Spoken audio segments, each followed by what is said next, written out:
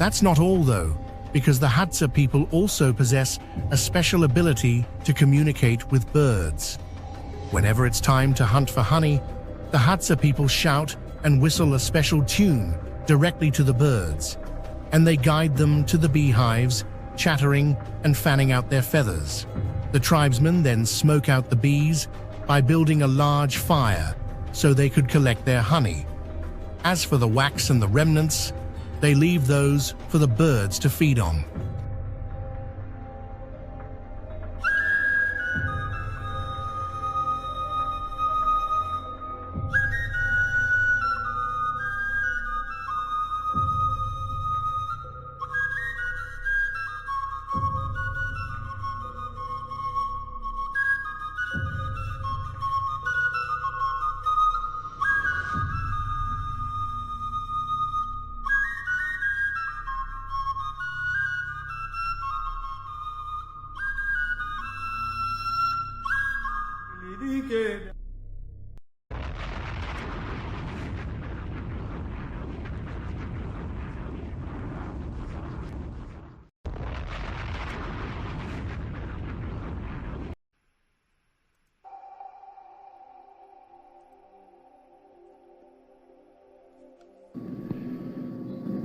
Hotep, Great Saba Tehuti, Amun Hotep Ra.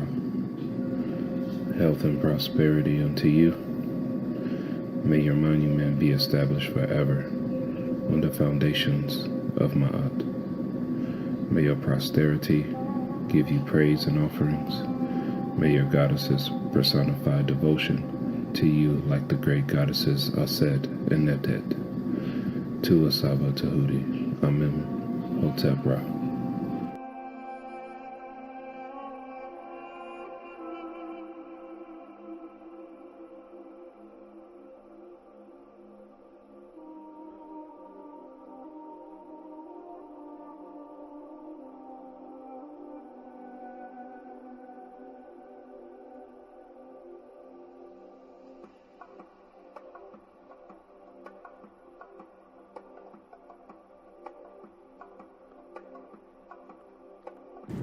Uben Ra, Ma'at Hotep, Glorious Tehuti Amun Hotep Ra.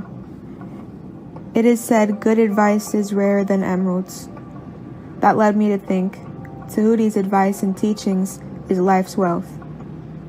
You are the doorway to Miao, the ancient conscious state.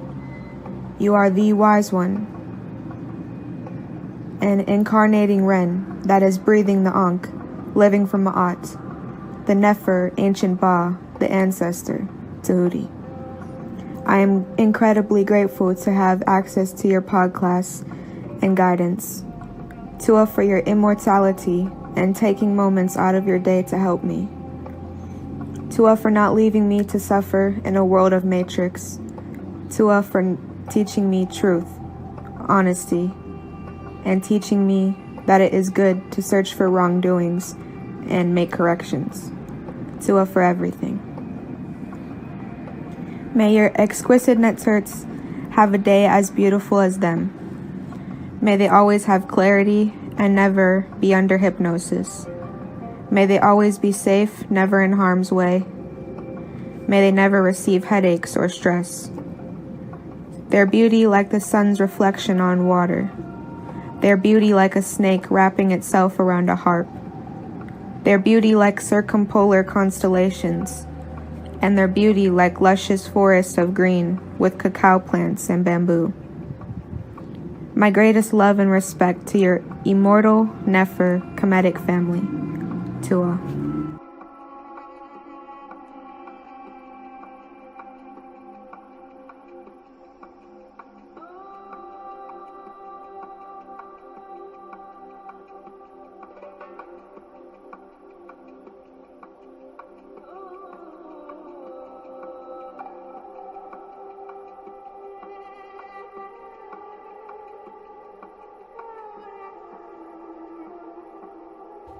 In a world that is filled with a lot of unappreciativeness and a lack of gratitude,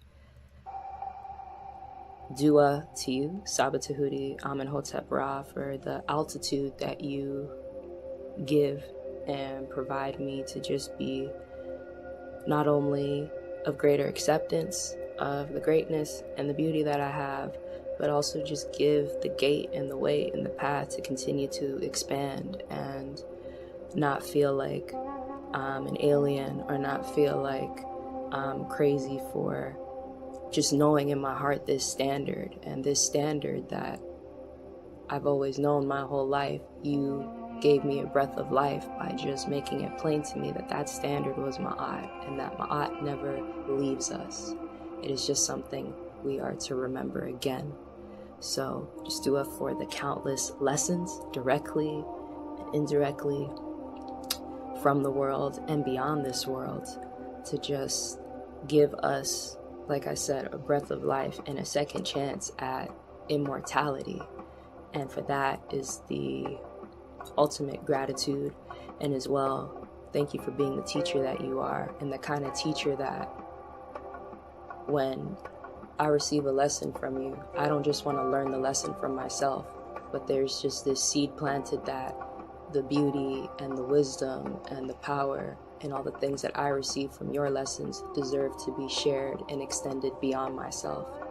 And that is a beautiful responsibility, as well as a beautiful honor that I am happy to receive and continue to grow within my Eve.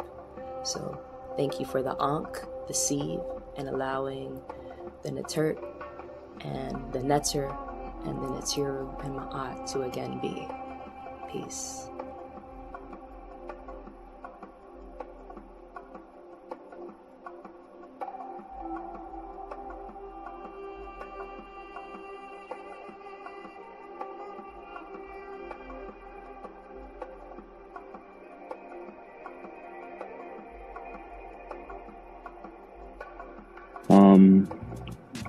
I just want to say Hotep, Henu to Saba. You definitely changed my life in so many ways, and I'm thankful. Since our first one-on-one, my whole circle, I just did a whole circle of my whole life. I just feel so different now.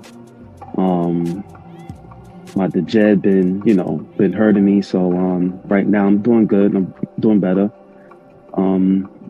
Yeah, so I just want to say, with the hyperhidrosis thing, all I got to say is no sweat. You know what I mean? And a lot of people saying that, this is a scam, and, and it's definitely not a scam.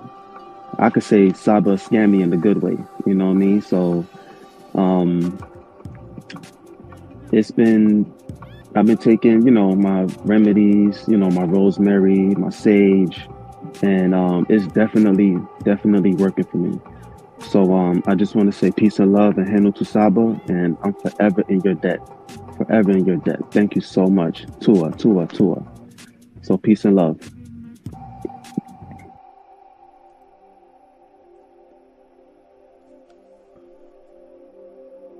Yeah, we'll have to go through the details. Yeah, man, I'm just amazed. Man. You're incredible, bro. You stand before us. Yo, the Tehuti, the real Tehuti. I truly believe that.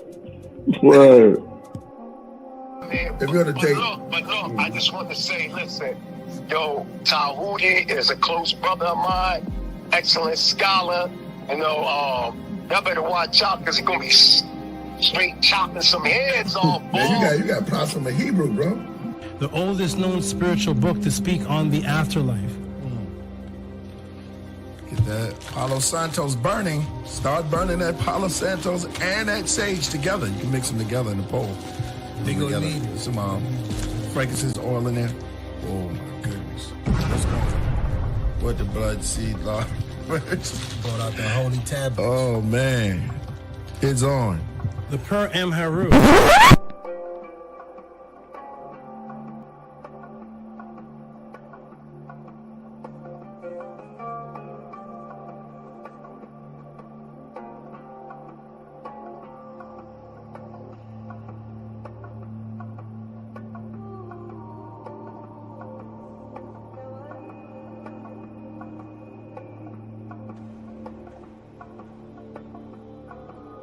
Coming to you live He has been teaching for over 20 years, a 9-0 record in official public recorded debates. You've heard many teachers out there before in the so-called conscious community, but none with the demeanor, calmness, and detail as Tehuti Amun-hotep Ra on such topics as breaking out of the matrix, truth on religious origins, underground conspiracies, secret societies, mental, physical, and spiritual health, the Anunnaki, the Neteru, Kemet and the origins of Mad, meanings and symbolisms of Medu-Neter, the only one who will stand in front of question of this wide range of subject matters, answer, question, and debate. Some have podcasts, but Tehuti is the teacher, so he has a pod class. Subscribe to the channel for updates, classes, and much more. Join the chat, call in, participate live. Get your notepads ready. Welcome to the Tehuti Pod Class. Open your mind.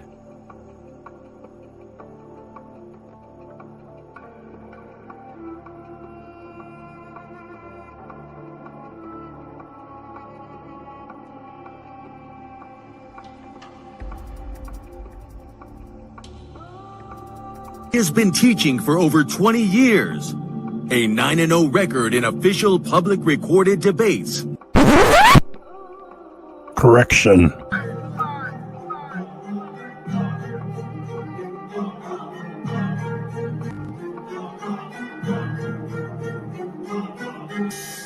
All right, man. You already know what it is. That's the anthem for the debate music. Y'all already know. We got our brother Tehuti in the building. And he is going up against a heavy hitter, you know, who have been featured on this platform for a while now, Vocab Malone. I don't think Vocab, I hope Vocab put in his homework. I hope he knows a little bit about Tehuti and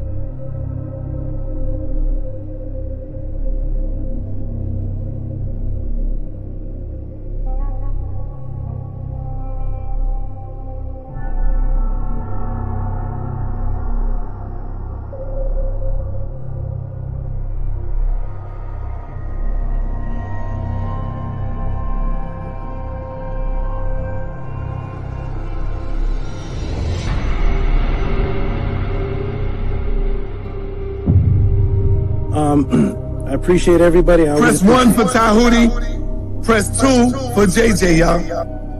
Yes, I appreciate always being here. It's fun, it's educational. It's good to hear all these crazy views and just hear where people are coming from. Peace and love, everybody. Check me out every Friday, 7 p.m. Pacific on the Tehuti Podcast on YouTube.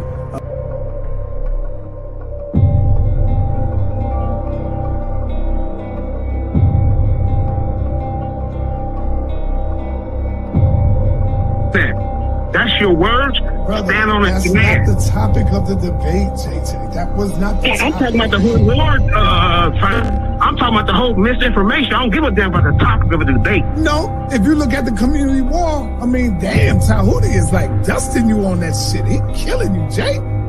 And this is why you upset.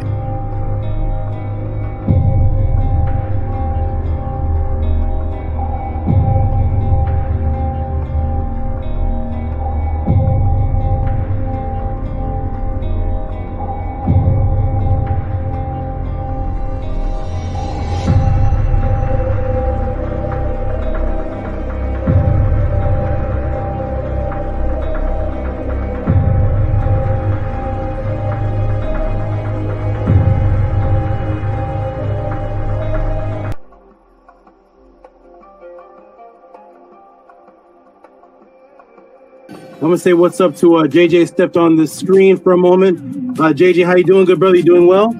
Hey, how you doing, Hotep? What's up, brother? This is JJ 7000 from the Mandinka Hage clan from Mali. You know what I'm saying? Tehuti, I did my roots. Yeah, I found out my people from Mali. Yeah, from the Mandinka tribe. Hey, check it out. Nice. Hey, there's a Hage clan. You know, I found out that they took my family from Mali to Charleston, South Carolina, and they was on the Hayes plantation. Yeah, I went deep, man. But I want to join the House of ATTON, man. So I'm just here to learn. Peace. correlation of her not being a literal person with having the sun on her head? I'm trying to link in why you're bringing up the sun is on her head. I'd love to know how you think that a literal person could exist with the sun on their head. So because this image has the sun on her head, therefore this cannot be a literal person. Is that your stance? That's exactly what I'm saying. And I also want you to recognize that I'm saying the same about HERU and the same about Asar. Okay, great. Can I screen share, please? Yes, sir. So the brother Jabari. Remove Jabari. Sorry. Okay. The Jabari stance is that because this image has a woman with her son on her head, her stance is that makes this woman not real. When I asked him if that was his stance, he said yes. I'm going to screen share, please.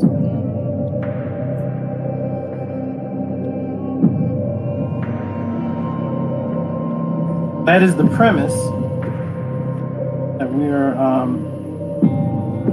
using.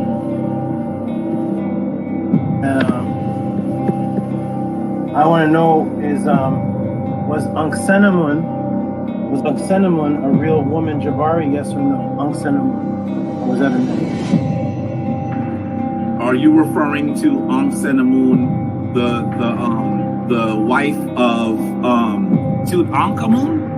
Yes. Was that a myth, a mythological Netzer, or was that a real person? She was a real person. Everybody see my screen? Yes. Everybody see Anksenamun with the same sun on her head and the same two horns on her head that the statue of Upset has? Everybody, can you see that sun, Eder? Yes, we see it. Okay, this woman is Anksenamun. She has the sun on her head, the exact same sun on her head, and she has the horns on her head that Osset had on her head. And I made sure I asked Jabari clearly, what is the purpose of bringing up the sun? Is it because this woman has the sun on her head? Does that make this woman a myth or untrue? And he said that is his stance. Well, here we have a real person that the brother Jabari just acknowledged as a real person with the exact same symbol on her head, and nobody's going to ask what's the temperature of the sun. So we need to erase. So wait, let me see. I got to finish though. I got to finish. Go ahead. We need to remove, Jabari, you need to remove the statement that you made, the premise that because, you said because, and you agreed that because this woman has a sun on her head, then that makes her unreal, when Anksenamun is a real woman, and can everybody see the sun on her head? That's a real woman. So yes, real women are depicted with images of symbolic suns on their head. Can I ask you a question, dear brother? But as soon as you acknowledge, my good brother, as soon as you acknowledge that having a sun on your head does not make you unreal. And you answered and you agreed with your stance. I think you're not my question. You are not answering my question. You are not, and I know you are, that's because you have a smirk on your face, because you know you're not answering the question. And this is a simple question. In fact, you asked me when we started to go back to the question. I don't know to watch the videotape of being beaten, but let me show you the videotape again. Because we could have started someplace else. But you asked the question.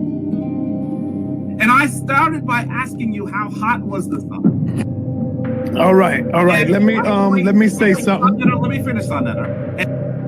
I wanted you to explain to me whether it is possible for a literal person to have the sun on their head, and you are not answering that as yes or no.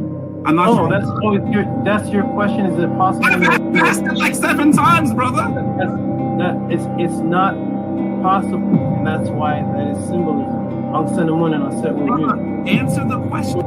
You're not answering the question. Is it? It's not possible, but you set your premise on it. This is 8. I'm going to ask it to you one more time, and hopefully you'll give me a clear answer. Is it possible for a literal person to have the sun on their head? No. Oh, good. Thank you. Okay, all right. Let me quick. Yeah, sure. Now, Jabari, you know I love you, brother. You did get hit with a straight right on this one right here. If the brother asks you, Jabari, hold on. In all fairness, the brother asks you Now, I agree.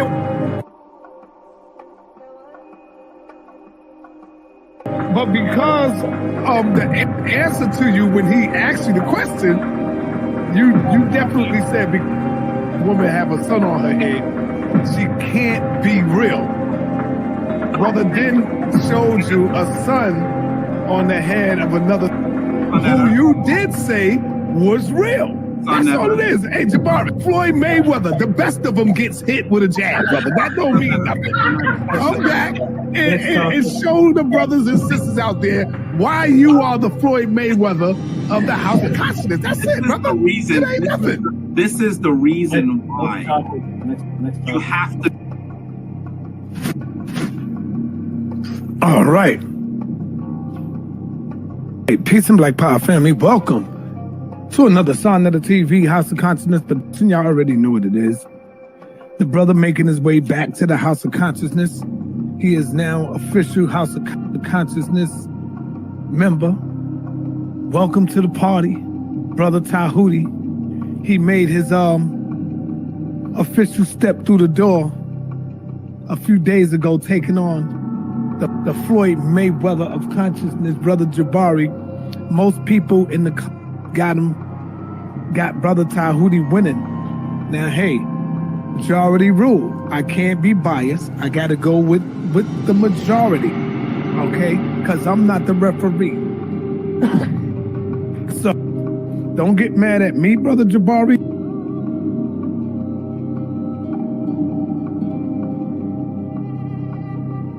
Oh, man. Well, I just got to keep it real. I'm going to keep it real, man. I can't be biased when it comes to this, you know. I got to show love to everybody because I'm bringing on the people on the platform. I got to keep it real. Chat, right or wrong. So as it stands now, I'll have to go ahead and give the win to Brother Tehuti. Now, I know a lot of y'all might get mad, but I'm going with the majority rules. It's the people who is making the call. Don't get mad at me, Jabari. You know I love you. You know I love you, Dr. Anika. But I got the W to Brother Tehuti. Now, you got the majority. And there's a lot of people that I read the comments. They say, yo, I love you, Jabari. You know I fuck with you, Jabari. But I got to give it to Tehuti. I'm reading these comments. I'm like, God damn. You know me. I'm going with my man Floyd Mayweather. All the way. But I got to be fair, and I got to keep it a buck. So as it stands right now, Brother Jabari has, hey, and you know the best lose sometime, man, you know? The best lose. Cigarette.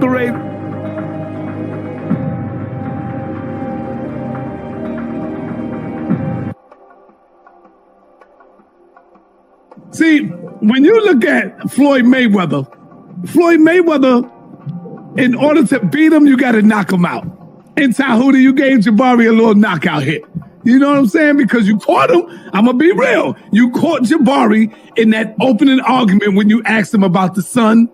I got to give you that. And then you caught him again later on when you asked him about something else. I'm giving you that. How could I be biased? Everybody know I fuck with Jabari. See, when you look at Floyd Mayweather, in order to beat him, you got to knock him out. In Tehuti, you gave Jabari a little knockout hit. You know what I'm saying? Because you caught him. I'm going to be real. You caught Jabari in that opening argument when you asked him about the son. I got to give you that. And then you caught him again later on when you asked him about something else. I'm giving you that. How could I be biased? Everybody know I fuck with Jabari. I just gave Floyd Mayweather his first loss to this brother.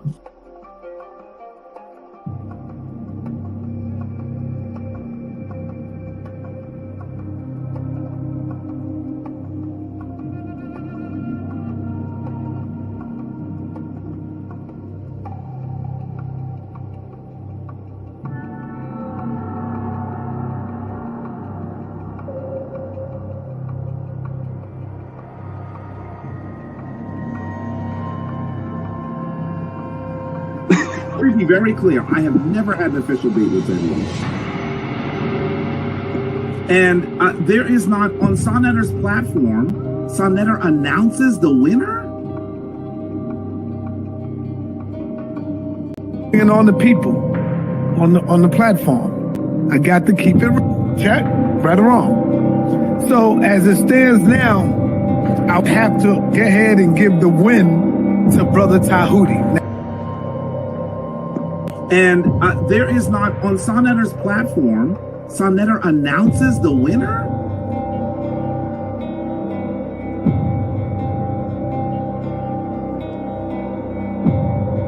We got Zion the Lion, and of course, we got Tehuti making his debut, coming in the ring with Brother Jabari. It wasn't, I'm not gonna say a TKO.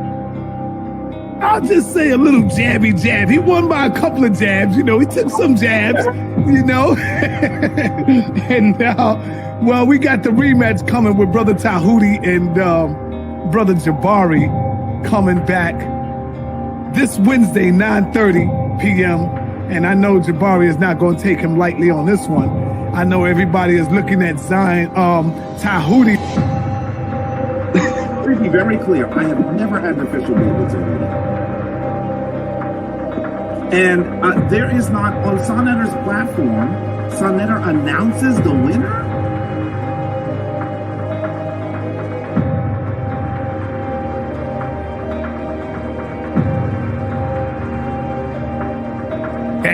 We have Tehuti and Brother Jabari is coming back. Brother Jabari will be back for a rematch coming Wednesday night.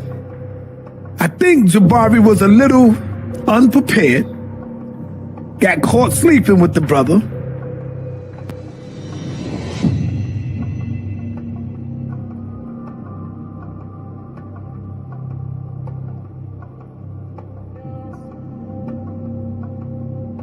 Shout out to HOK. I definitely think it was an upset. I said Jabari did a good job. I just don't think that he won. I said Brother Jabari did a good job, but I just simply don't think that he won. As I told the brother earlier this afternoon, the Brother Tehuti, I told him that I believe that he could have secured that W over Jabari a little better. And there is not, on Sonetter's platform, Sonetter announces the winner?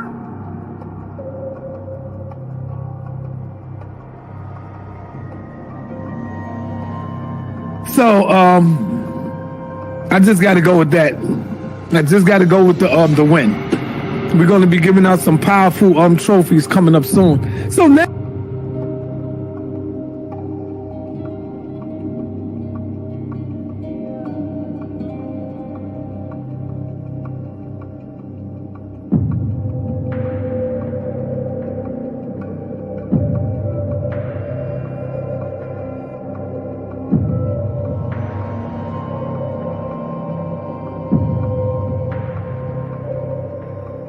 So, I just got to go with that.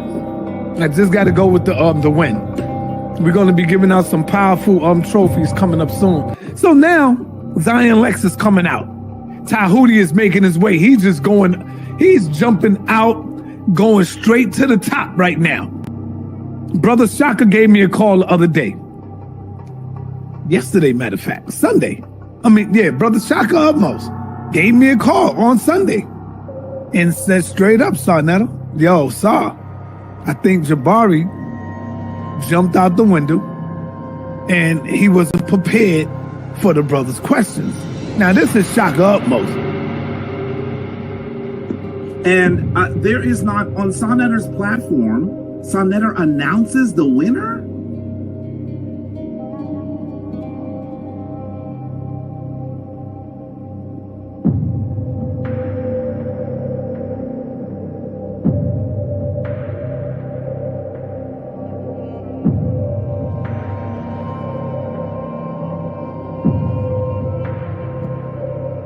Yeah, we got Zion Lex. We got Zion Lex tonight going up against Tehuti. Could this be 2 for 2 for Tehuti? That remains to be seen.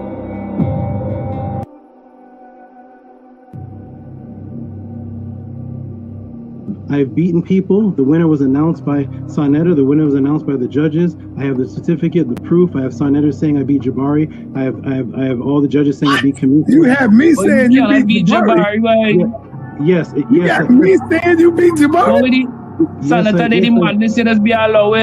If I said you beat Jabari, he can't be Floyd Mayweather, bro. That is exactly the point. So shall I screen share again? I mean, I have to keep doing this to people. I must have been half asleep or some shit. I don't know. Go ahead, show up, bro.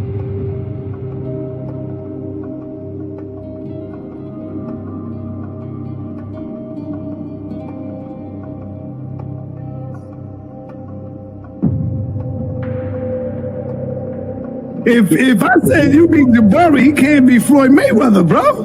That is exactly the point. So shall I screen share again? I mean, I have to keep doing this to people.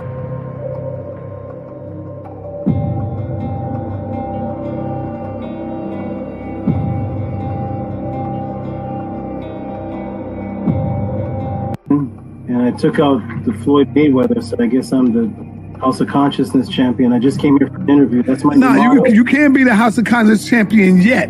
You got to go through some. You can't be the champion from one battle. You got to go through some scholars, brother. And now you face right now with Zion. So I'm sorry. When you beat Floyd, you don't get his title. I'm sorry. Go ahead, brother. I just gave Floyd Mayweather his first loss to this brother.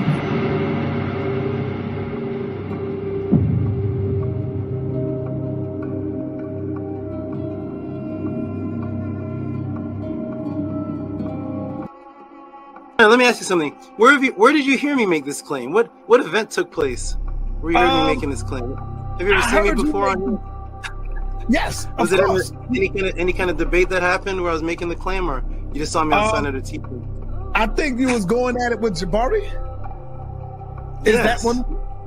Yes. That's how you know. That's the reason why you know that I came in for my first interview and you immediately called it were the Natiru real, and then Jabari came in, and it was the first and last and only debate on that topic in all of the Kemetic since Dr. Ben till now. That's never been debated. Me and Jabari. So thank you for hosting, making history. That was the very first debate ever took place on that topic, right here on Senator TV. Okay, well, in the intro of my pod class, I have sections of me and Jabari's debate, and you announcing me as the winner, and then you and Shaka Akmo saying that he wasn't prepared for me. Right. I caught him sleeping and he wasn't prepared, so therefore we should have a rematch. Right. I've never heard you say that about Jabari before in any kind of debate. Well, sometimes we got to be honest. That don't mean Jabari is not the champ. You can lose one bout and still be the champ. You can. What sport is that? No, you can lose one and still be the champ. Like your record is now like 75-1. Let me be very clear. I have never had an official date with anyone. Maybe I think so. So you do acknowledge. Me and Jabari did have a debate, and I won the first one. Yeah, I'll give you that because I already done came out and said you won that. So I can't go back on that now. I give it to you. I have learned to understand how you teach. So you're a very directed person. So you put up how can I say? Every time you speak, there's a sword and there's a shield, right? So there's something behind that, right? It's very directed, so you have a very controlled thought process. So I see a lot of people fall into hell when they have conversations with you because of your they don't see that you have a war pose like aha. So you have a sword and a shield, and you're going to block and you're going to stab them because you already understand what is directed speech. So I've learned that from you. So I discovered Tehuti on Senator TV. He was at the Jabari debate. He was a brutal one, very brutal. And I was one of the Jabari follower, and Tehuti won me over. I couldn't believe that somebody that I call a teacher, master teacher, was making stuff up. Tehuti Abrasax, I overheard you while I was in the background. You said that you were would you say your heart was broken when you saw your master teacher making things up? Was that Jabari? Yes, sir. Somebody's making something up. When you went in to see the debate, did you go in saying, "Oh, Jabari's gonna wipe this guy off the scene"? Did you know that you had faith in him? Like, hey, every Jabari debate on Sonnet, he blows everybody away. So here's just another one, right? Yeah, I mean, I saw all his debate. You know, they claim him as the Floyd Mayweather. That time, I mean, it was just unbelievable. I was like, they need to give you the title, and until today, I'm still waiting. They still don't give you no title. I mean, in the same time, I feel this title is too little for you. It really was not a match. Hey, Mary Sekhmet, while I'm getting this ready for you, because I'm trying to fix something here. Were you once an Israelite? Is that why your name was Israel? Yes, that's correct. For many years. How long did you come out of it before you came across me? Just recently. It's not even been a month, sir, since I've had a full understanding thanks to you. So dua. Oh, so you coming out of the Israelite is a part of you attending the podcast. Oh wow. Were you in it over 5 years? Yes. A few decades since I was a young adult. Wow. Give her a round of applause, please, Annie. That's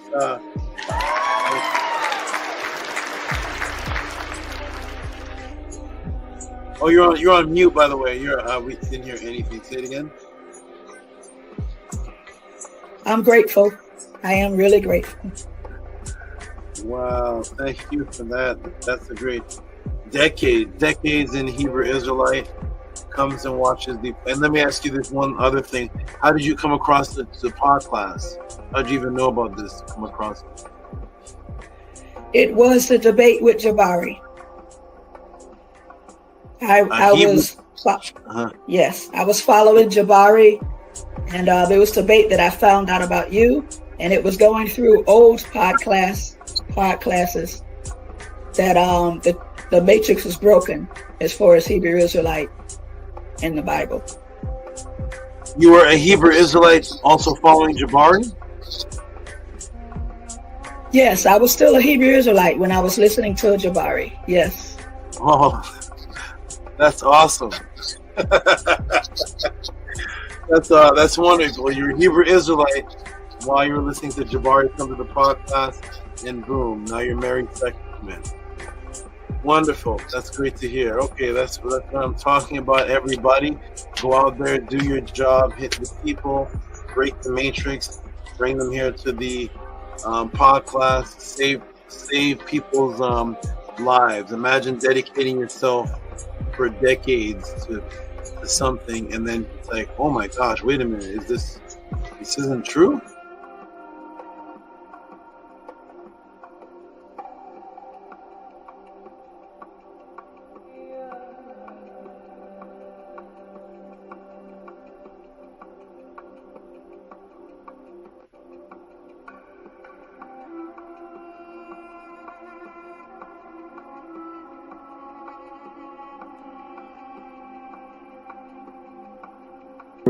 We were a great young group of brothers and sisters moving. You know what I mean? It just that things sort of went different, and we went to different black movements as we grew up.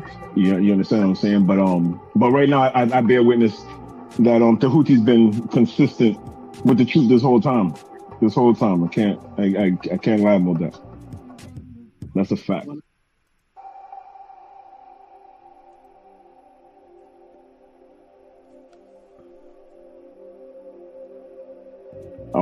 I would say he was a bit disappointed when he came back, because when he came back, we was all 5%ers, and that wasn't his plan. At the same time, it was just how things moved, and it just how things grew, right? So today, I'm just glad that we still building, we still here. You know, I still bear witness to the teachings that he was teaching back in the day. The thing is, too, what you're hearing right now, we was building about this like 30 years ago.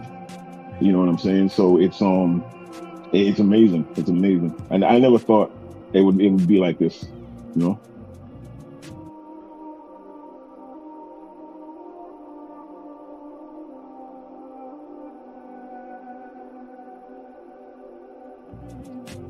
Let me know if you're here, whether it's on here or whether it's in the message system. I'll be back, everybody. Peace and love. Definitely, Dome Daily, you can stay on if you want. Build with the people. The people rarely get to see somebody who knew me from, what was it? Was it 90? What year was that? 89? It was like 89, 88 to 92. Yeah, it was just a long time ago. 89. Anu, what were you doing in 89? I was doing at the church. Oxafek, what were you building on in 89? What were you teaching on? I was a sperm. I was in my father's, area. Swimming at my daddy's big. Mm-hmm. Okay, maybe Primordial. I know he was the Primordial. He's gonna give up his age now. What were you doing in '89, brother? What spells were you breaking? What were you doing in '89? I was only 3 years old, running around, acting whatever. Yo, we were on. Right, so he's not. You know that it has dips and all that. Right. So he's not laying on his back then. Reached 1,000, yo. He's actually on his butt. Isn't he on his butt? Let's get that picture back up, because maybe I'm not seeing the right picture. I see a picture of a man. He's sitting on his butt. I don't want to obsess over the new. There's ancient Hebrew. Where'd the picture go? We got. Okay, is that man? Representations as well. Is this the man that's being described as laying on his back? This image? It looks like a man sitting on his butt with one leg, and he's on his elbow. Is this the man that's laying on his back? Okay. Y'all both missing the point. I'm just asking a question. I want to establish if this is the right picture. He's on his elbow. Is this the man that's laying on his back? Okay. Y'all both missing the point. I'm just asking a question. I want to establish if this is the right picture. The point is, those are just human representation. I just want to know if this is the man laying on his back. What are you trying to? I want to just establish that we're looking at the same picture, because you said there's a man laying on his back. So I don't know if 80 has the right picture. Okay, well, it looks like bro, let's get to it. It's all right. Just make your point. It's good. Okay. So the point is that I'm looking at a man on his butt with one leg down, and his name is Geb, and Geb represents the earth. And then underneath Geb is something else. But that something else in Kemet, all throughout Kemet, is called Ma'at, which is a standing stone. It's this thing you stand on, and it represents standards. So I never seen that image there, the line that the pharaohs are standing on. I never seen that called the earth before. So I was just looking for references. Okay, I like to walk through things let's slowly. get rid of that and stop. Okay. Okay, so this is we're gonna. I've just gotten rid of this. So the earth is lying on the house. Yo, what's the point? Yo, let me get back to like a simple question. Okay, so we just got rid of. Let's not cut everybody off though. Okay. That picture. Did we get rid of that evidence? We just You come in. I know everybody. Did we just get rid of that? Is that finished now? That is not the earth laying on his back. We're getting rid of it, right? Talking about with it. All right. Okay, good. We got move on to Exhibit B then, because that one we just got rid of. All right. What's your question? It's back. We're getting rid of it, right? Talking about with it. All right. Okay, good. We got move on to Exhibit B then, because that one we just got rid of. All right. What's your question, Vine? Hold on. What was the point that was supposed to be made? We got rid of it. There's no more point. Lord Jamar got rid of it. So we're on to the next. I don't have no control over it. AD's a flat earther. We got rid of it, so we're on to the next. All right, move on. Let's move on. Okay. I just want to get rid of point by point. So you said the. When I stepped in, the original topic was that Copernicus was the first. He brought in to introduce the globe, and then an ancient image was shown to show that our people believe the Earth was flat. That image, Lord Jamar said he wants to throw that away. So I'm looking for.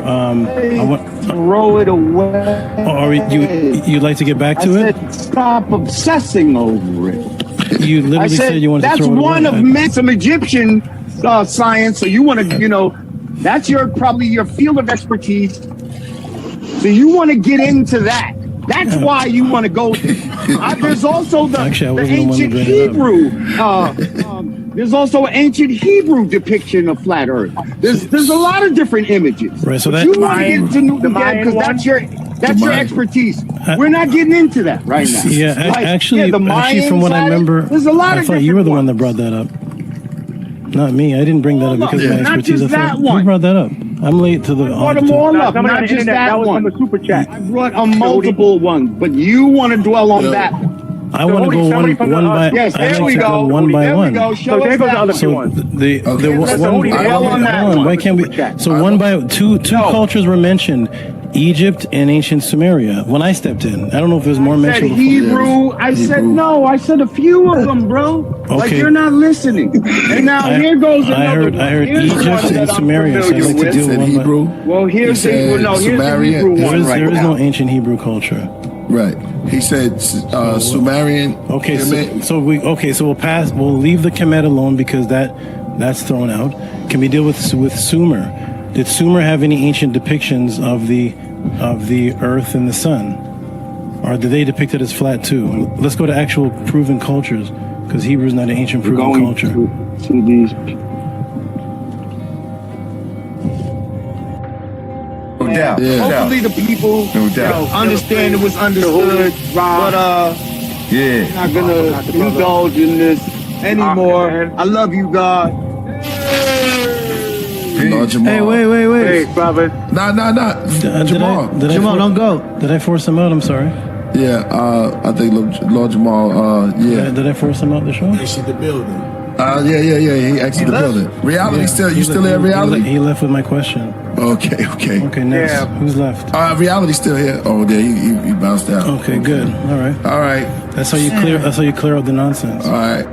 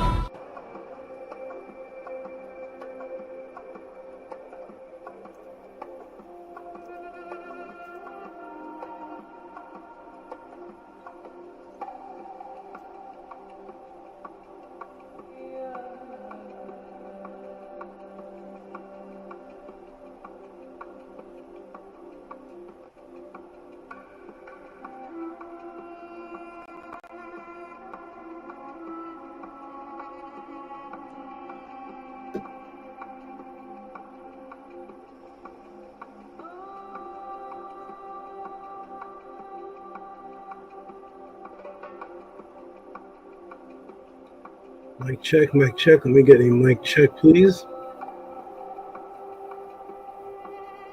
Mic check if I can be heard. Press a 9 if you can hear me. Press a 9 if you can hear me.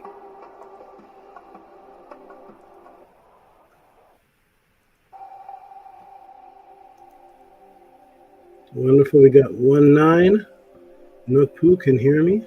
Bijan Pharaoh is here. Pressing a 9, he can hear me.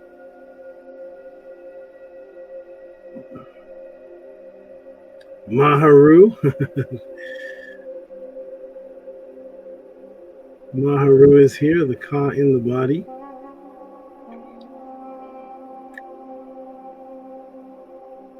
And Ja Rashid is in full effect here. Welcome, everyone. Wonderful. We're going to start with the proper affirmation and the proper frequencies. We're going to start with the proper frequency and the beautiful affirmation. For those new people that are here, welcome to the Tehuti Pod class.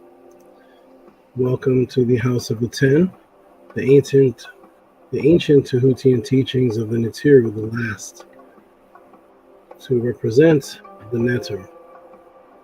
We begin things off with the proper frequency, important meetings, when I wake up in the morning with my Neturts, HOA meetings, Tehuti Pod class beginnings with the affirmation.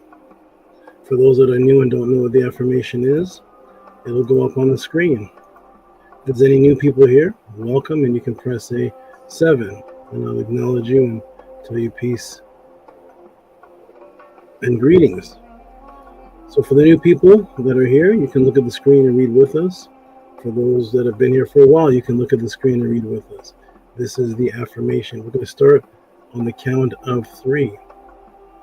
1, 2, 3. Unki emmaat uns nin tet aset emmaat min hepapet emmaat her and hu kiwi per ikut. I live from ma'at. I exist within her. I do not speak in the place of ma'at. Every day I advance towards ma'at. My being is surrounded in darkness. I come forth as conscious light. 2, 3, 4, 5, 6, 7. That is the Anki and Ma'at that has become popularized now as people's introduction. Now you know where it is actually from. It is from the affirmation, which came from the Quran HERU. And now it's circulating. If you remember, since the days of Dr. Ben, Dr. Clark, and since Kemetic consciousness appeared here in America, everyone's greetings was Hotep, Hotep, brother, Hotep, Hotep, sister, Hotep, Hotep, Hotep. You'll notice in the last 5 years something interesting, and you'll find that you'll see people greeting each other now on platforms and just in meetings now with Anki Ma'at, Anki Ma'at. And we are glad that that influence has affected the world and affected people, because it all started when I reappeared back on the scene, back on the visible scene, and made a claim and made a statement that I stood on. And that statement I stood on in my teachings before there was an internet invented, and the statement I stood on in my debates, and that is, what did the ancient people say for themselves? And there was no one debating with that as the premise of their debate. And so the SABA came. Before that, everyone was debating on commentary, opinions, different sources, but never a debate on what did the ancient people say for themselves. If you want to debate any religious beliefs, any ancient beliefs, any ancient concepts, why are you doing most of the talking? This is a concept that I brought in when I came back, which is, why are you doing most of the talking?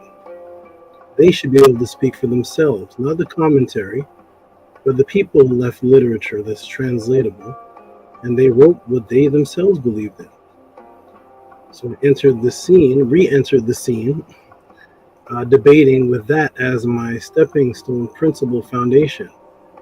And every time I used that as a foundation, every debate, every single debate went in my favor, because the audience started to realize that the other opposing debater was actually debating against the culture itself, not against Tehuti. When I'm using the words of the ancients to speak, because they left it for us. And through over the years, it was forgotten about. And now people are debating on, and this scholar says this, and this commentary says this, and this PhD says this, and this scholar of such and such college, this college, Morehouse College, this PhD. And you don't have to quote any modern day scholar on what the people believed in. You just read the translations. And I did that, and every debate was won, and every teaching was taught. And so it started off with me bringing in the Anki Amat, which was another new concept that was brought into the conscious community. And that concept and understanding was, I'm not Kemetic. That's not the name of any type of belief system. Kemet is a country. Kemet was a country built by a people who had a belief system. The people that built it existed in that belief system before they created a thing called Kemet. Do you see? I introduced that concept back to the world. It was brought by our ancestors, but forgotten about, where people just said, they're Kemetic, they're Kemetic, they're Kemet, they're Kemetic, they're Kemetic. And Kemet is the name of a country, not the name of any way of life. And so in a particular debate, somebody says, don't you follow Kemet? And I said, no. And it drove my adversary crazy. I said, no, I don't follow Kemet. I said, I follow Ma'at. You don't follow Kemet? And I said, what are you, sir? He said, I'm an Israelite. Do you follow the country of Israel? Or do you follow the Torah? And that was the end of the debate. Once people started to realize that to call yourself Kemetic is to name yourself after what you created. Elon Musk created the Tesla. He's not a Teslarian. He created that. That's from his conscious brain. The man who created the first modern day clock is not a clockatarian. He is the creator of that. So we are the netter. We are the creators of the original country that became known as Kemet thousands of years later, not originally known as Kemet, but the creators of the consciousness. And this is what I am bringing back to the people, is Henu and praise to the conscious beings, not the country. We created doctors. We were the first doctors. The followers of Ma'at were the first doctors. My religion isn't doctarian. I'm not a doctarian. We created the first dentists. My religion is not a dentistarian. We are the creators of doctors. We're the creators of dentistry. We created writing. My religion is not, I'm a writarian. What are you? Righticism is my way of life. Righticism is one of a creation of ours. We created a concept of a country, a spiritual country, for the first time in human existence. That country later became known as Kemet. We are the creators of Kemet. You're not a Kemetian. You're the creator of that. That is a country.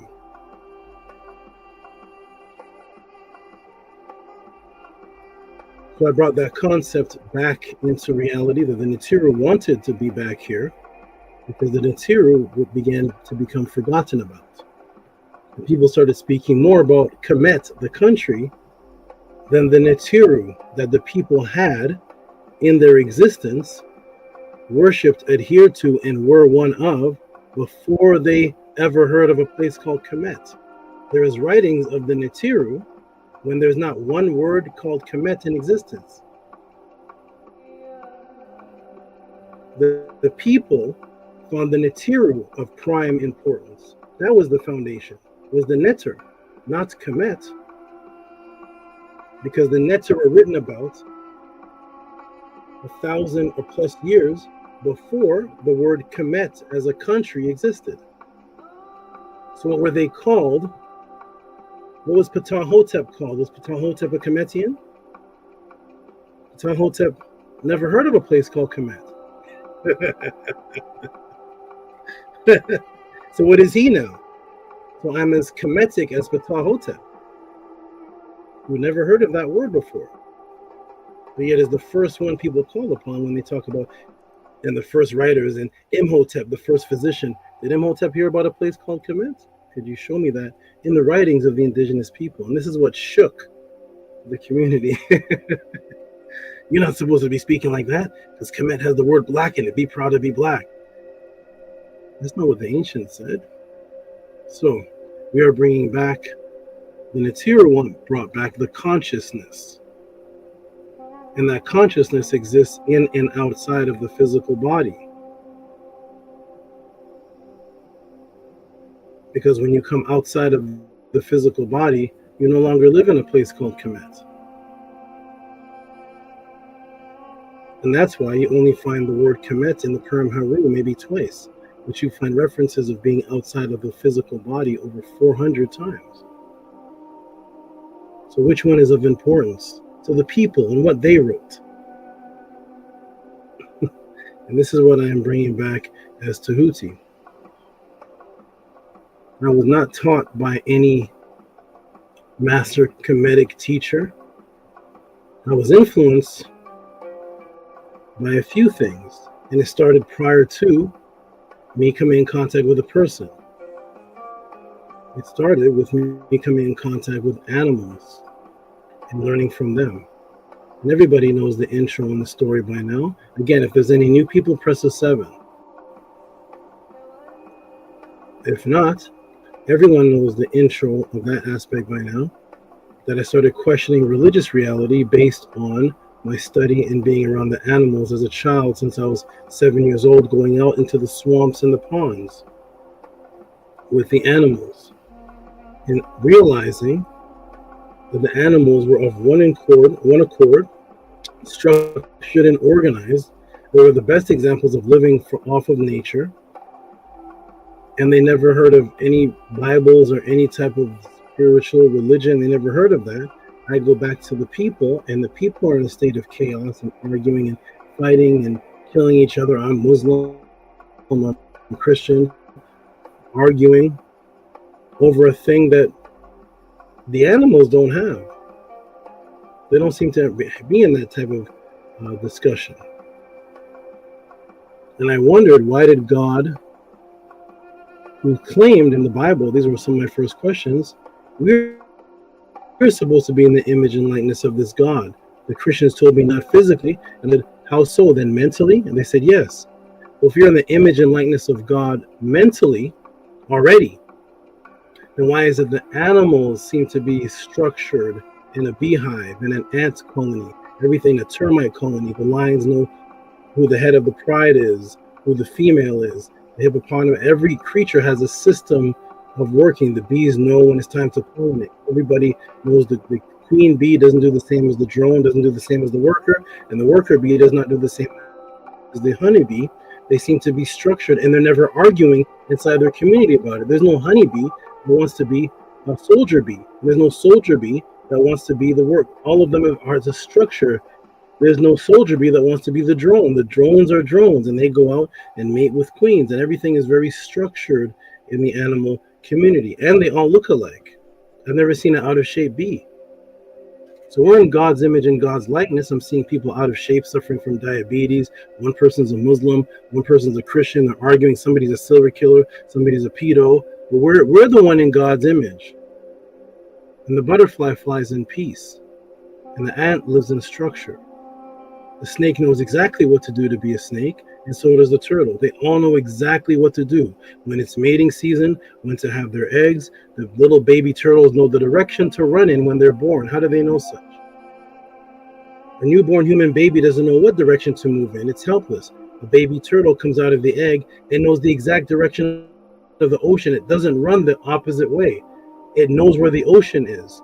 Without any teaching, it knows exactly where the ocean is. the bees that are born come out knowing where to go to get the pollen. They know what to do. They know what to do in their structured society. We seem to have to be taught, but we're taught that we're in the image and likeness of this God who's the all-knowing. And I questioned that as a child. I questioned that as a child, and I got no answers from that. It caused major discrepancies in the household, and everyone knows the story so far of how, in order for me to live in my household, I had to fight the pastor in a duel. And the winner got to stay home, which was me. I ended up beating a pastor when I was a young child, and my mother was the judge. And the pastor put out a restraining order against me for beating him in a debate. And I had a restraining order as a young child, a young boy, for beating my pastor in a debate. I did not care. I actually took that as a compliment because I realized that in order for me to survive, I had to know the wisdom that I was teaching. And I never had a 9-to-5 job, and I got kicked out of every single school that I ever went to. I went to school under the guise of going to school when I was going to school to teach people. I used to go to the schools and hide in the library and come out in recess and teach people knowledge of self in the recess, and then go hide back in the library. After I'm expelled, I would go to a school and just hide in the library, study and research, and come out, and while all the school children are in their chaos and arguing and laughing and dancing in the recess, I'm in a corner teaching whoever wants to learn, and then I go hide back in the library when the recess is over. I had an agenda ever since I was a youth, and my agenda was to get to this truth and to get to the indigenous writings and to get to see, get the people to see that they're inside of a matrix. I was teaching about the matrix in 1995. The movie Matrix came out in 1999. I was teaching using the word matrix and using the term breaking people out of the matrix in 1995. I was teaching this. Then the movie came out. Then I was happy. Oh, there's a movie about this. Excellent, wonderful. My agenda never switches because I live for the purpose of bringing truth. When I was a young child, I named myself the Word because I realized and I discovered that there was an ancient being called Tehuti. He was God of the Word. And I named myself the Word because I was all about bringing the frequency. Never had any money to do any of these things. I would break into realtors' homes that they were realtors for sale homes and run electricity from wherever I could find power and take down the for sale sign, put it in the back, and make flyers based on the address of the house for sale down the street.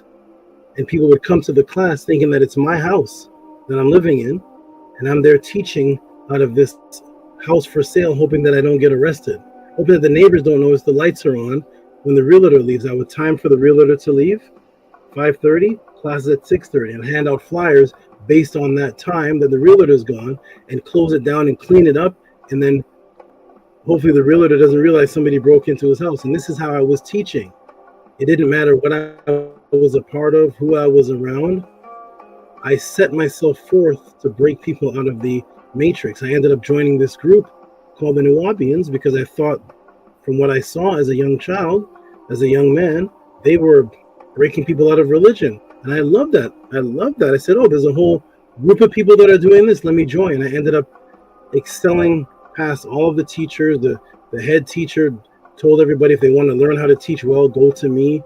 I was exalted to this high extreme. I was proofreading books. I was allowed in these orders that I was 20 years old. I was allowed in orders that only 40-year-olds were allowed of, the order of Waset. They would see me in there saying, what are you doing in here? You're too young. And anyways, it got to a point where jealousy came about, and the teacher started pointing out to the organization that I was teaching things that were not inside of his books. He said it was a good thing. He said, I'm going to take from that brother because I don't teach what that brother's teaching. And he asked me to give a demonstration of how I teach from nature. At any rate, the other students, teachers, came and cornered me in my premise with lit torches, telling me that I cannot teach like that anymore. Everything that I teach has to come from this person called Malachi's books. And I said, I teach from truth. My agenda is truth, and whatever the truth is, I'm going to verify and teach it to the people. Plus, he told me to teach like that. And they had torches. They said, we're going to burn down everything that we find in here that's not from that particular person. I said, I think this is dangerous for me. And I had to get out of there. I was removed. And I had to remove myself from out of there. That teacher at the time told me it was dangerous for me. He told me, he said, he can't bring everybody to the mental level that I'm at. He said he will lose his followers. So I was removed from those positions because I was teaching from nature that wasn't inside of the books. Because I was about nature since I was 8 years old. I'm not going to change it because I used to watch all the tribal National Geographic's videos and watch the Dogons and the Congo tribes, and that's what I was attracted to, that they were much into nature more than Bibles and man-made Roman books. So I had to be removed from there. I continue to teach. This is a focus that I want everybody to understand.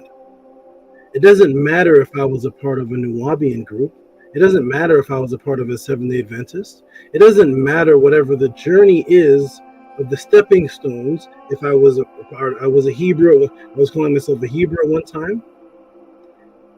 After I ascend past that, because I'm heading for the source, I never look back at those things I was a part of and speak negatively on those things.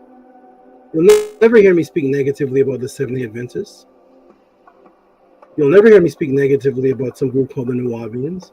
You'll never hear me speak negatively about Hebrews or any of these different paths studying Elijah Muhammad.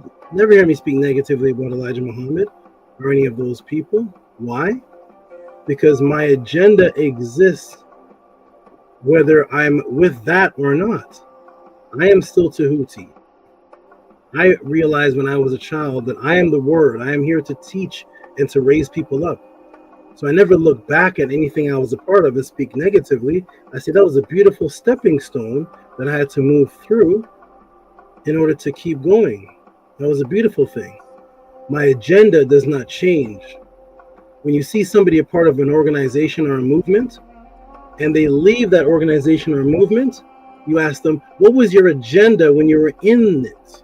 What was your agenda that caused you to enter it? Was that your pure-hearted agenda? Was your pure-hearted agenda to wake people up from the truth and bring them back to indigenous source? If so, then it does not matter if you leave that organization. That means we should still find you today living that agenda. So when you see somebody leave an organization, whether it's 5%er, Nation of Islam, Nubian, whether it's the Black, whatever it may be, the Sarah said community, this movement, the House of Atten, if you see somebody remove themselves from those movements, if they are not 100% still about their original agenda that they had before the movement, they had to have an agenda of seeking the truth and promoting it to people. If you do not see them out there continuously promoting the truth and breaking people out of the matrix, then they are the ones that are at fault. I had left being around Seventh-day Adventists. I was actually banned legally, restraining order. I'm banned from the Seventh-day Adventists.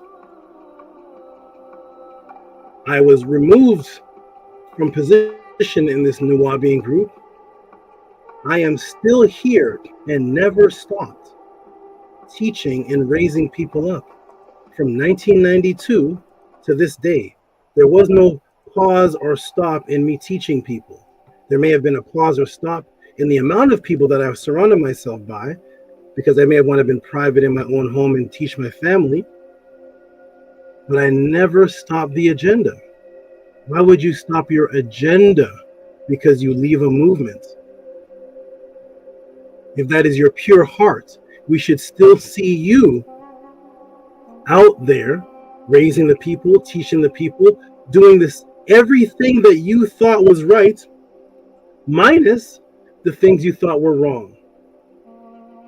So if your agenda is you want to health food to go out to the people, you want to heal people by serving homeopathic treatment and health food, that's your heart agenda, you want to help the world, then you join an organization that says they're about that as well. So you join them for the power and the socialization, and you find out they're secretly serving Big Macs and Whoppers and pork, and their homeopathic medicine is mixed with they got a little bit of pharmaceuticals in there. You leave that. That doesn't change your heart of what your mission is.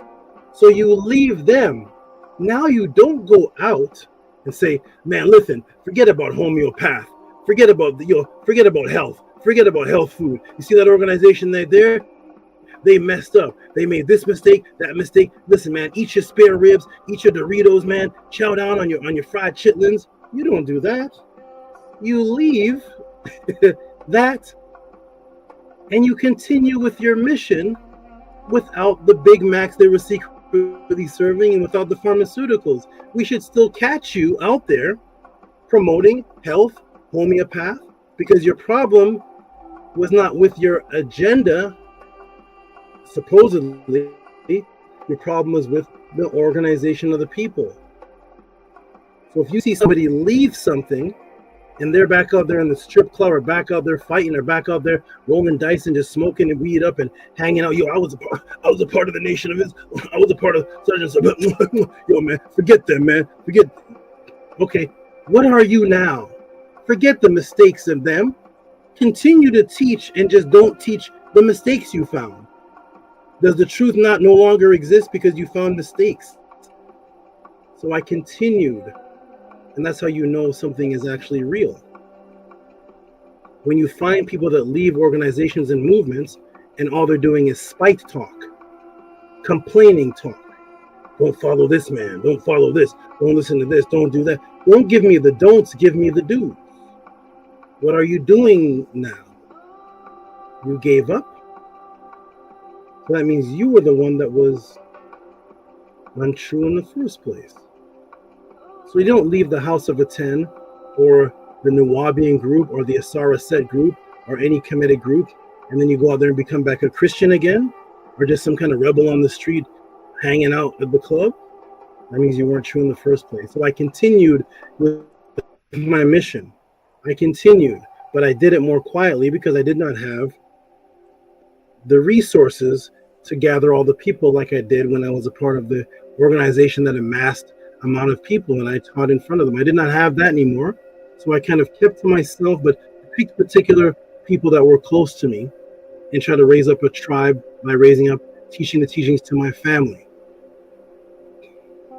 I started raising a family up of 3 wives, 2 children, by me living off of magic and teaching them. We woke up to our morning affirmations and reading the affirmations from the axioms, things that none of them knew about, because my job is, whether I'm part of a big organization or whether it's just my family, I'm going to make sure that we're living by these axioms. I'm going to make sure that we're studying. I still have a Wednesday class. I have class at the house. And I continue on with the teachings.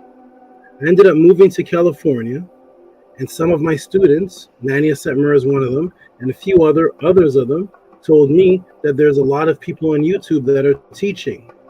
They sound like you, but their teaching's vague. They're not using ancient sources from the ancestors. They're not doing what you're doing. They're not representing the material. They're teaching it just like a studier, like Wallace E. Budge. They're not teaching it like they're part of the culture. They're teaching it just to argue. And so I went onto the internet and I saw what was going on. And even prior to that, I saw people teaching with my voice, recording my voice and photoshopping my head off of the cover page and cover picture and putting their face there. But when you listen to the DVD, it's me teaching. It's this exact voice of Tehuti, Amenhotep Ra. And when you look at the bottom, it says the person's name is Amenhotep. And I said, this is evil. Why not just say that that's me? I did not comprehend the evils. I don't have much comprehension of doing evil things. So when I see that, I'm disgusted. I said, "Wow, what's the purpose?" Because I didn't know about the algorithms and getting popularity and all of the things that you do to get all the internet. I didn't know about that. So I see this, I just said, that's evil. What's the benefit of that other than pretending? But when they see you, they're going to see that you don't look like me. So the cover is blown. So I didn't understand that. I went onto the internet. I saw people that I debated in '94 that I got out of Christianity that became my students. They became the internet people of today. Particular brother became the internet person, and I saw my students' children getting 200,000 views and 100,000 views and all over. I'm not going to particularly name the people. I will wait and see if they name me. I will not name the people. But they're your popular people that you all would think of if you close your eyes and think of a conscious teacher or whatever they call themselves, woke movements, or a pastor now teaches that Christianity came from Kemet. These are all the people. And I said, hey, I remember that person when they came out of college. And because I used to go to the colleges and set up a table and just start teaching in front of colleges. That was what I was doing. So at any rate, as time went on, I saw people told me about different things on YouTube. One of them was the Killer Priest show. I recognized Killer Priest. I remember Killer Priest as an artist that I listened to, and I saw that what he was teaching was not really represented on the show, not due to his fault, but due to the guests that came on just could not. The guests that came on were beneath what he was rapping about. So I was seeing like astrology and strippers and women putting a banana in their mouth and different things that had nothing to do with the albums that I was listening to. So I said, I will go there and I will teach Killer Priest. My only intention was to teach Killer Priest the things that he raps about.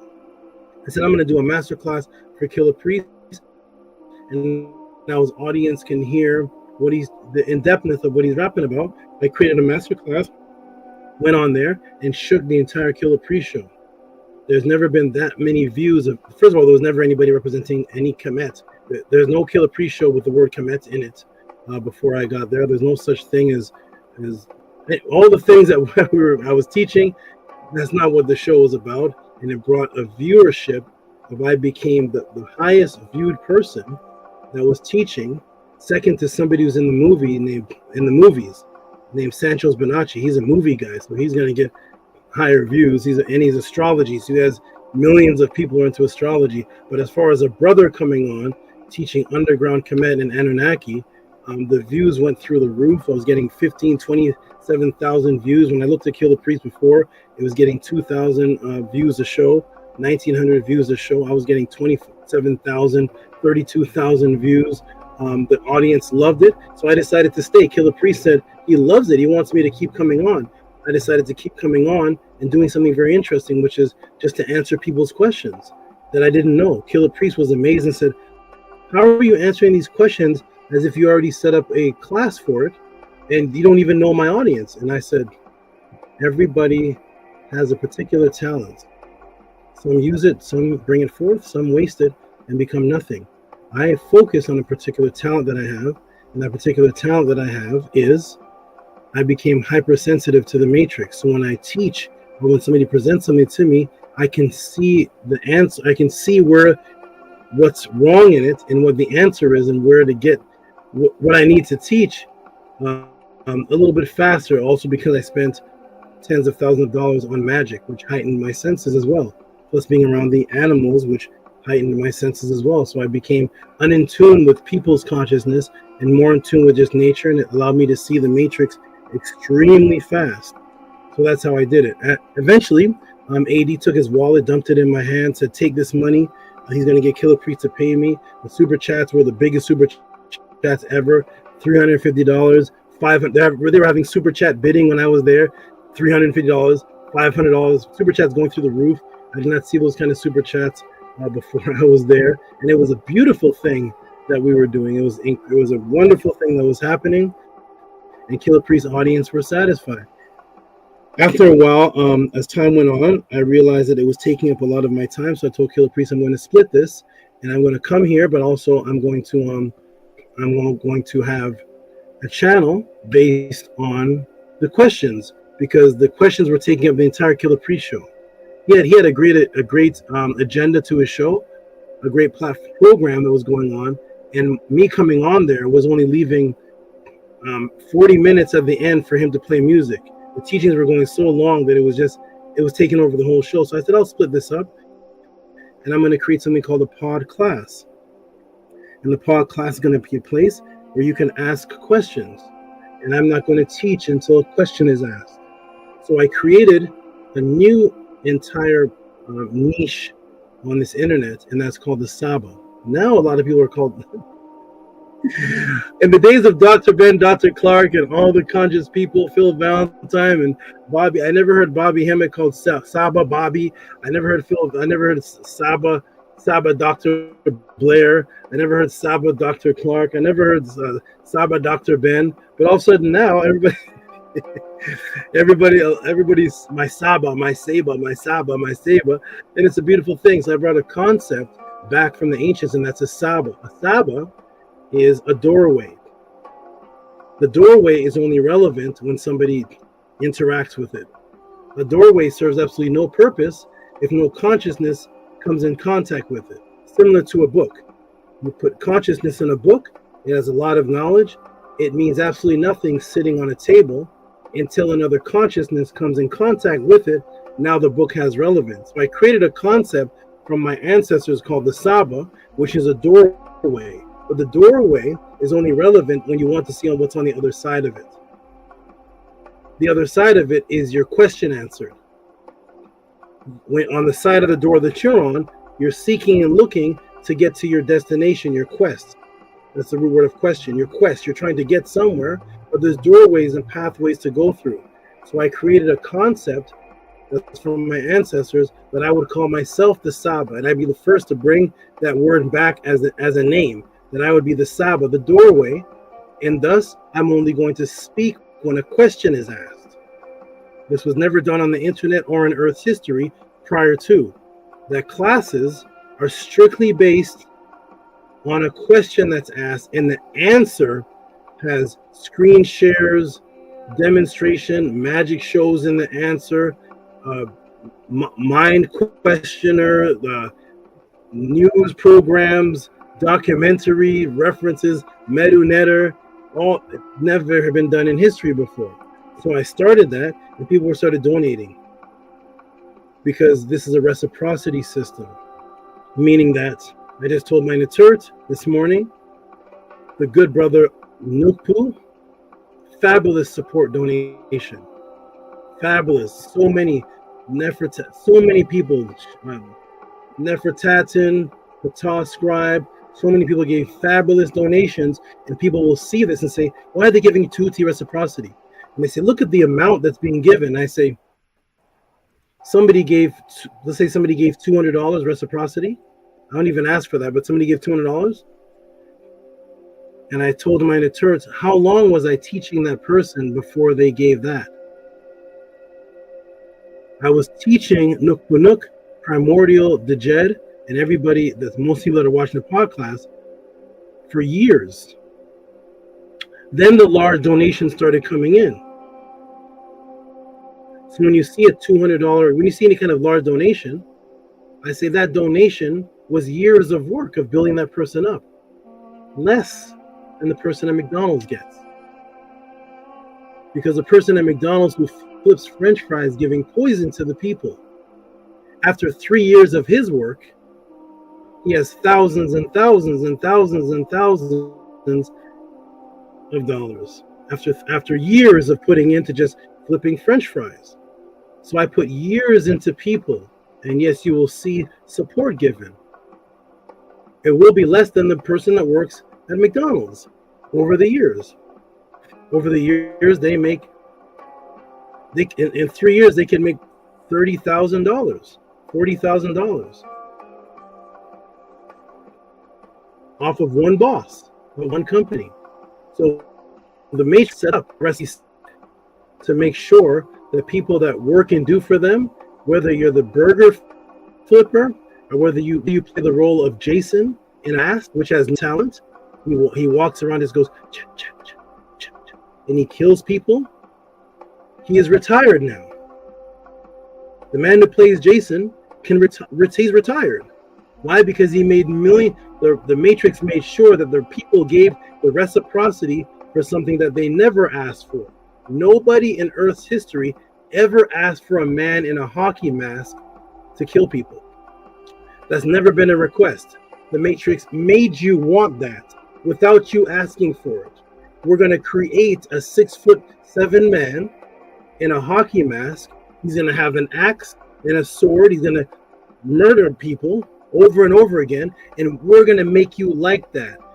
We're going to create a story of a lake and call him Jason Voorhees. We're going to give him a first and last name.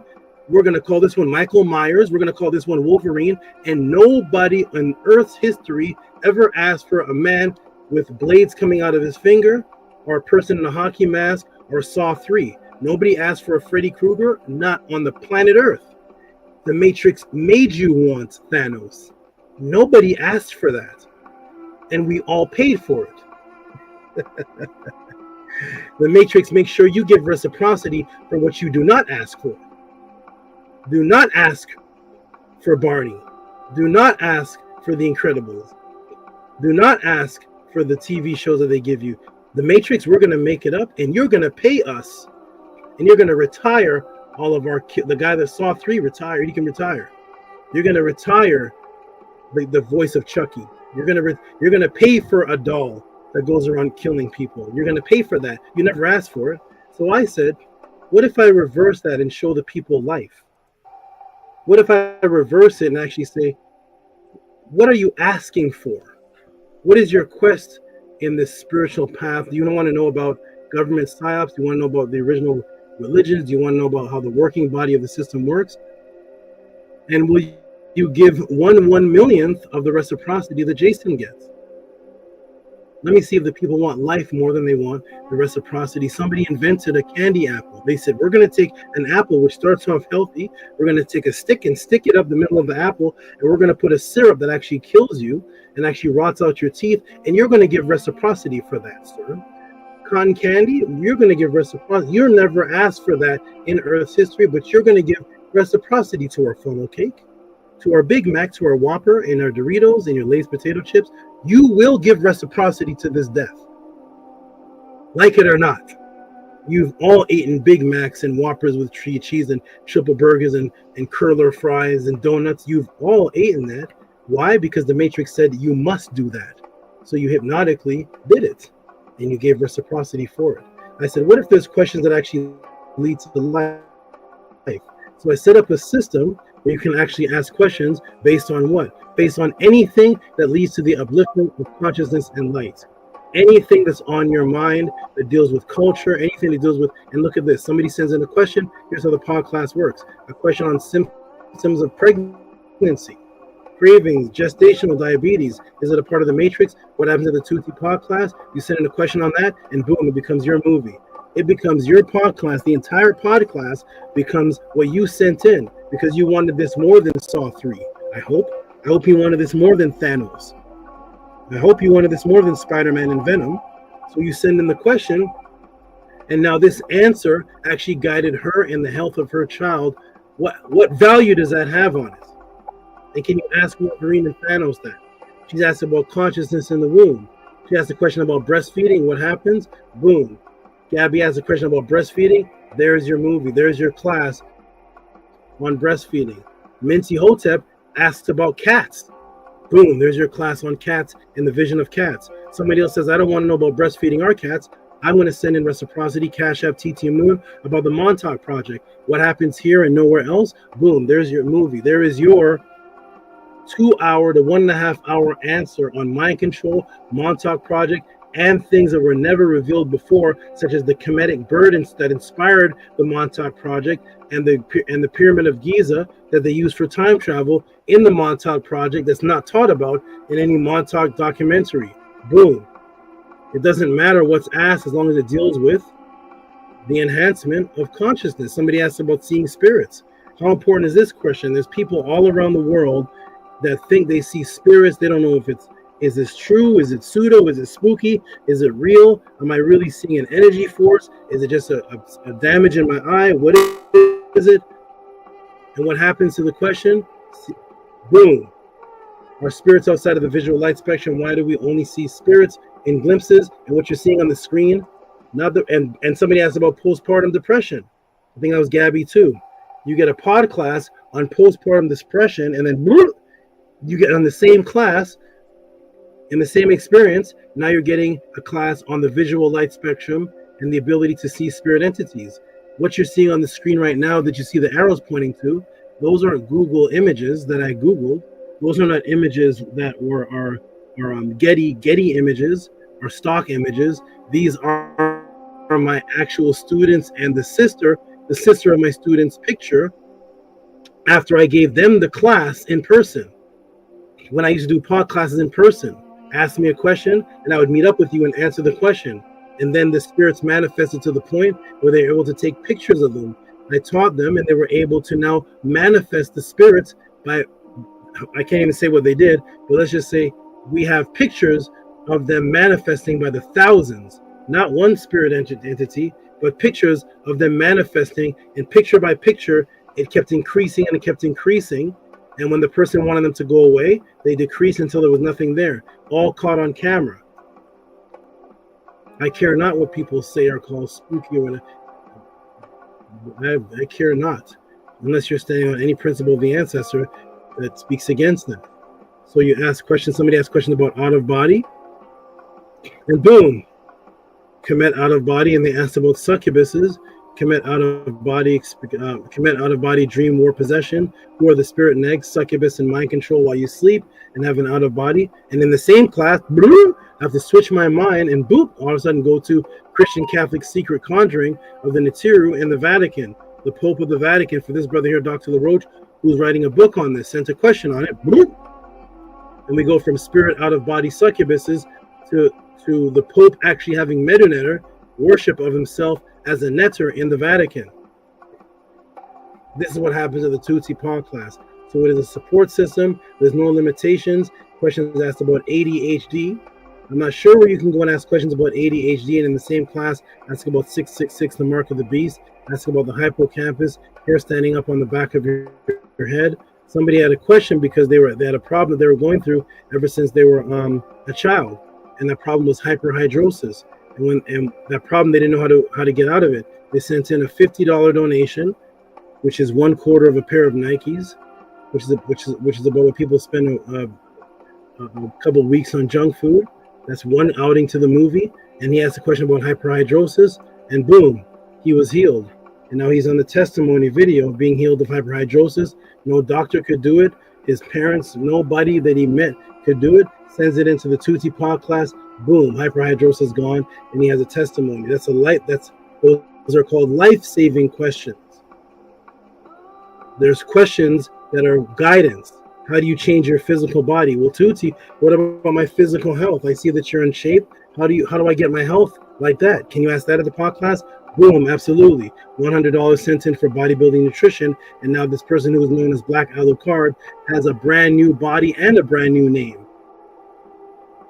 Now his name is Impu Ma'at, and he has a brand new body with before and after questions from sending in that question with that donation. Now his body looks completely different. This is not happening anywhere else. If so, just put the link in the room where you can ask about ADHD, bodybuilding, 666, mark of the beast, hyperhidrosis, and pregnancy cravings, and get answers to them all, and get guidance on how to do them all, and then have a testimony where your life has been changed. If this is happening anywhere else on the planet Earth, then I openly just tell people, put the link in the room, and I will send my students there to ask about hyperhidrosis, pregnancy cravings.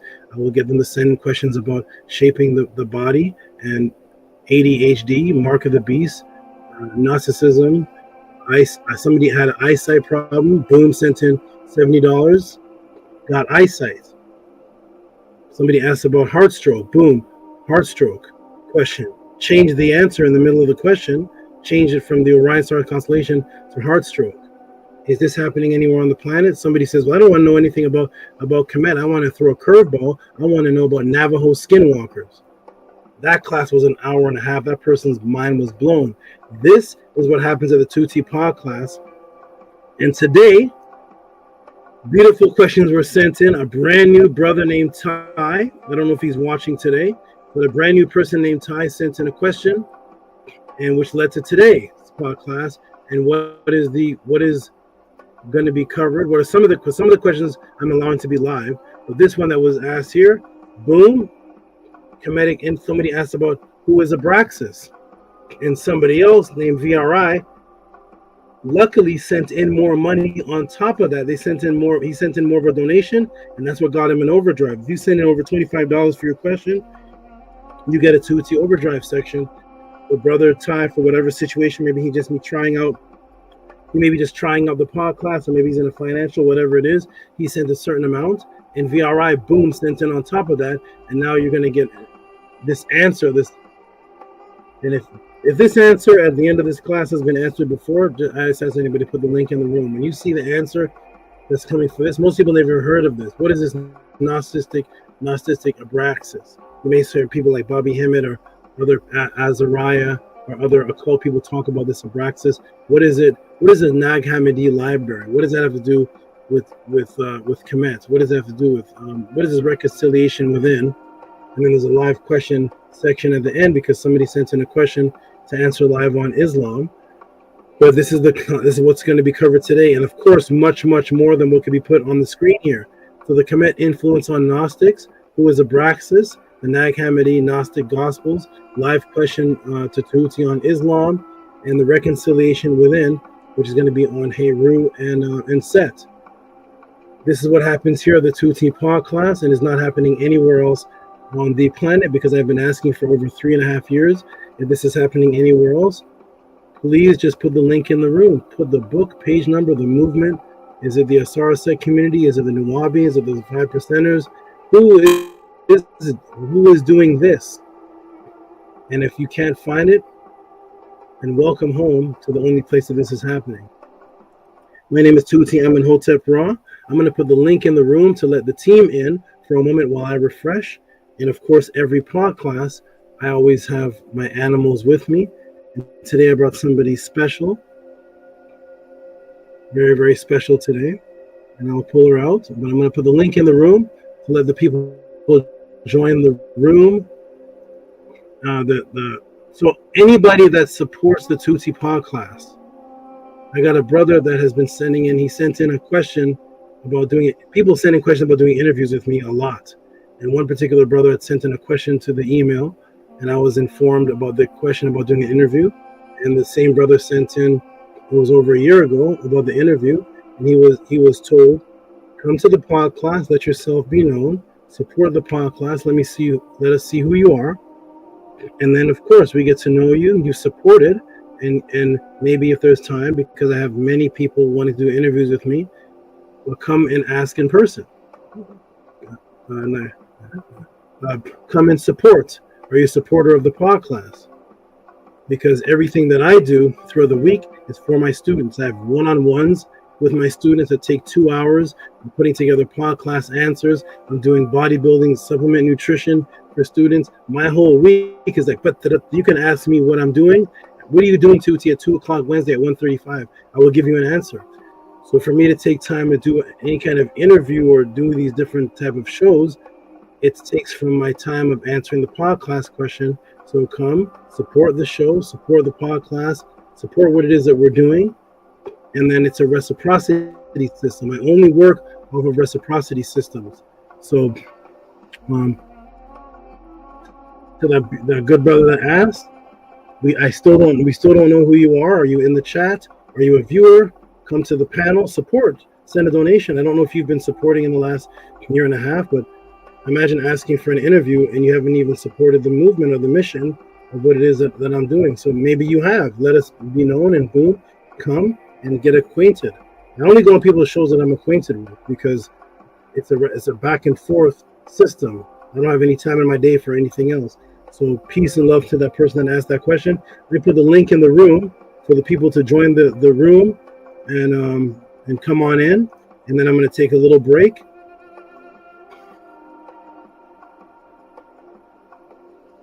I'm going to take a break and come back and answer this question. So everybody, Cash App TT Moon, PayPal at Rocky SV. Let me put that on the screen. Cash App TT Moon, PayPal at Rocky SV. Let me put it on my AI moderator. The AI moderator. This is how you support the mission. This is how you support what it is that I'm doing, and this is how you create a scenario for these type of answers to continue at the level that they are within option. I tell people all the time, if I go back to doing bodybuilding training, I train professional bodybuilders, fitness people, people that you watch on TV. If I go back to doing that, if I go back to doing my magic performances, if I start booking shows at Magic Castle and start booking shows, and I will not have the time that it takes to give you all these type of answers. So the reason why you're getting these type of answers is because of the support system that lets me focus on these type of answers that I'm giving. And that's why nobody in 3.5 years has put a link in the room and it's asked, are they getting this anywhere else? You have to be already wealthy and rich, and then you still can't do this. That means that if you have a regular 9-to-5 job, you could never set up a Tehuti pod class because you wouldn't have the time in the day in a 9-to-5 job to come home from work and be able to do the diligent answer. And on top of that, you wouldn't have the answer to do. But even if you had the answer, you wouldn't be able to go to work and come home and do it. And when you have to go to sleep and wake up, and there's no time to do all those other things. So my life is dedicated to this because ever since I was a youth, I dropped out of school, grade 9, dedicated my life to this. I only went to college to teach people. I went to college 2 times. That was to set up tables outside of the college. I set up tables outside of the college and built the tenants of a house. I mean, I started off with a house that it was just me and a partner of mine. And I said, where's the nearest college? Every day, I set up a table in front of FAMU College, set up a table, taught to the people, and they all wanted to move in with me. So I ended up having a house and like 12 people, so we couldn't fit anymore, sharing rooms and sleeping on the floor so they could be around me. And they had to come into this house type environment from just me going and teaching. That's how just by me. Every single person in that household was there because I taught them. So I was filling up houses of my students. That's how the podcast used to be. So it wouldn't be VRI and the jet on the screen. It would be VRI, the jet. You want to come be with us to get teachings? You got to move in. You're going to live there. You're going to wake up in the morning. We're going to have morning class, evening class. That's what I did. And that's the time I went to college. And the only other time I went to college, VRI. How old are you, brother? How old are you right now? 24, about. Okay, so you were my elder at the time. So the only time I went to college, when you would be my elder. So one time I went to college is when I was, I think, 21, and I went to college because I was tricked into a debate. I was told that I went there to talk to somebody that I never seen before. We used to have these phone calls where you would pick up the phone and have religious arguments, record your argument, hang up, boop, somebody would answer, well, I believe in Jesus, boop, and then I would pick up the phone, well, according to Revelation, said, boop, and it was back in the day, there was no internet. This was boop, boop, boop, phone call to the person said, well, you want to meet up? You want to meet up and talk in person? I'm going to crush your beliefs. Let's meet up. Boop. Yes, well, I'll meet up. Boop. Okay, here's the address. Come in here. And I was tricked. And I went to go meet. I was 21 years old. So VRI was my elder. I was 21 years old. And I went to meet another 21-year-old who was there to destroy me.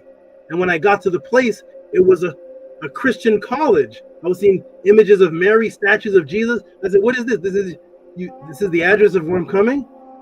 And he said, sit down here. We're going to talk. He sat down with his college students, and nobody was talking.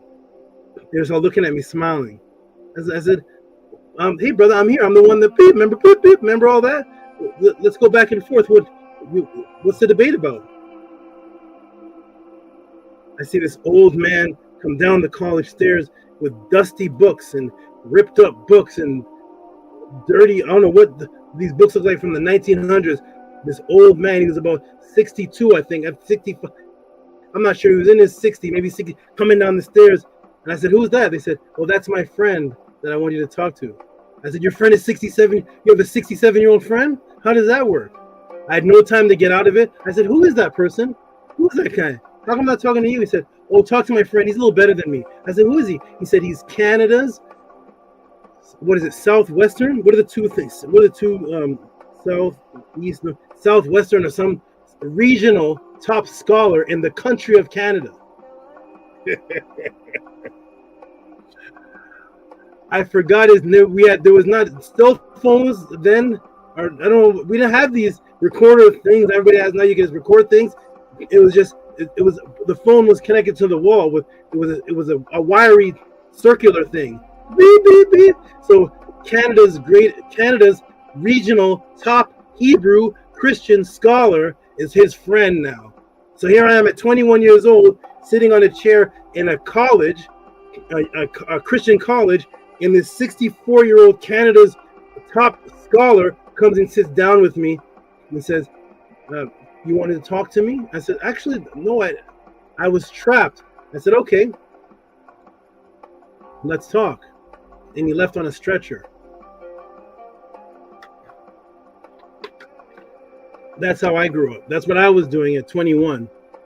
So I'm trying to get people to get to a level where they're out there at least doing something similar. But that's what raised me up. That's what I was doing. And those are the only 2 times I went to college. So peace to all the people that go to college. Never been there, never seen it. I only go there to teach people. So I had no option in my life but to live my entire life to do this. Because every other job that I do, I have to invent. I don't have any school education where I can go with paperwork. And what do they do, TCHET? How do you get your job? You have to show them a resume, and they look at it and say it's good. I don't know. I don't know that. I don't know. I don't have a resume. I can't even spell resume. Every time I spell resume, I said I was a child. Resume, isn't this the word resume? Resume. I didn't understand it, so I don't even comprehend any of those things. So my ability to survive was to create businesses of my talents. Go out, perform magic, teach people about animals. I was into health, so I would train people, make business cards. I have no company, and that's what I would do. But now I gave up all of that in COVID to do the Tehuti Pod class. So welcome everybody to the Tehuti Pod class. Peace and love, TCHET and VRI. How are you all doing today? TCHET. Peace, SABA, peace. We're doing good. Definitely excited for today's class. Tua for giving us more details on that situation with people leaving out in stretchers and old people coming down wizards, bringing their teachings, trying to get you. Yeah, that's yeah. Thank you for Tua for that. Dumbledore came down.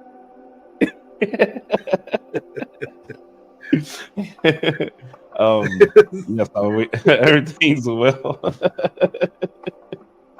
I'm curious to know what the reaction was with the students watching and how that even went off. But anyway, yes, I'm definitely grateful. Tua, that was a good story. Yeah, but we're doing good, so I appreciate you. Definitely excited for the class. And yeah, how are you feeling? I'm good. I'm still recovering from the situation that happened before. But I'm doing well.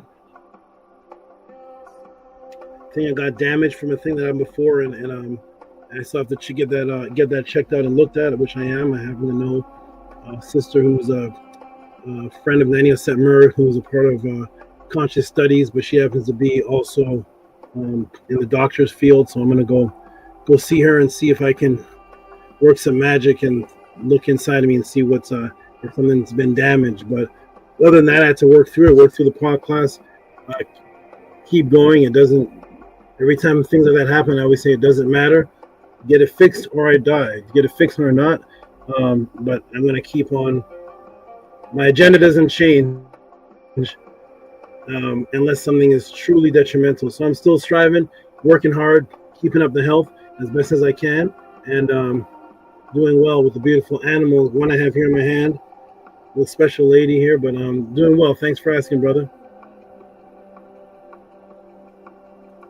Alexander. Great. Happy to hear that.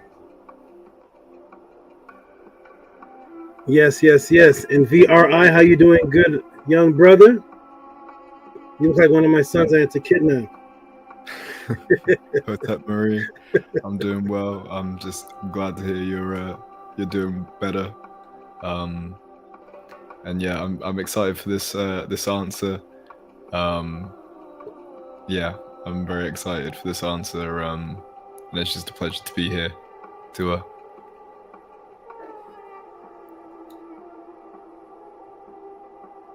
Nini Uk, wonderful. And so this is my special lady here that I raised up, almost fresh out of the egg. First time coming to the pod class, had her since she was a baby, and she is Aset the White, or Hedge Aset, and this is my white cobra with a little bit of tint on her, but I'm going to bring her out right now. This is my special lady. I never brought her here before. I was going to bring her out for one of Gabriella's answers, but change it to something else. But here she is right here. Come on out, Aset. So here she is. Boom. Show them, man. There she is. Boom.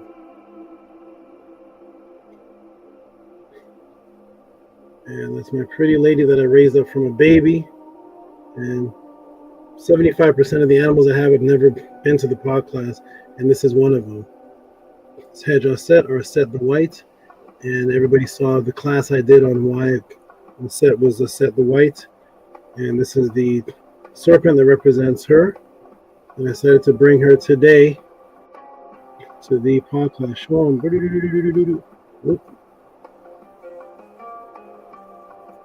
And there she is. Raised her from a baby. She's going to get about 7 feet when she's fully grown. She came out today, and I told her to come out of the pod class, and I don't reach in and grab them. They come out. So I open it up. I do a little type of thing with my hand, and she comes out. They come out like this. They come out of the tank like this, and then they look around and see that it's not what they thought, and then sees me, and then I get her like that. Now she's like this. When they first come out, they come out lightning speed, like that. They don't know what's going on because they can't see too well. But there she is, Aset. That is Aset the White.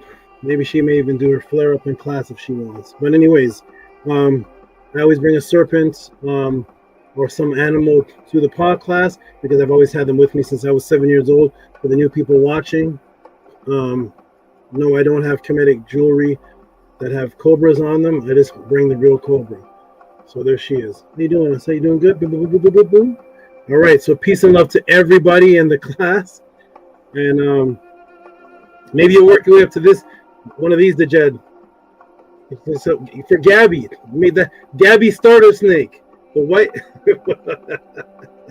There we go. Oh my God. Yes, that's her. I have two. You have two Aset snakes up, yes, and it's interesting because both of what they represent is the same thing. So I have the big one called Aset the Lamenter, and she's called Hedge Aset the White Lady, and they both represent the same thing, just in two different meta words. And there she is. Boom. So two Asets. This one was just I had raised up since a little baby. She was just big enough to be in the palm of my hand when she came out the egg. So boom. All right. Okay, everybody. So I'm going to step off the screen right now. I'm going to let you all build. And I'm just going to go refurbish myself. When I come back, we're going to come back. And I'm going to ask everybody in the chat who's watching, everybody on the panel right now, because this is when I'm going to come back to answer. this question right here. I've never been asked this question before in my life. Nanny thought that I had. You know, I don't know because I've been answering questions since '92, so maybe. But this is the question here. One of the questions that it's going to go over is who is Abraxas? Who is Abraxas? So it's said two different ways. Sometimes the X is where the S is, and sometimes the S is where. Sometimes it's Abraxas, and sometimes it's Abrasax. Right there. Okay. So, and that is because in the older languages, in the Greeks and the Roman, there's not really a clear what we consider an X. But we'll get into that maybe. All right, so there's the question, and VRI chimed in. I was thinking when this question was asked, I was like, who knows about this? How am I going to make this interesting? Who's ever heard of, Primordial, you ever heard of Abrasax? The god Abrasax? Oh, not at all. Never. I said, how am I going to take this abstract, strange, Gnostic thing and answer who it is, and who will care about other than the person that asked it? How am I going to make the entire viewing audience care about this abstract thing that nobody's heard about? And then VRI, boom. VRI sent in a donation that motivated me to say, okay, I'm going to take it to the level where it started from. And I said, of course VRI knows about this. Of course he does. So VRI, tell the audience right now what influenced you when you saw that question of Abraxas to add more donation to it. Marie, I'd say not only am I trying to get my friend Ty to watch the podcast, and he found Abraxas, and at the moment I believe it's turned into some kind of trend online. But about a year or so ago, or maybe 3 years ago, I was just deep in some kind of studies and I was in the YouTube algorithms, and I found a lot of like sort of Gnostic Jungian type people talk about this Abraxas character, and they have these weird, like, massive in-depth explanations that sort of just say it's the god above all gods and all these types of things, and it's quite an interesting story that they can tell. But what motivated me this time was not only did I see like this trend resurfacing, I saw my friend Ty.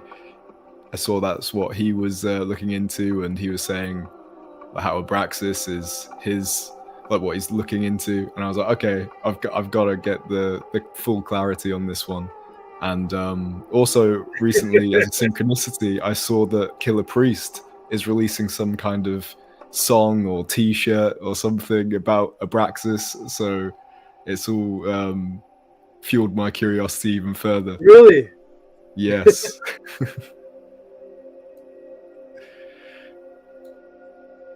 Excellent. So Ty is somebody who sent in. How does Ty end up sending in the question? From me telling him to submit a question, because I don't know. He was just asking me how Abraxas links back into it. I was like, listen, I don't know how it links back into it, but I know someone who does know. So you just got to submit the question, and he did, and I was even more eager to see it as well. So I thought I'd add to it.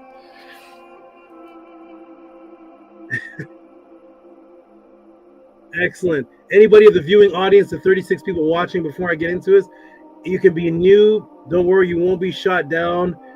At the Tehuti podcast, the House of ATTON. For all the new people watching, welcome home to the House of ATTON. This is a home of peace, love, Marie, and facts, and ancient sources, and whatever it is that your curiosity is. So I'm going to ask the viewing audience, if you're new, if you're old, have you ever heard of this Abrasax? You can just put yes, because I really am curious as if anybody else other than VRI and Ty, and all the people, anybody from TikTok here? Is it a TikTok movement? We're going to find out today. Has anybody heard of this Abrasax? Here's PETER. PETER has been studying for years. Hotep PETER. Hotep. Can I be heard? Mic check. Every time you look at when you look towards the screen, you're heard. Sometimes it sounds like it's the first word can't be heard. Say it. Talk again. Hotep Ma'at Anku Jasaneb Sakim Hotep.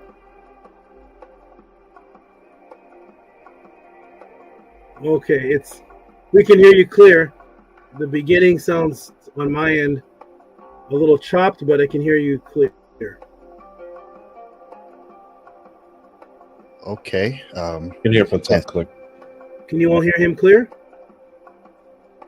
Yes, I can hear Patah clear.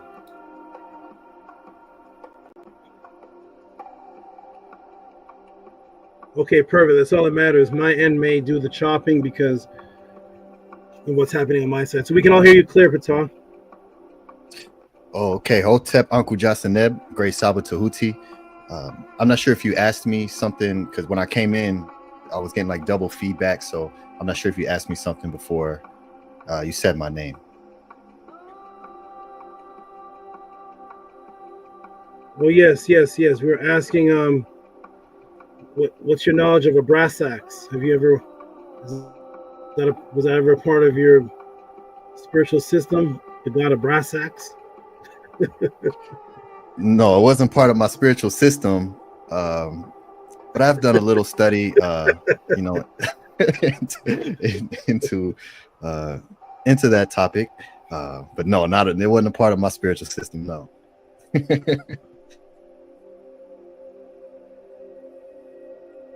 Okay. Tefrem Kemat says, never heard of him. Got a feeling this is about to be my favorite class. It always works out that way for me. Okay. Any new people watching? 39 people watching. Don't be shy. As anybody of the 39 people watching, have you ever heard of this Abrasax before? Are there any people that studied Gnosticism? I know I saw the brother Medu Seneb, who was known as Israel Hoyley at the time. He liked the videos, so that made me think, oh, that's right. He used to be into Bobby Hemmett. If you're into Bobby Hemmett, you more likely have heard of the Gnostic, the Nag Hammadi. You've heard of Abrasax.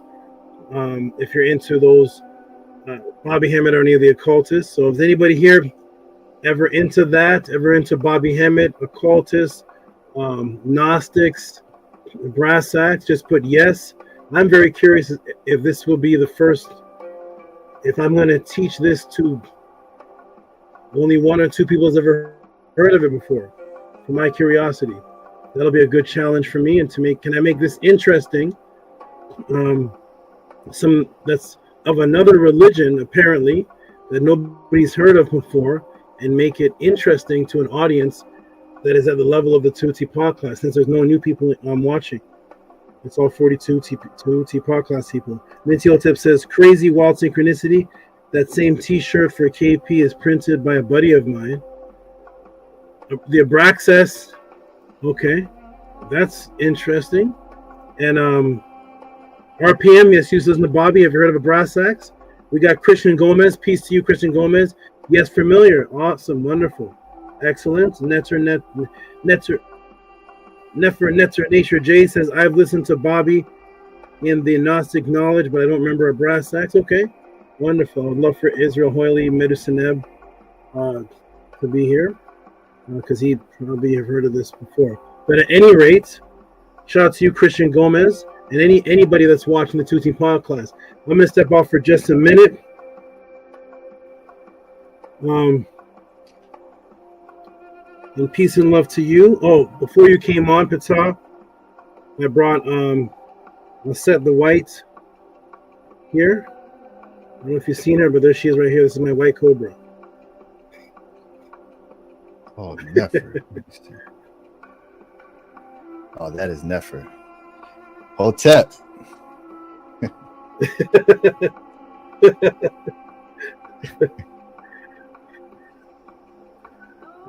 Yeah, she is. I raised her up from a newborn baby. She never been to the pod class before.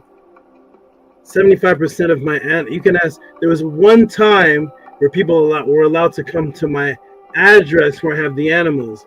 And even the people that came to the address, certain people in this pod class, they never got the addresses. They never got the address.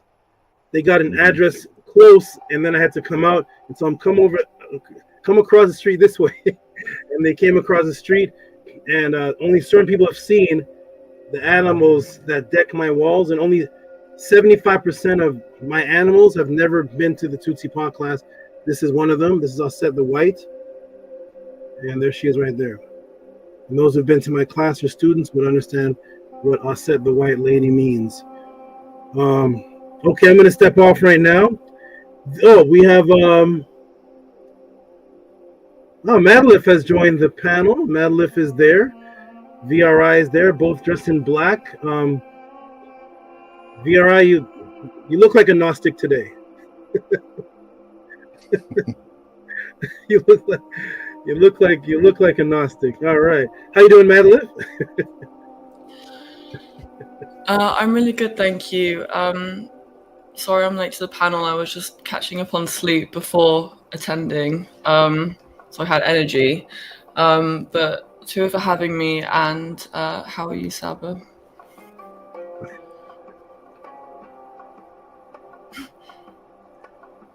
I am doing well. I'm doing well. Focused on my health, and I'm working through any issue that may be ailing me. I've gotten damaged. One of the times I was ill, and I had to use an internal muscle as a backup muscle for something, dealing with a lot of coughing, and something may have been damaged, and so I'm going to go get looked at by a sister who's into studying consciousness, who's also in the doctor's field, and see if anything is serious going on. Hopefully not. And there's just a stress on a certain muscle, and it gives me certain pain where I have to do the pod classes, and is an area where I have to sit up with no back support, and so it's my it's a certain muscle that keeps me in a sitting position, and sometimes I have to be in that position for hours, and but I can't be in it as long anymore, so I have to take multiple breaks when I'm putting together the pod class, or else I may cause more damage to that aspect of my body. But other than that, I work through the pain, and I will get this fixed, and I'm putting together the best answers, regardless pain or not. So I'm doing well. Thank you for asking, Madlif. To Saba, thank you. That's inspiring because I'm going through nothing like that pain, but I have been feeling very physically down today after traveling, but I still wanted to come on anyway. So yeah, and I remember you talking about it was weeks ago now, but you were off for a few weeks, but you still decided to come back after and do the pod classes. So I just thought there's no reason that I can't come today, just because I feel physically down a bit. So here I am. So thank you. Wonderful. Thank you. Thank you for coming. Thank everybody for being a part and coming. And like I tell everybody all the time, if I was a Christian minister and this was church and there was no internet, churches are full. People actually have to put on clothes, dress up, comb their hair, put on their makeup, put on their nice smelling body cologne, get in their car, burn gas, drive to the church, look for seating, wait for the pastor.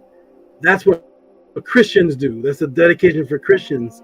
I'm here teaching what people claim are the best answers on the planet, and all people have to do is do this now. Click on a button and you're on the panel. Just go like that, and there's maybe the most 8 people to 10 people, but the churches are full, dressed up, suit and tie, because that's how loyal people are to the matrix over the truth. So absolutely right. It's good to have you here. I know right now if I went to the church, is it Saturday today? Seventh-day Adventist Church, packed. catching the Holy Ghost, dancing, 200 people jamming, and but when it comes to the truth, much different. So yes, I'm glad to see you here and everybody else here. And Funkadelic says, I know about Abraxas from our Bijan vernacular. Ask Bijan Pharaoh. Bijan? Okay. So the Bijan vernacular has Abraxas in it. This is a beautiful thing. I can't wait to jump on the panel. I want to hear about this. So I'm going to step off for a moment, everybody. I'm going to put, I'll set the white down for a moment. And I'm going to be right back to blast off with this beautiful questions and answers, because there's multiple things. Kemet influence on the Gnostics, the Nag Hammadi Gnostic Gospel, the Kemet influence on the Gnostics, the Nag Hammadi Gnostic Gospels, who is Abraxas Tehuti, the reconciliation within, and then a live section. This is for a TEF, a live section to Tehuti, live question to Tehuti on Islam. Oh, before I go, Pata, you weren't here, but I actually opened up the floor to allow people to ask live questions to me on how to actually teach someone who is in the matrix, Christianity, Islam, 5%er, atheist, and I allow donations to come in, because I told people, and I'm going to leave with this, I said, it doesn't matter if you're the top Kemetic teacher like Pata. It doesn't matter if you're brand new like VRI. Oh, he has a Nag Hammadi. Not VRI, I mean M. Monroe. Whether you're a top Medunet or Kemet teacher like Pata, which I call him that all the time, or you're a brand new like, not VRI, but like Madlif, or whether you're a Dejed, or whether you're a Tef, or whether you're a Minty, regardless of the level that you are on, the reality of what's happening here is to be a true Encompass teacher, regardless of the level you are on, you have to be able to reach the people that are in need around you. And I'm going to ask everybody this question before I go. I'll start off with Pata, go to VRI, Madlif, and then Dejed. Pata, of all the qualities that you see about me as a Saba, which one is your favorite? Which one is the most important, or which one attracted you the most of all the qualities that you see just of me as a being? I know it's hard to answer just one, but just grab one. A living example of the teachings.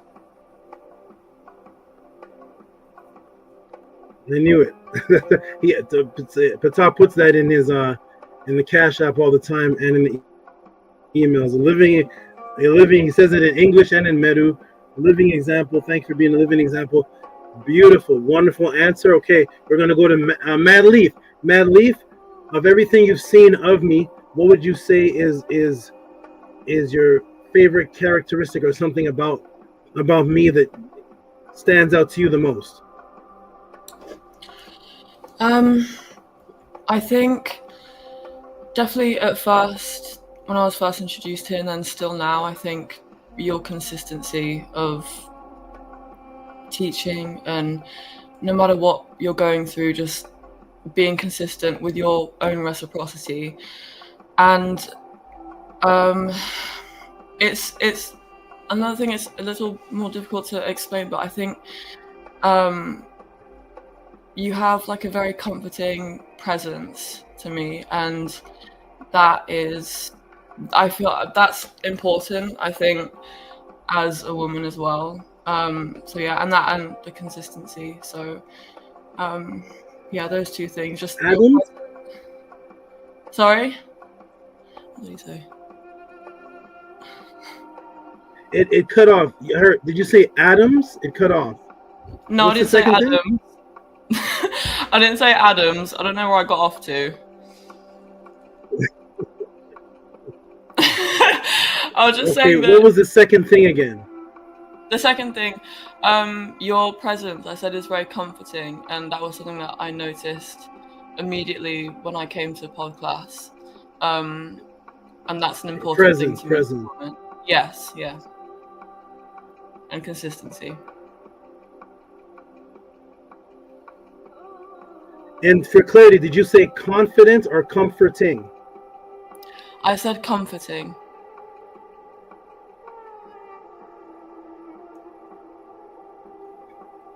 Thank you. Wonderful. Thank you, Madeline. VRI. What would you say is a feature that you see that's most important to you or stands out? I would love to pick just one, but it's difficult to pick one without saying two. So I would say what first got me was definitely being a complete outlier in the space after like trying so hard to find a reputable teacher that would actually give sources and details and depth, to actually find like an outlier that I would actually teach. That was the main thing that got me after sifting through so many other people, and to find your consistency, which is as unique as it can be in this space, especially. I'd say, yeah.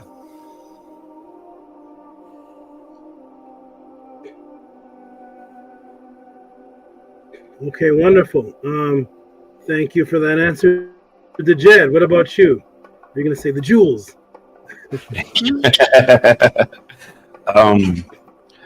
Well, when I first came across teaching, it was just how you kept your emotions in check. Like you wasn't angry with nobody. You still stay on point. People be arguing with you and yelling, and you'll just be calm the whole time. And I've never seen your ego get in the way. I never see like you do that. You never. That was the very first thing, and I was like, hey. So then the teaching just compounded on that, and I'm just like, yo, yeah, this is. So I was definitely the one. But yeah, on top of that, yeah, you already know, Saba the jewels all day.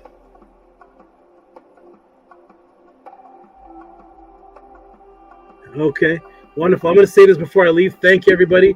I'm leaving right with the perfect 42 watching. And I want to say to everybody, so PETER, before I say what I'm going to say, so PETER, I opened up a section in the class where I allowed people to ask questions on how they reach people. How do you reach somebody? We're in the matrix right now, where the majority of the people are blind, deaf, and dumb in the matrix. And okay, so I want to say to everybody, I appreciate your answers. The answer to the question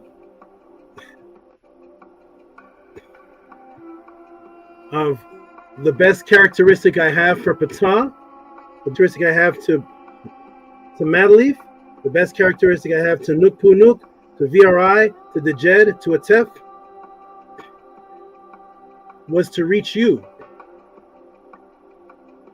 You see, because if I don't have the ability to reach you, nothing that you like about anything that's happening now exists. None of this exists. There is no podcast experience. There is no person named PETER Annie. There is no Dejed. There is none of the House of Attend. None of this. There's no answers. The fact that I was able to reach you is the most important to myself. The most important quality that I have is the ability to reach PETER at whatever level he was at when he came to the Killer Priest, to reach VRI, who was at a completely different level, to be able to interest him and snap him out. Now he's reading the Purim Haru, and now he's sending questions in Medunetter. Madleif, who I'm sure was far from whatever these teachings are, far from this type of thing, to be able to snap something in her mind and reach her. Dejed, who was at a completely different level from Atef. VRI, who was at a completely different level from Minty Hotep, who was at a completely different level from Nanya Setmer, completely different level from Neter, Nefer, Nature, J, and Saket. Everybody was at a completely different level. The most important thing about me was that I was able to reach you all and snap you out of whatever mind state you were in, because nobody right now would want to go back. Whatever stage you were at a Killer Priest, is there anybody that wants to go back there? Anybody wants to go back to what they were? No. So the answer is really all of those other attributes are attributes after, and they'll cause me to wake you up, to cause you to shift from whatever you were studying before, whatever Minty was into before, whatever Owen Haithi was in the Mason, Christians, whatever you're Muslim, whatever atheist, whatever you were in before, you are the most important thing in your existence. Without you, there is no travel through the Purim Heru. There is nothing that exists without you first. The most important thing in existence is you first. So if someone can come into your existence and shift you from whatever you were at to bring you to this truth, then that is the most valuable thing, because without that, you don't exist as the being that you are. So I'm saying that to say that is a choice that I made in 1991 or so as a child. As a young man, 1991, I made the choice. My choice was wherever it is people need to get to, I'm going to fill up that area. If it's heaven, if it's the mothership, if it's the afterlife, whatever it is that's the truth, I'm going to single-handedly want to do my part to fill up that area. I don't care if you're a Christian, hallelujah and praise Jesus. If you're a Muslim, assalamu alaikum wa rahmatullahi ta'ala barakatuhu. If you're into Sumar, Kemet, if you're an atheist, if you're a regular golfer, I care not. I don't care where you are, but when I come in contact with you, my focus is to switch on the light, because the most important thing in existence is you. And if I can't switch on the light with you, then you stay as whatever you were prior to, which is not where we are at today. So because of that, that's why there is a House of Atten, because I could be the most brilliant teacher, I could be the best debater. There's great debaters. They've debated more than me. They don't have one follower. They don't have one movement. There's people who know more Medunetta than me. They know more. They're more talented in being able to know the grammar of this from that, this, and they know not one person life they change, and nobody is following any type of movement. So I said the most important thing is to change lives. I want everybody to echo, be a life changer out there, please. This is what I chose when I was a little boy, a little guy in high school, illegal, not even legal age to even go to a bar or do any of those kind of things that people do. And I was in high school thinking, I'm going to break people out of this matrix. And because of that, I continued on. And now we have what we have here because your life switched. Shout out to the beautiful peace and love to Killer Priest. Awesome being, love him. How many people here are still there? But you were still there before I came. And now you're here. Now everybody has testimonies. So the most important thing you can be on this planet, after the selfishness of yourself, which is needed, you need to be selfish. You need to care about self first. But after the selfishness of yourself, the most important thing is, can you create more of yourself?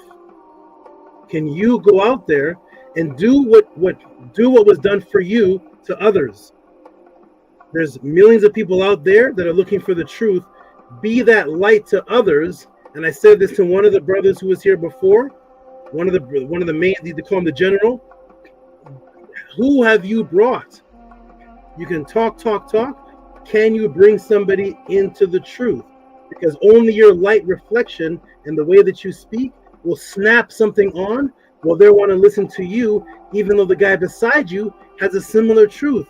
He's teaching about Kemet too. Something has to snap inside of you. So be that truth. So I'm opening up the floors afterwards again. I know Annie, because of his schedule, he may have to leave early. But I wanted to tell you that I'm for a couple pod classes and ask the question, how do you help somebody? I know when the pod class shuts down, everybody has to know somebody. Everybody has a friend or somebody around them, unless your life is strictly pod class.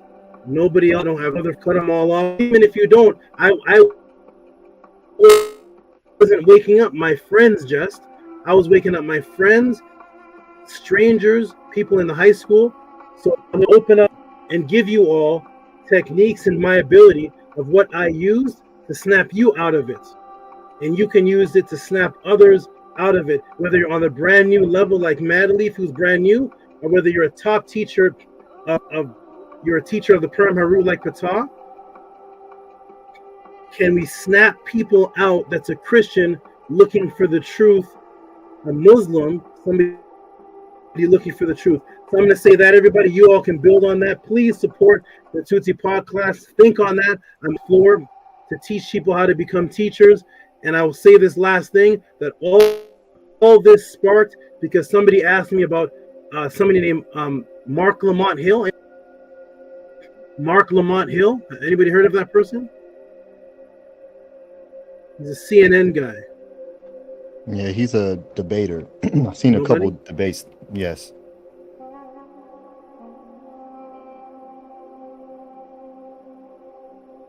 I think you're on mute, Scribe.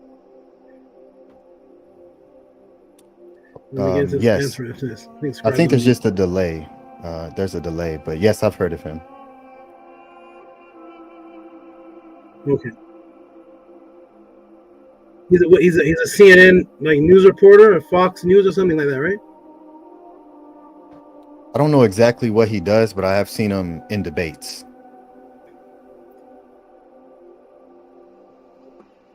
Okay, yeah. So somebody asked me about him, if I know of him, and I said that's one of the people that I was teaching when I was in that group. But most importantly, of the teachings of that group, that's not what's important. But I set up classes on how do you reach people, and those are the kind of classes that he came to that I taught. How do you reach people? And unfortunately, I guess when you get the money and whatnot, I don't know.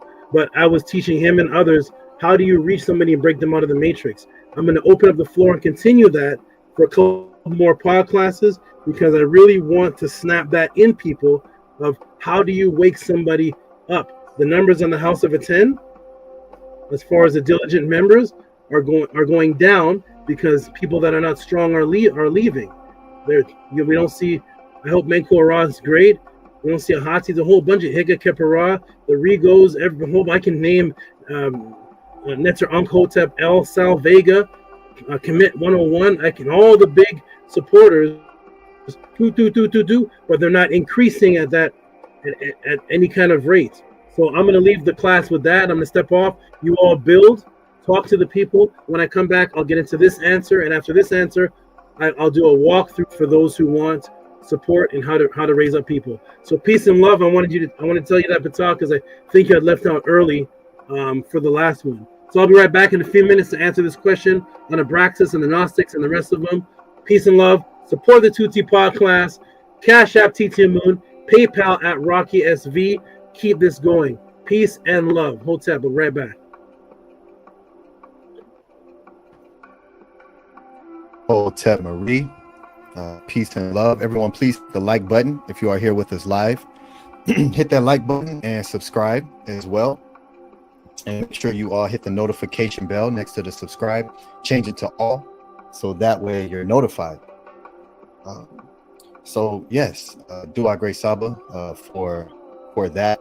I did watch the pod class last week and that segment and what you were teaching on in those segments. So I did receive that, and Tua for that. Great Saba and what you taught on through your method in a different ways, depending on who you're speaking to, where they're at, and being able to connect with anyone through whatever topic that they bring through. And so definitely receive that. So Tua, great style, and Tua for showcasing that as well, because and as for those who are in the Medu classes, those the questions where we were asked questions was always my favorite, because it allows one to begin to practice these things and to put yourself in a different mind state, because it's a different mind state whenever you're communicating with someone to reach them, right? And it's just like when it comes to business, a lot of times a great business is one who is creates something that's needed, right? That's needed. It's not necessarily based on what it is that you like, you know. It's based on what everyone else needs, because they're the ones that's coming to you to get the thing. And when communicating with someone, I know just for me personally, a process that I had to learn was to put myself into the position of the person I'm speaking with. And because the more I learn about language and our ability to, or the more accurate term would be inability to communicate and understand what we're saying, as I continue to deepen within that knowing, and learning how to create those bridges, it is definitely a perspective switch when speaking to someone. That is very important, that I have learned from SABA, and it's very important, right? So and also, you know, the slow process of walking someone through, and everyone knows, you know, from when we first started to create the House of ATTON, the teachings of Ma'at, and one of my sayings I always say is quality over quantity. That's always been my focus forever. And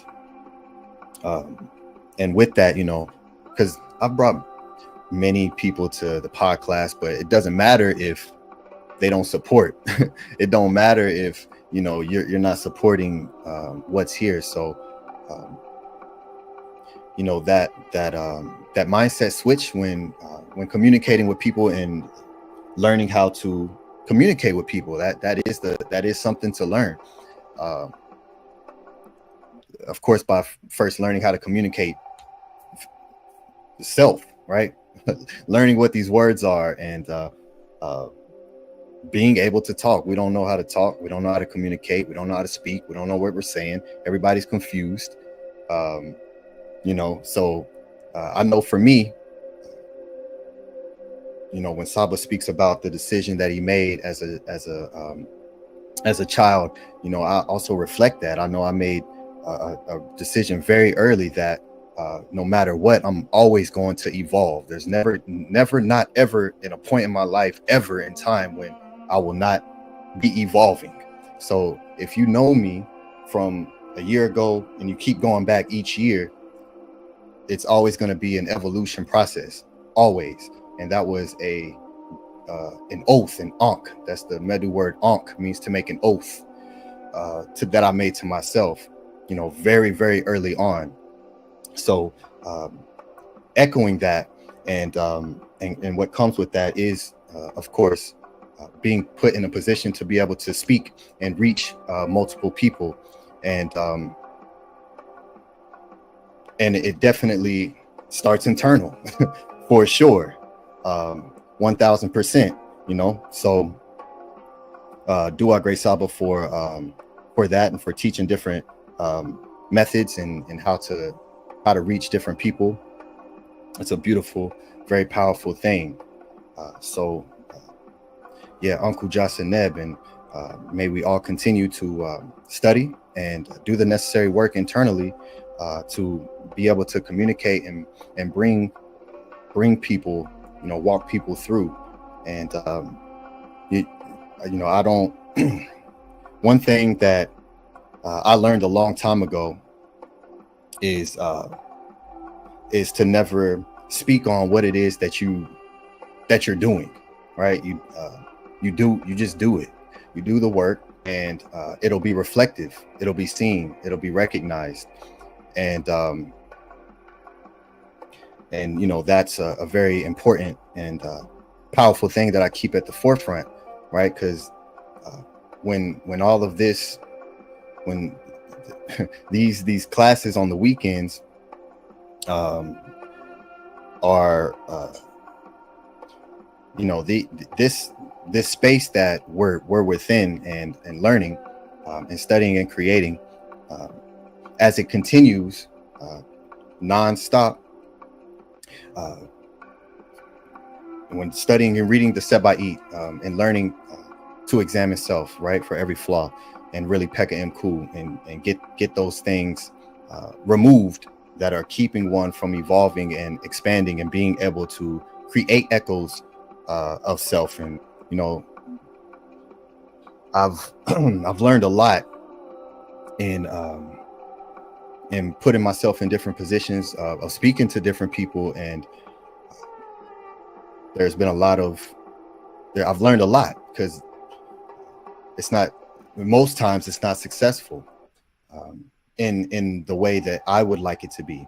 And again, that's great, because I can take that and see, you know, what I can improve on and what I can do better. And one of those major things was switching the perspective from when I'm speaking to someone and now I'm speaking like them.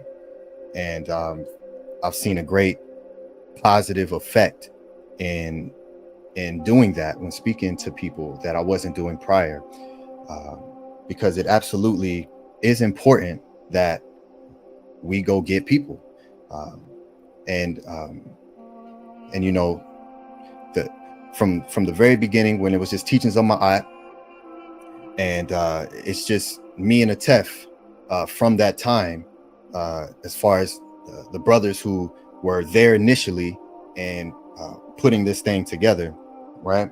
And the responsibilities that were allocated out to each person. So from that time up until now, has been such a growth and learning process that that I'm very grateful for. And I know that the continued work that we place an intention and a focus on, it will bring forward whatever visualization that is taking place within the Eve, within the mind, that will be enacted and manifested and made erect upon this planet. I'm 1000% confident in that. And it just takes the steps, it takes the walk to do that, and to dedicate oneself to it. And, you know, to not break to not break when things get heavy. You know, we understand we're all here in the pod class, and, you know, learning all of the psyops and all of the matrices and all of the things that exist around us, the language, the hypnotism, all of the isfet that we are up against, for the purpose of separating our foundation, right, as followers of Ma'at, and bringing forth Aku and light, and healing to the planet, because before I was the scribe, and before any of that. And so when people come to these scribal sessions, and you see just how focused and I am on the Medu, and just only bringing forward direct focused teachings on Seba'it, and showing Seba'it that hasn't been shown, and showing walls and things that haven't, that was a direct intent, because I see, you know, because I made a decision at that moment to place a focus on that. So but everything prior for me was completely energetic and dealing with healing self. I've always when it comes to anybody around me, I'm the person that people come to, you know, and I'm sure most of us are like that. And there's a reason why, you know, we all resonate on that level, because naturally, when you walk with the frequency of healing, and people who need that will be attracted to you, you know. So that for me, you know, has always been my journey and my focus.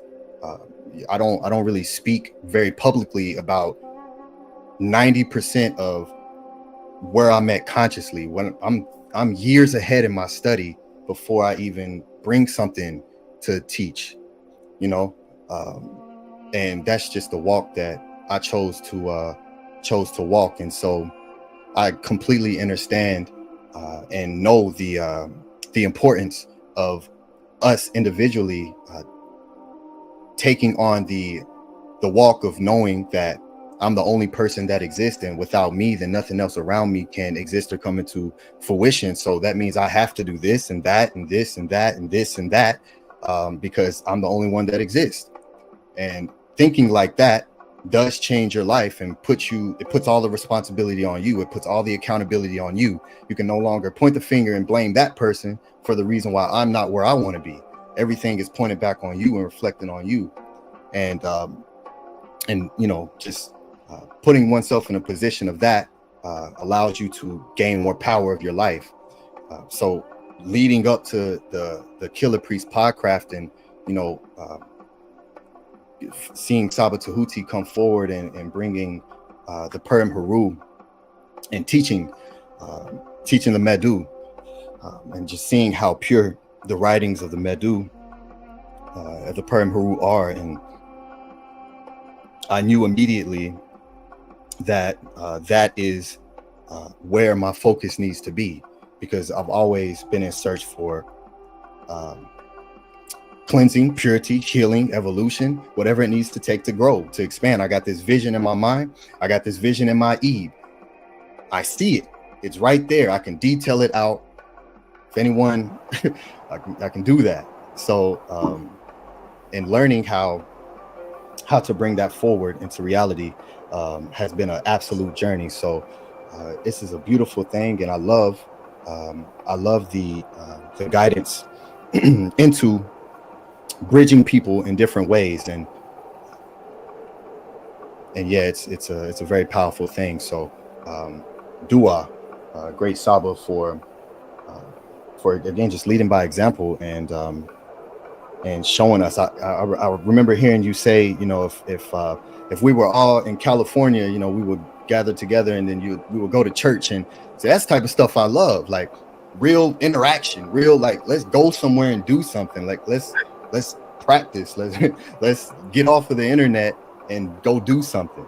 You know what I mean? And that I love, because that's where the real practice. Oh, Hotep. Oh, yeah, Hotep. Mini Uk, I appreciate it. I think there's a lag. There's definitely a lag that's coming in. It's not coming in on time. Sorry to cut you. Hotep, beautiful, wonderful words. I'm just letting everybody know that I'm coming in the next minute or so. So to everybody. I'm not sure who, if anyone else got a chance to say anything, but to you, Scribe, for your beautiful words. I'm just letting you all know I'm going to do one more thing, and I'm coming in about 2 minutes. If anybody hasn't said anything yet, but I want everybody just to say something quick about what I referred to. And so, Scribe, you can finish up what you were saying, because what you're saying was beautiful, and everyone else say something, and then I'll be right in. I got to take care of one more thing. So I'll be right back, everybody. Right back in a minute. And to you, Scribe, for the great words you thank me for. To New York. Okay. Yes, absolutely. Yeah. Again, to everyone for receiving. This is the only space I'll be in on this panel, because once Saba gets back into teaching, most likely I won't be back on the panel. So dua everyone, dua Saba, and yeah, I'll pass around. And if everyone wants to give a few words in, just dua everyone for receiving. Uncle Justin Neb.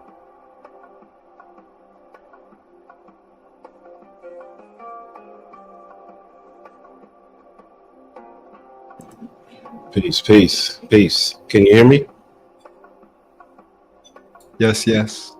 Okay, yeah, peace. Yeah, that was definitely never words from PETER. Definitely, I like what Saba said as well, because it can be challenging to be able to speak to people, and especially when they're not really looking for it, or they don't ask you anything, or you know what I mean. They just, some people don't even look for truth. So I try to have those conversations and be able to talk, or have people come to the podcast and watch, listen. But I do like the challenge that Saba puts out there, and to be able to bring people over to the truth, and be able to evolve and grow. I definitely like what PETER said about knowing at an early age to constantly evolve, and no matter what he's doing, it's always just evolution, growth, and growth, and that got me thinking. That got me thinking when he said that, and definitely. Definitely the part where Saba's like, he said, like, you have to be extremely selfish and work on yourself so you can be able to shine that light to the people around you. So that was always a interesting, that was always an interesting challenge for me, because that part of being like, you got to be selfish, and you got to like focus and build you, and you got to be super focused on you so you can help others. Finding that line was always challenging for me, but I do like the challenge, and Saba's right about doing our part like he did for us, and that all came down to him just never changing his agenda. So Tua to the great Saba Tehuti, and Tua to PETER for those never words as well. Hope that.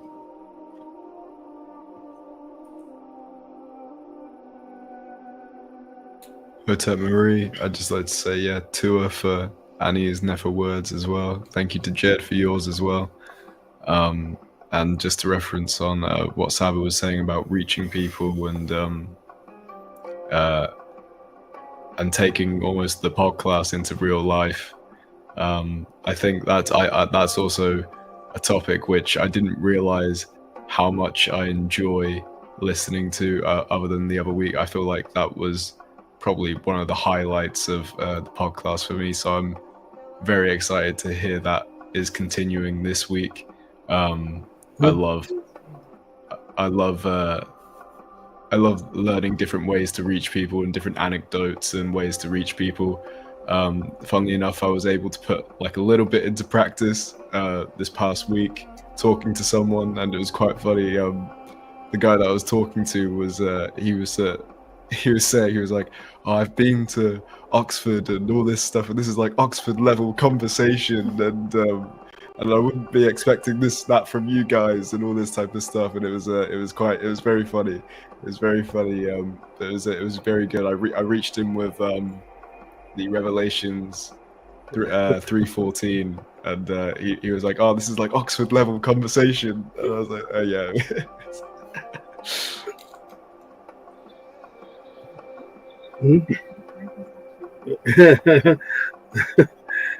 Excellent. Wonderful. VR, were you finished? I know there's a lag. Yes, I'm finished, Saba. Okay, wonderful. And I wanted to say this. Nani mentioned this, and I want to say this to you, VRI. If possible, can everybody come to the screen? I don't want to have this as the other platforms where just we don't see each other. Is everybody there? Bijan Farrow, you there? Todd the Jed. I'm here, Saba. I got all set with Okay, me. can you get? Oh, you got a set. Okay. There's Patah, Bijan, and Pharaoh. Can you come to the screen? Nice to see you, good brother. I think something's wrong with this thing. There he is. Wonderful. I wanted to give a special shout out to VRI. VRI. You have brought. There was a brother that you brought who support. I think there was two. One came to the panel with you. I forgot what the other one is, but there was some other one. There was one. I think it was the actual brother. Yeah, there was one. Him, the Thai person, and of course Madlif right there beside you. So I wanted to give you a special shout out that you have definitely you have somebody right there beside you. And the question today for the Tutti Pod class is based on somebody that you brought in. So you know, that's great. Somebody's on the panel with you live right now, and the pod class is based on somebody that you brought the truth to. So you and this pod class right here, you're a living example of what it is that I'm talking about. And peace to anybody who's brought anyone to the truth. Let's exemplify and let's augment that. So shout out to VRI. I think Scribe had brought there was a sister with a B, I forgot her name, but there was Beanie, some of the B Celine, I don't know what her name is, but Scribe had brought somebody who was in here for a couple pod classes. Yeah, Minty had brought somebody. So the people that are doing it, let's keep it going. And shout out to all of you. And Madlif, you're brand new, so you're just grasping you're grasping things just right now. So all you could do is just kind of direct. I don't even expect you to be teaching on any kind of level because you're literally brand new under VRI. So shout out to you. And Sincere Austin, aka Bijan Farrell, my good brother, young brother, on the screen, alive and well, representing the netter. How you doing, good brother Sincere? I'm gonna ask you before I jump into this class. Hey, peace and love, Saba Hotep. Can you hear me? What's up? Yeah. Yes, there's a lag, so I can hear you, but my response may be. Oh, okay. Yeah, I just want to say peace, love, Hanu, Hotep to everybody on the panel, everybody at the House of Atten, everybody in the chat, peace and love. And yes, Saba, as I sent you the email, of my voice note, yeah, I've been, going through some stuff, in my personal life, and, I've just needed some, some nefer words and some, some good positive energy, to keep me going, So this seems like this is the only place where I could come and receive that. Other places is like you mentioned before, like arguing and, I don't want that energy around me, I don't want that. I want, nothing but peace and serenity, so I can only get that here and, of course from the ancestors too. So, and thank you again, Saba, for everything you've done for me. I really appreciate it. Tua. You're the greatest, Saba. You're the greatest. Nini, brother, I'm glad you appreciate it. It's telling my Neturts about you. And this is the place where you're going to get love. Nobody in the House of Atten under my watch that I've seen with my eyes has this, and this is a claim that I'm going to state. If there's other movements that have this, let us know, and peace and love and merry to you. Nobody in the House of Atten under my watch, under any meeting in the public, on the panel, on the Tutti Pod class, on the House of Atten channel, in private meetings that I've seen in my watch has ever been in any argument. There has never been any heated debate or argument or name calling or such and such. There has been situations that I had to come in as Tehuti, and there's no argument in those situations. There's just talking. So this is the place of love. We don't have an argumentative energy. We only boost up our brothers and sisters as fellow netter. We push them up, and we promote life and love and everything that has to do with positive upliftment here at the House of Atten. I've never seen Annie and Atef arguing with each other like the people on the other panel. I've never seen Atef and Menko Ra. Let me tell you about yourself, man. You don't talk to me like that. Who do you think you're talking? I've never seen any of that kind of talk ever in the House of Atten. So there's peace, harmony, and beauty here that I'm promoting, because that is the energy that everybody saw me with at Killer Priest. It's an echoed energy, and that's why people were attracted to me. No matter what Rasul was doing, the brother Menkepara, any antagonist on the Killer Priest, in the debates on Sonetter and the debates over here, there, every time you saw me, you never saw me.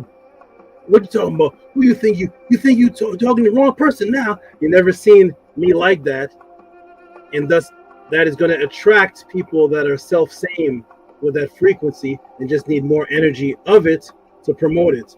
So Bijan Pharaoh, you're loved here. You're accepted on every panel. Whether you give another donation ever in your life or not, you're always accepted on the panel. You're a brother who I had to help in different very personal situations, and I'm doing that out of love, because sometimes when I have one-on-ones with people, it's not pertaining to what I answer in the Tutti Pod class. It's not pertaining to the information on the Tutti Pod class. I have to put in a particular a concern in love, because now I'm dealing with a person's actual life. When I have one-on-ones with people, I'm dealing with their personal actual life that I will never release here at the pod class. That's actually keeping people alive. When I say keeping people alive, literally, I have had one-on-ones where that in that one-on-one, suicides have been discussed in the one-on-ones. And I'm not going to say who or whatever, because that's my personal one-on-ones, but taking people's lives, people in one-on-ones with me wanted their life to be removed by themselves, and I stopped it in the one-on-one. That has nothing to do with the pod class or getting information on government psyops. This is now me sitting down with a loved one with, you're not doing that because we love you. Now I'm counseling in a different type of way, and there's people that are in the pod class that have come to the panel and in the chat that are breathing because of the one-on-ones. And if they didn't have that one-on-one, they would no longer be actually breathing to learn anything. So that's a certain type of love, and that's what's here at the House of Atten. Welcome everybody home. This is the energy that I'm emitting and echoing out, and everybody echo it out. Bijan brother is our brother. Everybody here deserves the necessary love that they've actually earned. So peace and love to you, Bijan Pharaoh. You can talk to me also, of course, personally off of this, and anything that I have to offer will be offered to you in advice. And I want to ask you about the other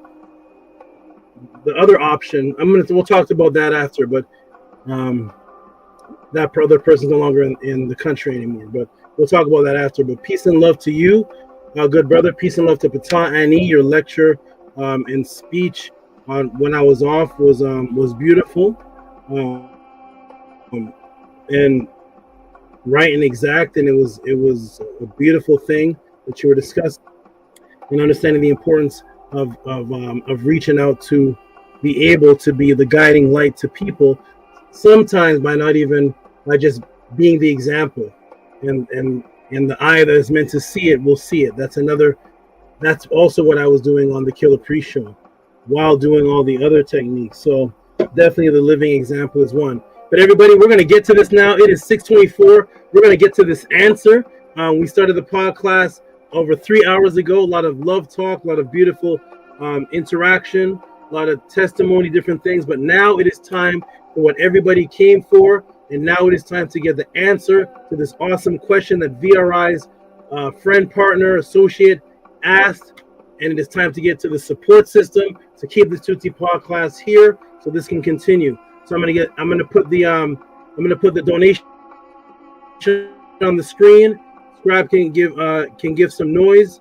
Scribe, you said you won't be here for the next panel. The next panel opening. You won't be here. Is that what you said when I was gone? Yes, that's correct. Okay, so that's good. So I'm glad you got all that out while you could, because you won't even be here to speak again. So here is the support system given by VRI and his friend partner.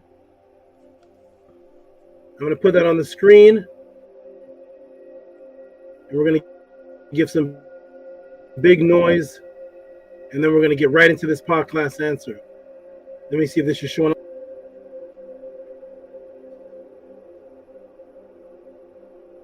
Is that showing up? Okay, we got Ty White. $12.84. That was enough to get a short answer without any type of overdrive. But then 80 Thieves came, having his back with another $30. And the question that was asked, if you can see it on the screen, is who is Abrasax? And then VRI sent, read that. VRI, what did you say there at the bottom? What did that say? I believe it says additional support for who is Abrasax for Thai, Tua, SABA, Tehuti, Amenhotep, Ra.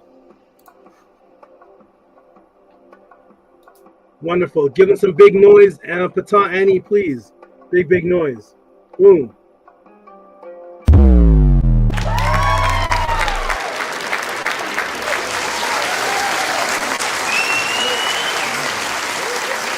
All I'm offering is the truth, nothing more.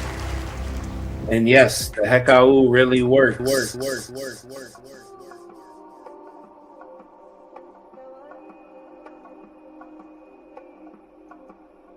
Wonderful. Okay, everybody, are you ready?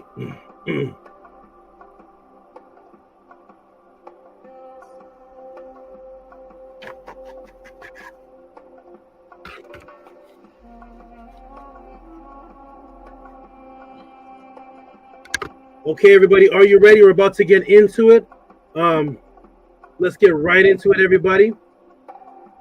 Woo. We're gonna get right into it. Vision raised into the room. Oh, now, a bunch of names.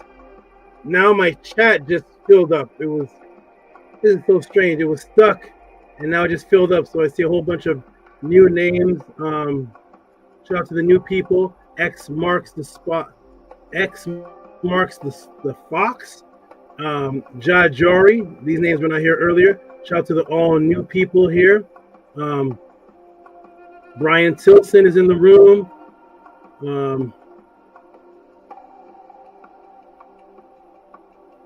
And all the new people that have just popped up in the room. I didn't see all these names before because my thing was locked. So shout out to all the new names. I see First Netzer here.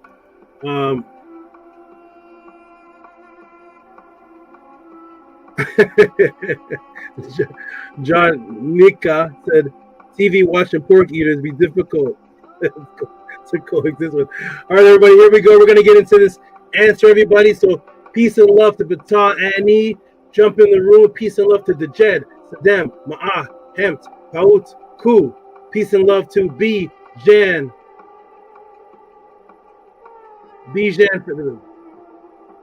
Click. Bijan Farrell, peace and love to you. Peace and love to VRI.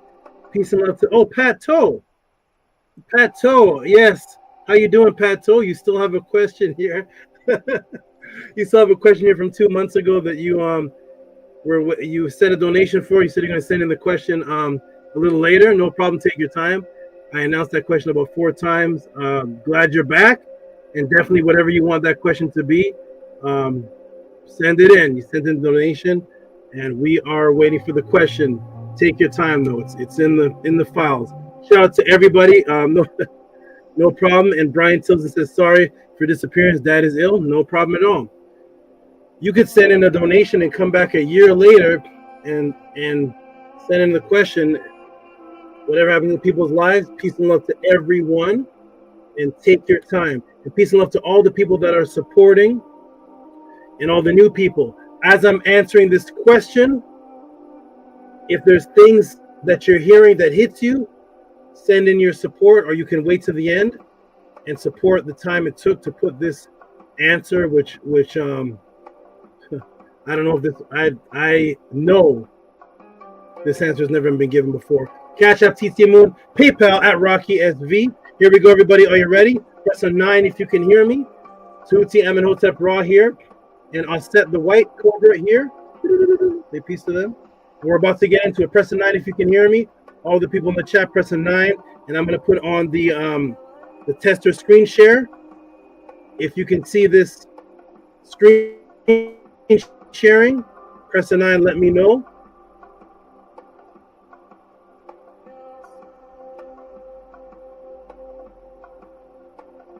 Okay. So there it is. So Brian Tilson, you sent in a question. I don't know if you want this to be the question. So remember, send it to this question email. Let me put this on the screen because the chat is moving. I don't save questions from the chat. But whatever that question is, if you want that Nebuchadnezzar question to be the answer, send it in to mysticaltelevision@gmail.com. It will be matched in with the support. It will be matched in with the support, and then the podcast will be based on that. So go ahead and just send in whatever you want that question to be. It could be on Nebuchadnezzar, anything at all, and go ahead and it'll be matched up, and then in sequence your question will be answered. So there's the email right there. Thank you, Pat Toll.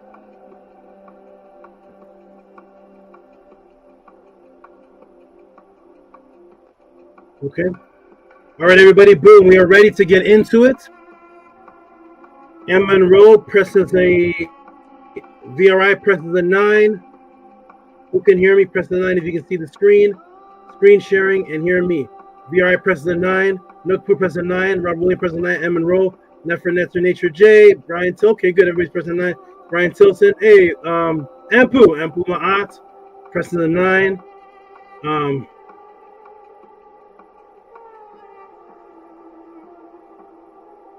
Where'd it go? Brian Tilton, press the 9.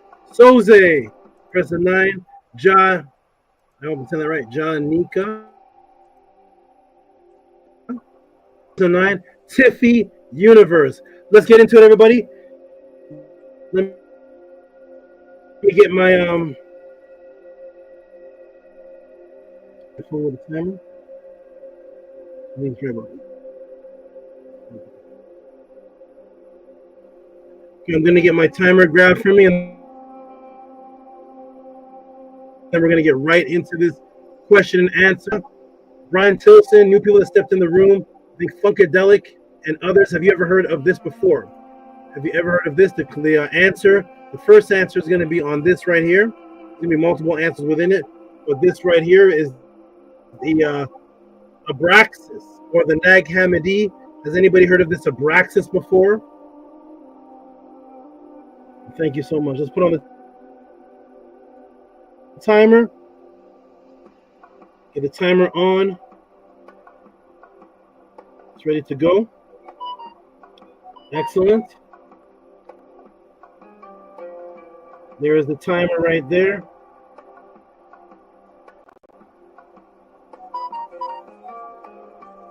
Okay. Okay, there we go. There's the timer right there.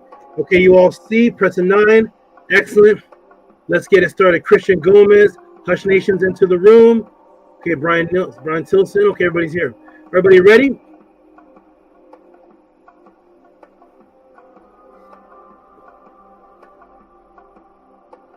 Wonderful. Let me do one thing here. Keep that up on the screen.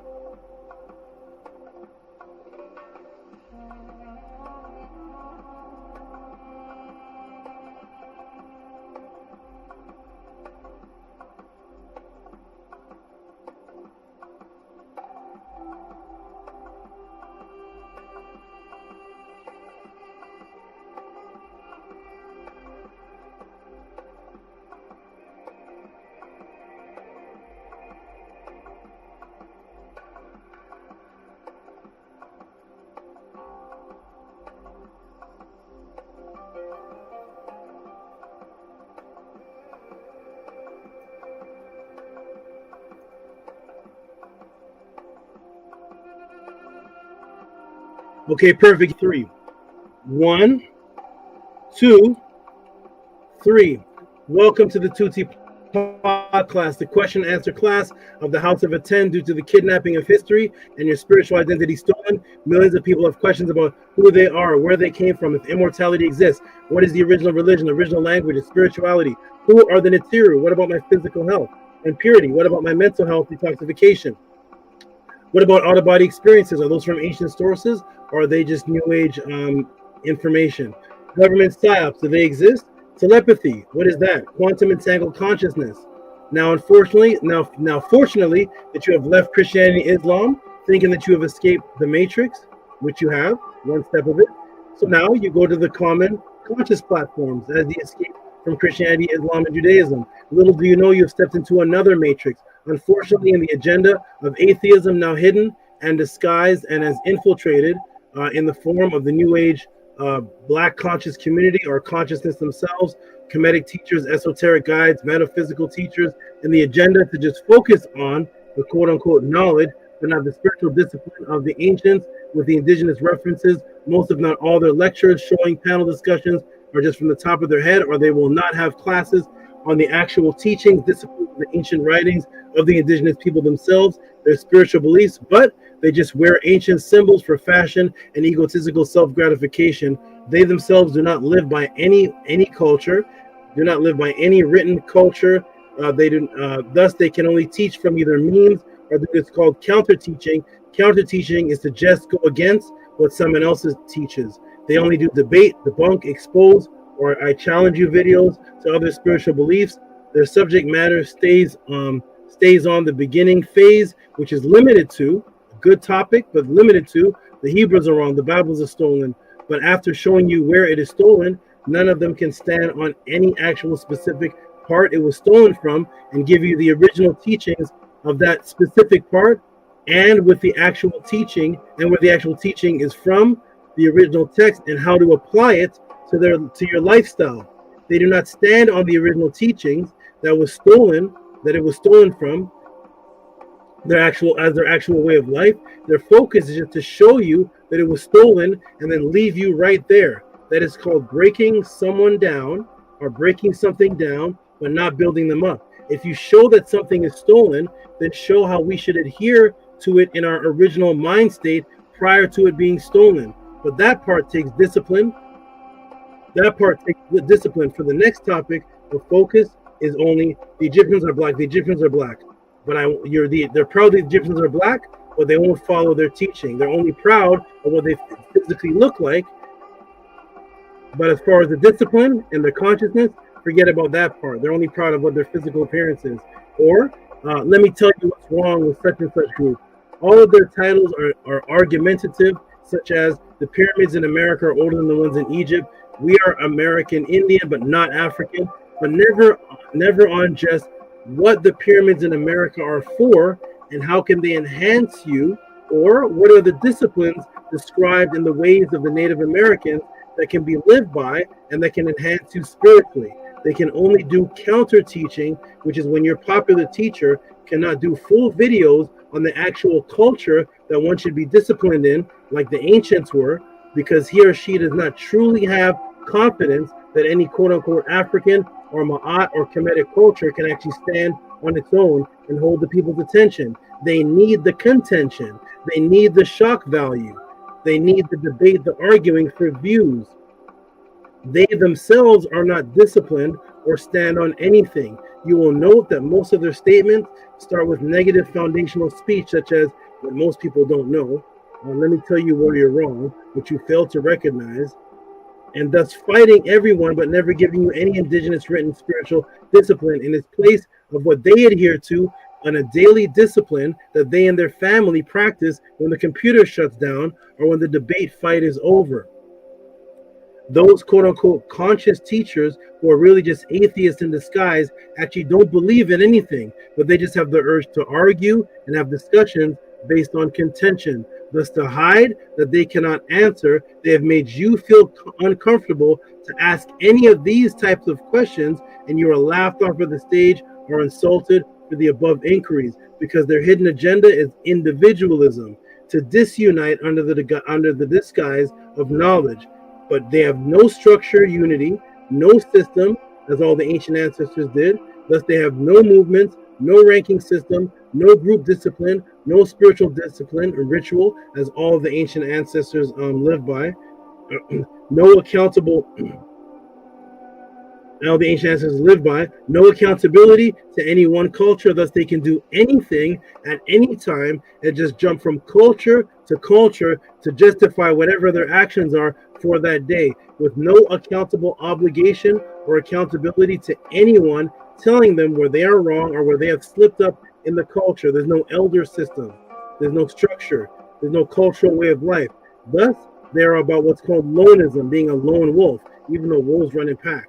But they're about being the lone wolf and about individualism. They're in a state of solipsism, meaning that no matter what they do, they're always right because they can never be checked, which is the ultimate egotistical manifestation of Isfet, evil, which is why the word introvert only exists in the colonizer's language. There is no ancient culture that has the word introvert in it or any equivalent to it, because we always move as a mentally unified group, not individuals hiding behind a screen teaching I follow no man. I don't follow any one way of life, while simultaneously teaching you to get back to your roots and cultures, that every time you go back to those roots and cultures that they teach on, every single one of them was a unified force with structure and accountability to a specific way of life discipline.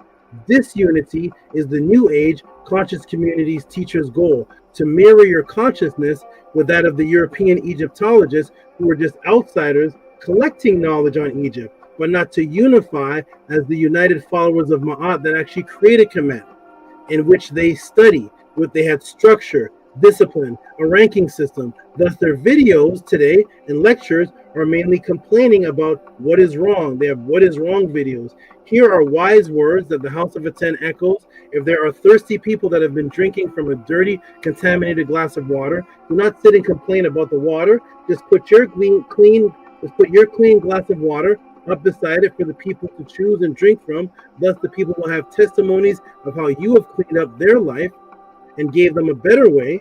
If not, you are just a complainer and not a disciplined solution provider, because you have no testimonies from the masses who are in need. Your water is dirty as well. Welcome to the Clean Glass of Water, the House of Atten, the Tehuti class, the only platform class that exists on the planet Earth, where you can send in these questions with reciprocity and get an ebook, personalized documentary type answer customized, and on top of that, taught live. With each answer, get live subconscious matrices broken within you, is here at the Tehuti class. What are the questions for this section? The Tehuti will answer this evening.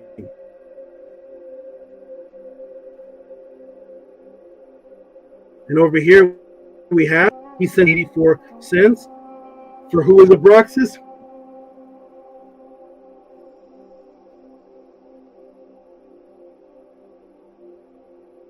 Very interesting question from the new supporter and inquirer, Ty. So this is an inquirer whose name is Ty, which may seem completely abstract and unknown to most watching, while simultaneously as something of interest and deep and anciently mystical subject matter to others. I am here to mesh the two, to let those who think this is of a deep spiritual mystic subject matter to understand its true origins and how recent they are, while simultaneously taking something of complete abstractness and of no interest to most who are watching, making it simple to understand and extremely interesting simultaneously. Let us begin.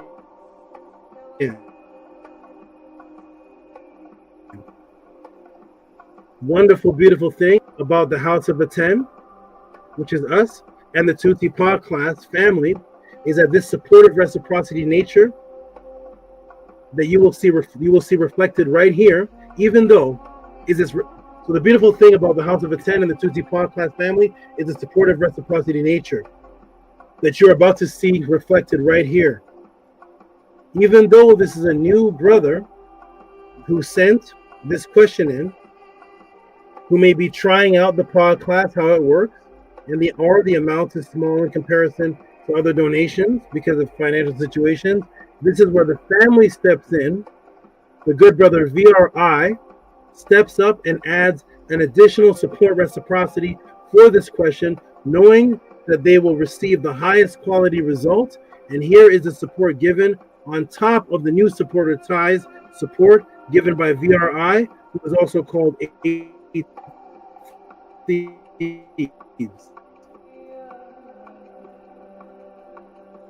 sends in an extra $30 additional support for who is Abraxas for Thai to a SABA Tehuti Amenhotep Ra.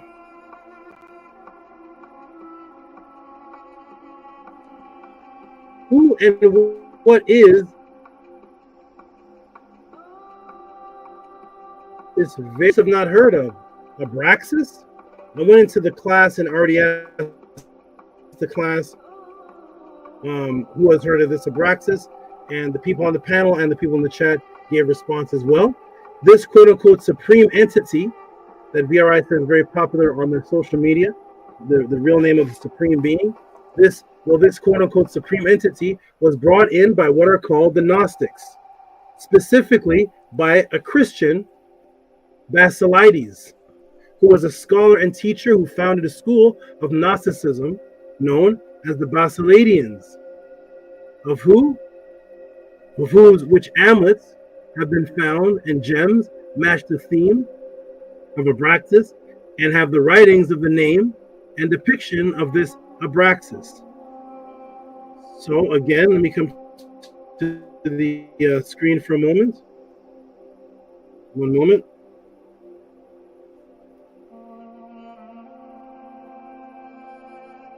Again, when getting information on TikTok, social media, a friend, your partner, or wherever you may be getting your answers from, when people start to talk to you, they never take you back to the beginning origin. The beginning origin. When people talk about, oh, the great mystical Abraxas, that's the real name. What? Do they take you to Basilides? Does anybody take you to Basilides? Does anybody take you to the origin? What's the date of this mystical name, this most high entity? How far does it go back? Give me the origin part and the belief of that person. So the popularity of Abraxas, modern popularity, goes to the Basiladians, where they found all the images that people are using today for Abraxas. Basilides was a Christian. So when the people introduce you to this Abraxas, do they mention its origin is with Christianity, or they just skip that part to make it seem like the ancient mystical name? They don't talk about Basilides, do they? And the Basiladians. Well, that's where all the images of the Abraxas comes from, and this is what you're going to get here in the Tehuti Pod class. And why are you going to get this here, the Tehuti Pod class? Because everybody knows the Tehuti Pod class. What is the slogan, everybody? Everybody knows it. It is ancestral artifacts over your religious opinion. Regardless of what your religious opinion is, we're going to go to the ancestral artifacts to see what did the people of the time of its origin say. Not what you say on the Tickety Talk, not what you say on Instagram, not your mystical codes and New Age books. The people that brought it to the planet, tell us what they said first. Has anybody here been quoted what the original people that brought the Abraxas said about it first, before you got the story and belief of what it is today? Have you ever gotten what Balasades said? Anything from Balasades? No? A word of people? Anything? No? Okay, here we go, everybody. Boom, boom, and boom. That's why you come to the Tehuti Pod class of the 10. Here we go. Ready? Boom. So, who is it? What is this Abraxas? Who and what is this very unfamiliar word being that most people have not heard of? Abraxas? Well, this quote-unquote supreme entity was brought in by what are called Gnostics, specifically by the Christian Basilides, who was a scholar and teacher who founded the school of Gnosticism, known as the Basiladians, of which amulets have been found, and the gems that match the theme and have the writings of the name and the depiction of this Abraxas. And some of these images reside in museums today. And here's what you come up with when you start looking up the oldest images of the Abraxas and the ambulance. Under description, the Christian Gnostic Basilides of Alexandria and the ancient demon Abrasax. So when they introduce you to Abrasax and all the power of Abraxas, did they tell you that it was brought by Christians? Did they tell you that? Most likely not. Because then they would have to call themselves a Christian too. Here we go. And even though you have never seen these images in your mother's church when you were a child, the interesting description is that these are described as Christian images. How many here in this class have seen these images in their church while they were a Christian? It states that those who promoted Abrasax were type of Christians that were called Gnostics. So who are these Gnostics? Who are these Christians that brought in this Abraxas? And what was the date? What is the origin of when this all begins?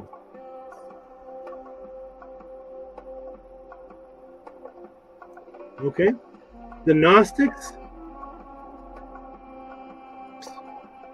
of religious people, they became popularized when Saint Irenaeus brought them to the attention of his fellow peers. Here's where the Gnostics became fully popularized, when Saint Irenaeus brought them to the attention of the peers and the rest of the other Christians, the attention of his fellow peers, and wrote against them, called the Heresies, which can be found in Against the Heresies by Saint Irenaeus, book 1, chapter 28. Let me shrink it down so you can see. So let's go to book 1, chapter Abraxas. I hope they're starting here.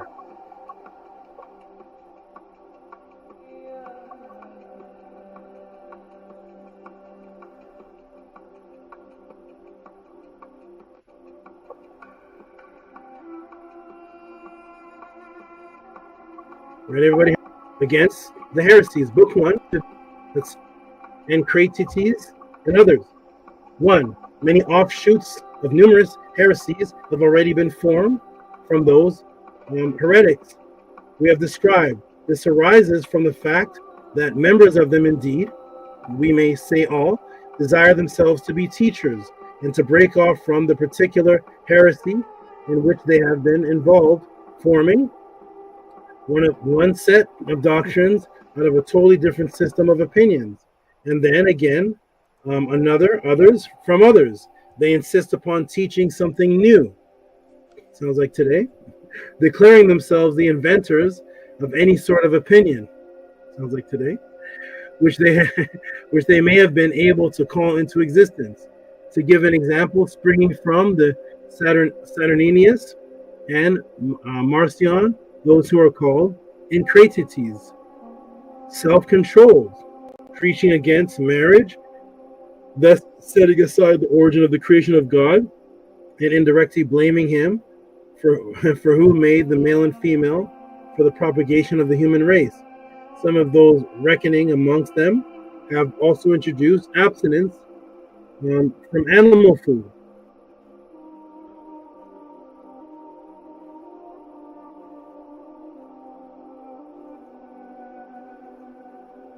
Everybody ready?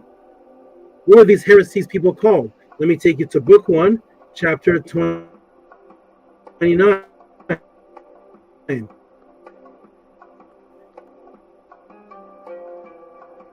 Or the heresies people called sex, and especially of the Barbariotes, and the barbarians. Beside those, however, amongst, let me move this over.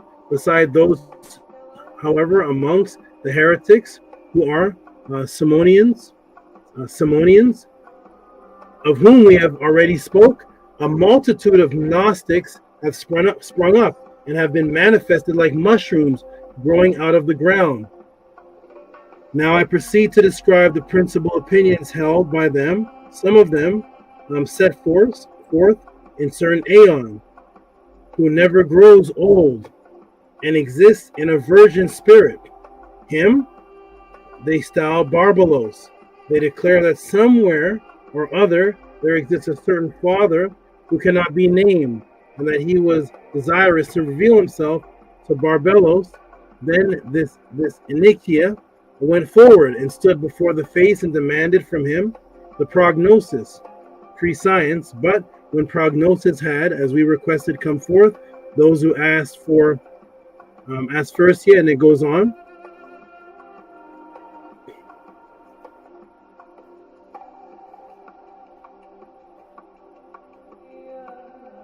So he's speaking about people of other Gnostic sects.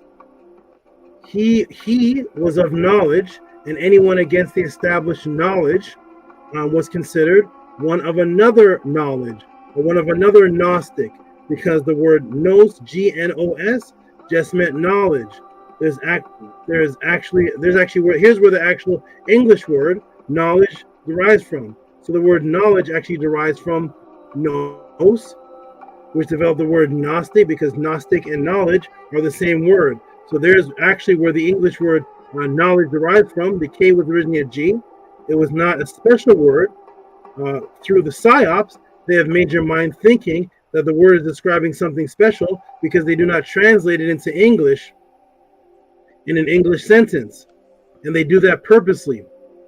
So they know the word Gnostic is the word knowledge today in English.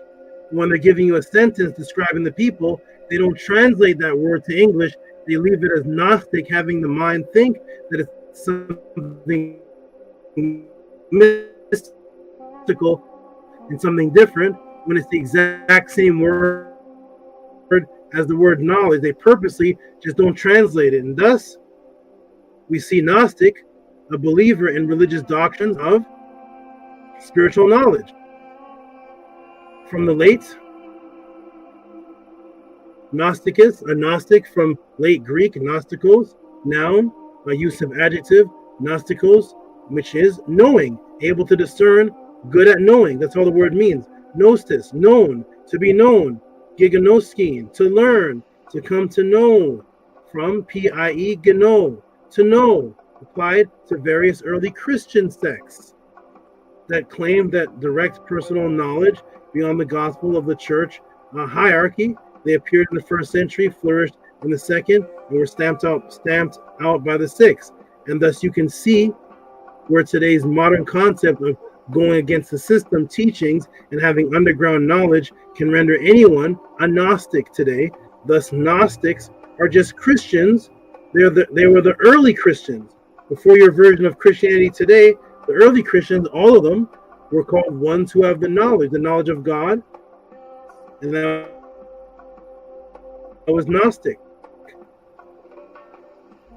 Gnostic of the Aeon, or Gnostic of the Theos. Those who have knowledge of the Theos. It was from the word Gnosticus, which they don't translate to when they put in English. They leave it as Gnostic to make you think it's some type of special word. It's just a word to know. Let me show you Basilides mentioned by name. What's the date and the origin of Abraxas in this battle between these Christians? Again, I will take you to the book Against the Heresies by Saint Irenaeus, book 1, and I will go to chapter 24. We get 130 to 202 AD. The ladies is being spoken about by Irenaeus, and what's the date? 130 to 202 AD. Doctrines of Saturninus and Basilides arising amongst these men. Saturninus, who was of that Antioch, which is near Daphne, and Basilides laid hold of some favorable opportunities and promulgated different systems of doctrine. The one in Syria, the other in Alexandria. Saturninus, like Menander, set forth one Father unknown to all, who made angels, archangels, powers, and potentates. The world again, and all things therein, were made by a certain company of 7 angels. Man too was the workmanship of the angels, and a shining image burst forth below from the presence of the supreme power. And when they could not, he said, "Keep hold of this," because and immediately darted upwards again. They exhorted each other, saying, "Let us make man after our image and our likeness." Genesis 1:26. He was accordingly formed, yet was unable to stand erect through the inability of, and this is, they make out the local position of 365 heavens in the same way, do as mathematics, for accepting the theorems of these latter, they have transformed them into their own type of doctrine. They hold that their chief is Abraxas, and on this account that word. So it's Basiledes. We're in the year 130 to 202 AD. The man is, Irenaeus is speaking about Basiledes, and Basiledes claiming that the chief of all this energy is called Abraxas. There is your origin of the popularized Abraxas that we have today. And I'm going to show you one other origin, or one other source, very shortly. So boom, as you can see, Abraxas and its origin goes back to Christianity and Christian arguments and Christian beliefs around the time of 150 AD, because Abraxas has nothing to do with anything that is ancient. But I will take you to the oldest reference and what people may confuse as ancient for the attestation of Abraxas. So I'll take you to another older reference that people are confusing for ancient.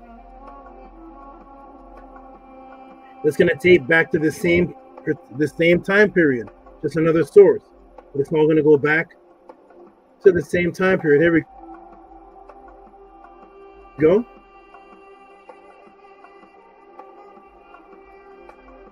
So what are the oldest, most famous set of scrolls that the Gnostics then and now believe and teach from, that people confuse for ancient?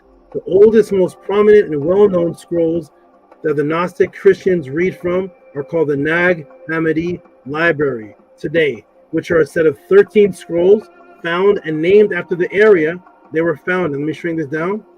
So they were found in the area and named after the area that they were found in. These scrolls are the main source doctrine of Gnostics then and today, as far as anything close to ancient. That's why VRI was quickly able to pull out his Nag Hammadi library.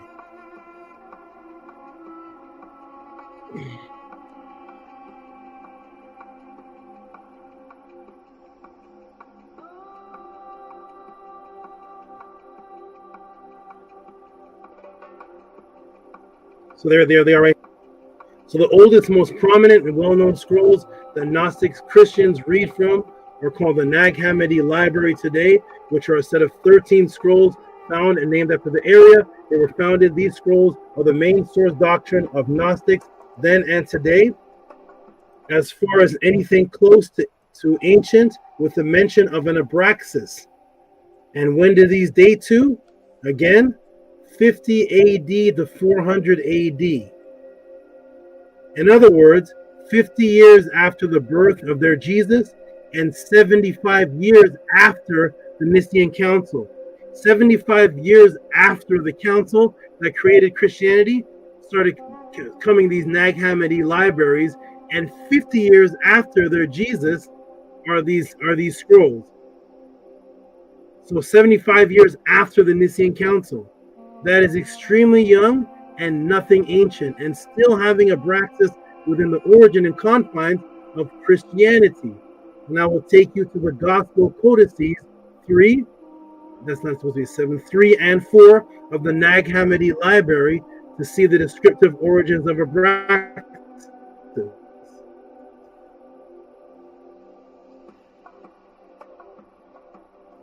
Nag Hammadi Codices and 4.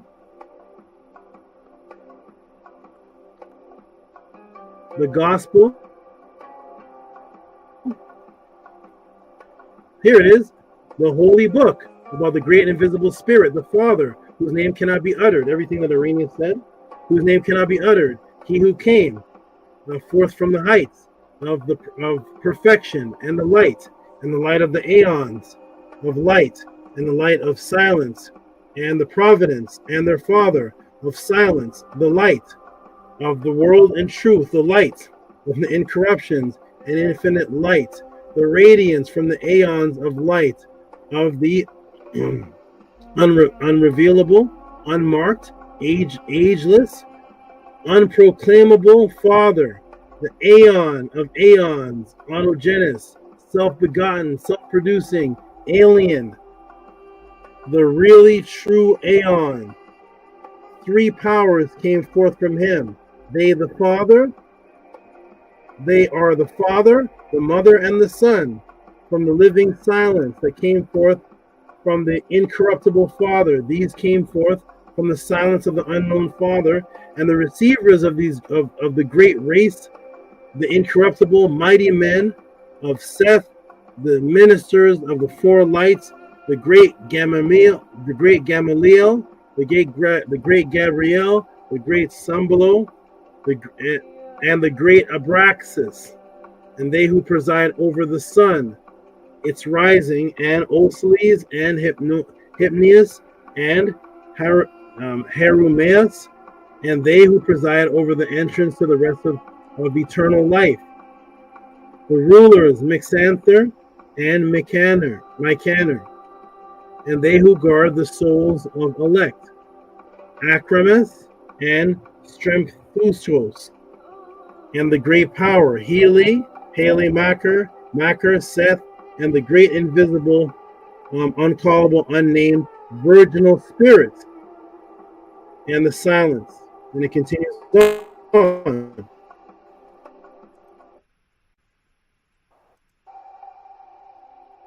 Okay, gospel. There is Abraxas with all of the other principles that make sense within Christianity. The invisible Father, the Son, the Holy Mother, and then Abraxas. But who are the Christian Gnostics really worshiping, mixed in with their Bible? Are you ready to find out? Are you ready to find that out? Plus, are you ready to find out the other name of the holy book of this invisible spirit? That's what this book is also called, the Holy Book of the Invisible Spirit. Are you ready to find out what the other name of the Holy Book of the Invisible Spirit is, where this word Abraxas really is? And if this is along with almost everything else that is influenced by Kemet, Ma'at, and then mutated and spit back to you as something powerful, but directing the power towards Christianity, Gnosticism, or some other group of people. Well, for that, of course, everybody, what time is it to get into? To get to know all of that, what time is it to get into? Everybody type it in the room. What time is it to get into?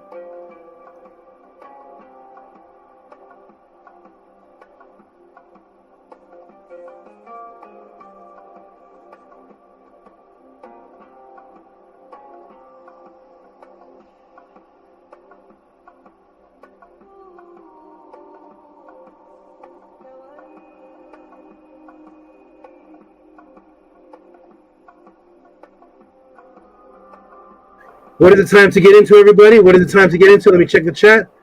Boom. Somebody put Tehuti Overdrive. What is the time to get into, everybody? Of the 56 people watching, does anybody know? What time is it?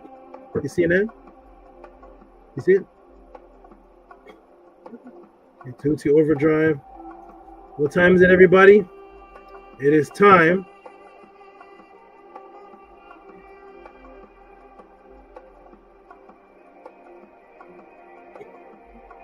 Yeah, where all the books are.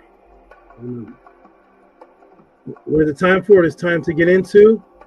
You're correct.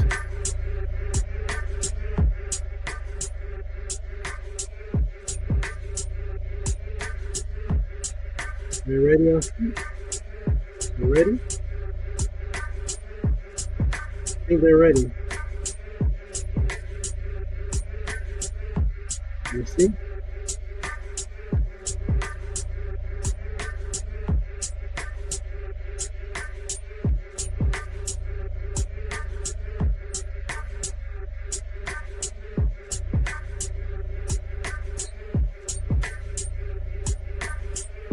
It's time to get into. Everybody who typed it was right.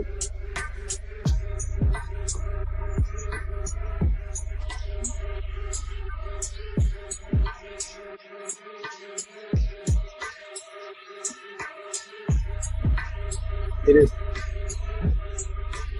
time to get into Tehuti Overdrive. Ready, everybody? Guess where the Nag Hammadi? Guess where Nag Hammadi is? This is called the Nag Hammadi Library. It's named after the place it was found. But guess where Nag Hammadi is, where the writings of Abraxas were found? Let me check the chat. Where is Nag Hammadi? Anybody know? Type it in the chat. I'll give you a couple moments. Where is this place, where's Nag Hammadi? Because it's named, the books are named after a place. Nag Hammadi, where is it?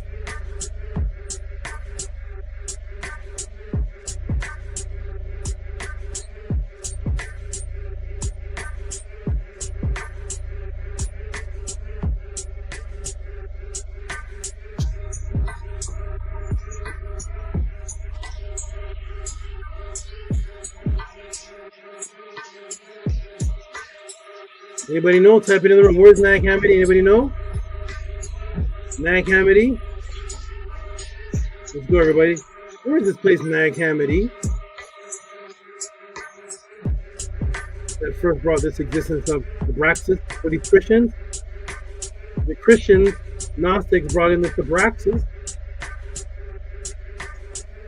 and it's first located in Nag Hammadi. This must be in Rome, right?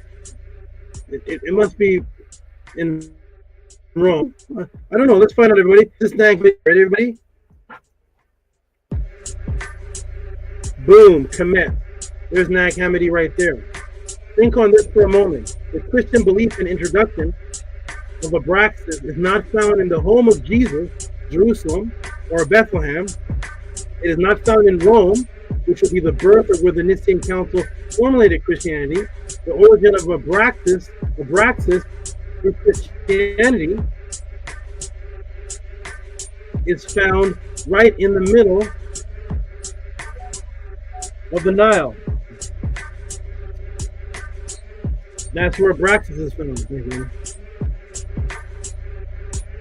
Isn't that interesting? Let me continue. When people teach you about Abraxas, I hope they're starting you off with Basilides, who is a Christian. I hope they're starting you off with where this originated in a set of books that was found in Kemet, not in Rome where Christianity started, not in Bethlehem where Jesus was, not in Jerusalem, not in any of the places of Christianity. It started in Nag Hammadi, and Basilides started his school where he was from in Alexandria. Where's Alexandria? Who's that named after? Alexander the Great. Alexander, who was really called Kemet, Alexander, who's left his Ptolemies, who are the primary sources of taking, mixing, and matching and mutating Kemetic information, Ma'at information with Greece, and named the whole area after Alex, called Alexandria. And here in Alexandria is where Basilides is, and in the other part of Kemet, Nag Hammadi, is where Abraxas is being taught. Nowhere near the Christian areas, though. Only up and along the Nile, where the Greeks took over. Let's continue, everybody. I hope they're telling you this as they're telling you about Abraxas, and maybe leaving this part out. Ready, everybody? Let's go.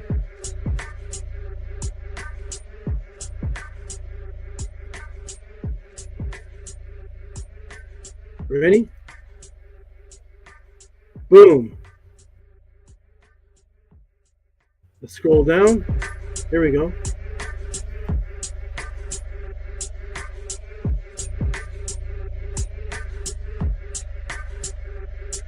And guess what the name of the Christian Gospels are where Abraxas is mentioned. The Nag Hammadi, the Gospel of the Egyptians. Ding, ding, ding, ding, ding, ding, ding, ding, ding, ding. Christians have a book called the Gospel of the Egyptians. This is where Abraxas is found. In the Gospel of the Egyptians in Nag Hammadi, which is Kemet, taught by Abraxas from Alexandria in Kemet. Were the sources? I hope so. They didn't leave this part out, did they? On the TikTok in it? They left this part on the Instagram? Huh? Boom. The Gospel of the Egyptians. Go back to your mother's church. The Gospel of the Egyptians. Go back to your mother's church. Go back to your friends and family's church. Go to your pastor and ask them, what happened to this gospel? What is it, the Gospel of the Egyptians? So what do we have so far? The area in which Abraxas originates to the world is in Kemet. In the Christian Gospel of the book that introduces Abraxas in the Christian origin of it, it's called the Gospel of the Egyptians. And here it is mentioned, it's first mentioned, Abraxas in the Christian scroll, the Gospel of the Egyptians, Codices 4 and 5.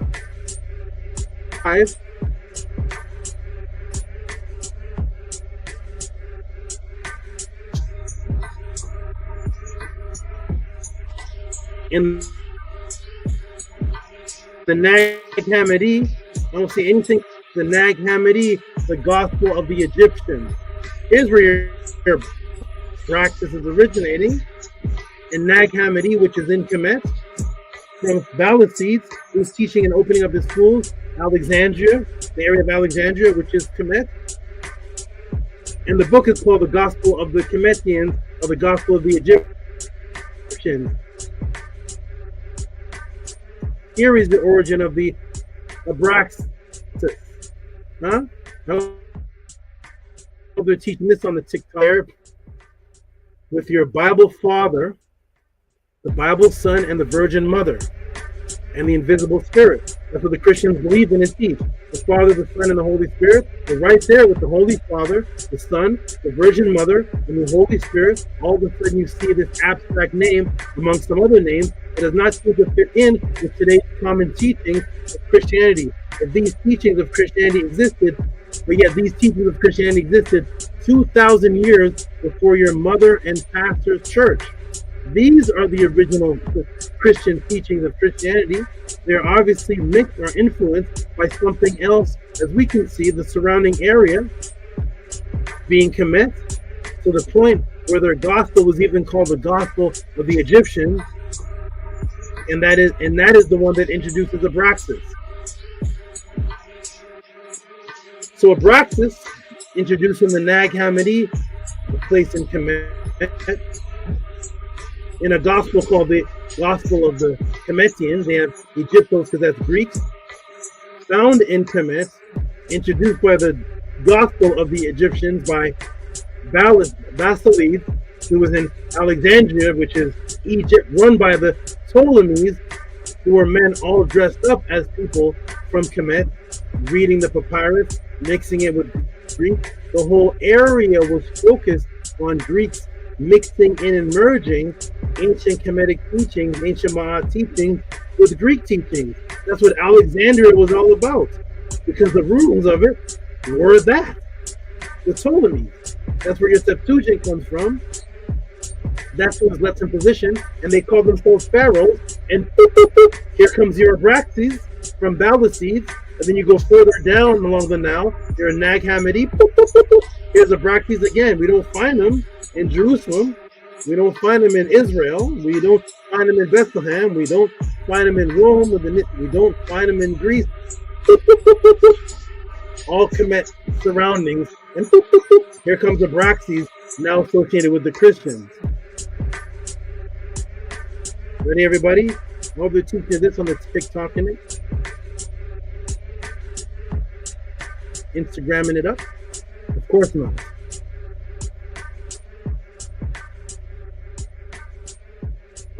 Ready, everybody? Here we go. Boom. Boom. So the Holy Spirit, all of a sudden the Christians that are in Kemet, boom, these Christians now are talking about an Abraxas, now Valisees of Alexandria, run by the Ptolemies. And the Romans who are also doing the same. And there is only one other attestation, origin of this Abraxas, which dates back from 100 BC to the exact same date as the Christian Gospels and the Nag Hammadi. And guess what this is called? There's one other place area, everybody. There's one other source. So the only source we have of Abraxas origin is Nag Hammadi, Kemet, the Gospels of the Egyptians, Kemet, Basiles in Alexandria, Kemet, and there's one other source. But the ticking it, and the New Agers seem to be leaving out. There is one other source that dates back to the same time as the Nag Hammadi and the same time as the Ptolemy. Guess what that source is called? Ready, everybody? Let's take a look. There we go. It better be the Jerusalem source. It better be the Bethlehem source. Let's see what this source is. Ready, everybody? What's this one? Uh-oh, papyrus. Why am I seeing papyrus? This is 100 BC, time of the Ptolemies, to 400 AD, the time of the Ptolemies, to the invention of Christianity. The Nicene Council was 325 AD and 400. This is the time from the Ptolemies to the Nicene Council of Christianity. This is your only other source of Abraxas on a papyrus called the magical papyrus. What type of magic was the Greeks interested in this area? What type of magic was this? Was it the magic of Aristotle? Let's find out, everybody. The magical papyrus. The Greek magical papyrus, right, everybody? Here we go. Woo! Let's go. Abrasax, huh? Here it is. We're about to read it from the source. Here it is. The opposite stone of this inscription named Abraxas, and around the border, you will write the great and holy, omnipotent spell, the name, SABA. When you have consecrated the stone, wear it in a gold. Here's the amulet's being created. Wear it in the gold ring with the Abraxas on it. When you need it, provided you are pure at that time, and you will succeed in everything that you may wish. You are to consecrate the ring together with the stone and recite reuse for the such objects. A similar engraving in gold too is equally effective. So here's the creation of the Abraxas amulets. So here's the Abraxas amulets that are being used by these Greeks and Basiles, going back to the same time period of the Ptolemies all the way to the Christian Nicene Council. The Christian that introduced and promoted Abraxas, Basiles, who is the other supreme being, was the Nag Hammadi. So Basiles, the only other source where it's in is in the Nag Hammadi. That's what they're teaching from, that exalts Abraxas. Okay. What else was being exalted? Who was actually mentioned in the gospel more than Abraxas? There is someone else mentioned in the gospel that mentions Abraxas, mentioned more than Abraxas, who is even compared to the Son and brings reconciliation to the world through the Word begotten, through the Word begotten Logos. Anybody wants to know who Logos is? That's in John 1. In the beginning was the Word, and the Word was God, and the Word was God. That's the Logos of Christianity. So there's someone else mentioned in the Gospel of the Egyptians with Abraxas, but is mentioned much more time than Abraxas. Who is that, everybody? Does anybody know? Let's go back to the Gospel of the Egyptians of Abraxas, and let's see. Here we go. Who is this mentioned more than Abraxas? I'll just read all the mentions. Let's read all the honorable mentions. I'm not going to read the whole sentences. Multiple set. Uh-oh. Let me come to the... Wait a minute. When they're taught who Abraxas is, they teach you Abraxas is the great omnipresent spirit, the great creator, the name of the great creator, the omnipotent, the incorruptible. Remember that title? The incorruptible? Well, here we are with the incorruptible Seth. Look how many times, well, Seth Angela Gates, look how many times Seth is mentioned in this one page more than Abraxas. Are you ready, everybody? Here's the great incorruptible Seth. When they teach about Abraxas, the great incorruptible spirit, the supreme, they teach about the great incorruptible Seth too. He's mentioned more than Abraxas. The great incorruptible Seth. The great mighty men of the great Seth, in order that he may sow it in the aeon, the seed of Adam, the great Seth, which is like the sun. Then the great Seth was sent by 4 lights, by the will of the autogenes. Remember that? Logos, begotten body, which the great Seth prepared for himself, secretly through the Virgin, in order that the saints may be begotten. It sounds like Jesus, doesn't it? So the Logos, which is the begotten word, in the beginning was the word, body, which the great Seth prepared for himself secretly through the Virgin, in order that the saints may be begotten by the Holy Spirit, through the invisible secret symbols, through the reconciliation of the world with the world, through the reannouncement of the world and the God of the 13 aeons. And it continues, the Logos, the begotten one.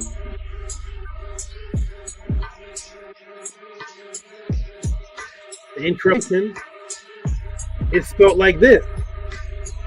When you get into what they call the Hebrew of the language, this is the spelling. It says set.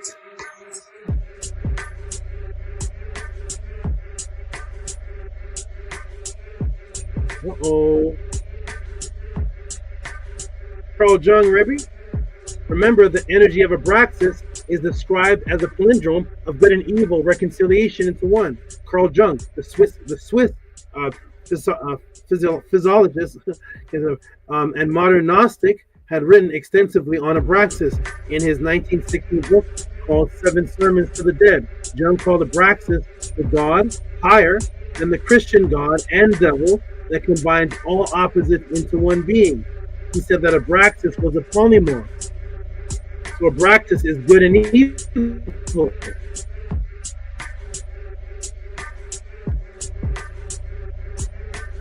I'm going to read this and I'm going to take a quick break. Who in the Kemetic, for the class, I'm going to ask this, then I'm going to take a break. Who in the Kemetic writing was a palindrome or combination of both good and evil in one embodiment, starting off as evil and reconciling to become good? Who is depicted as a donkey? I'm going to leave that in the room. Let me be right back. So answer this question, those who are watching, of the 56 people watching. Who in the Kemetic writing is a palindrome or a combination of both good and evil in one embodiment, starting off as evil, then reconciling to become good? Who is depicted as a donkey? I'm going to put that in the room. I'm going to step off and be right back.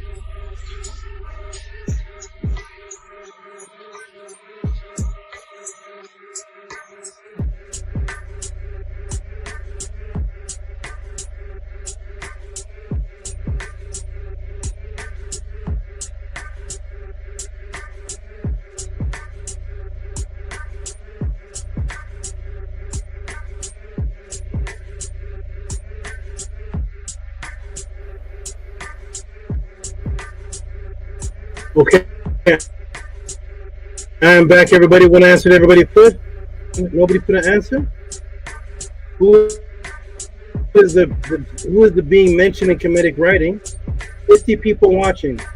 Who is the being mentioned in Kemetic writing that encompasses good and evil? Started off good, and then went evil, and then went back good again. Nobody knows? Maybe I scrolled up too far. Oh, here we go. Okay, good. I gotta scroll up. There we go. Boom. Set. Imagination puts set. Personality puts seti. Set, actually, yes, set. So set. Okay, good. Set. Everybody got the answer? Set. That's right, everybody. Everybody knows there is only one netter spoken of in the papyri who started off good in Ma'at, working and defending Ra, then went evil, and then reconciled again, and was reaccepted again. He is a netter of reconciliation. He's the only one that reconciled with good and evil and came back 360 back to where he began again. That's set. Okay, good. Ready? Ready, everybody? Here we go. Boom, boom,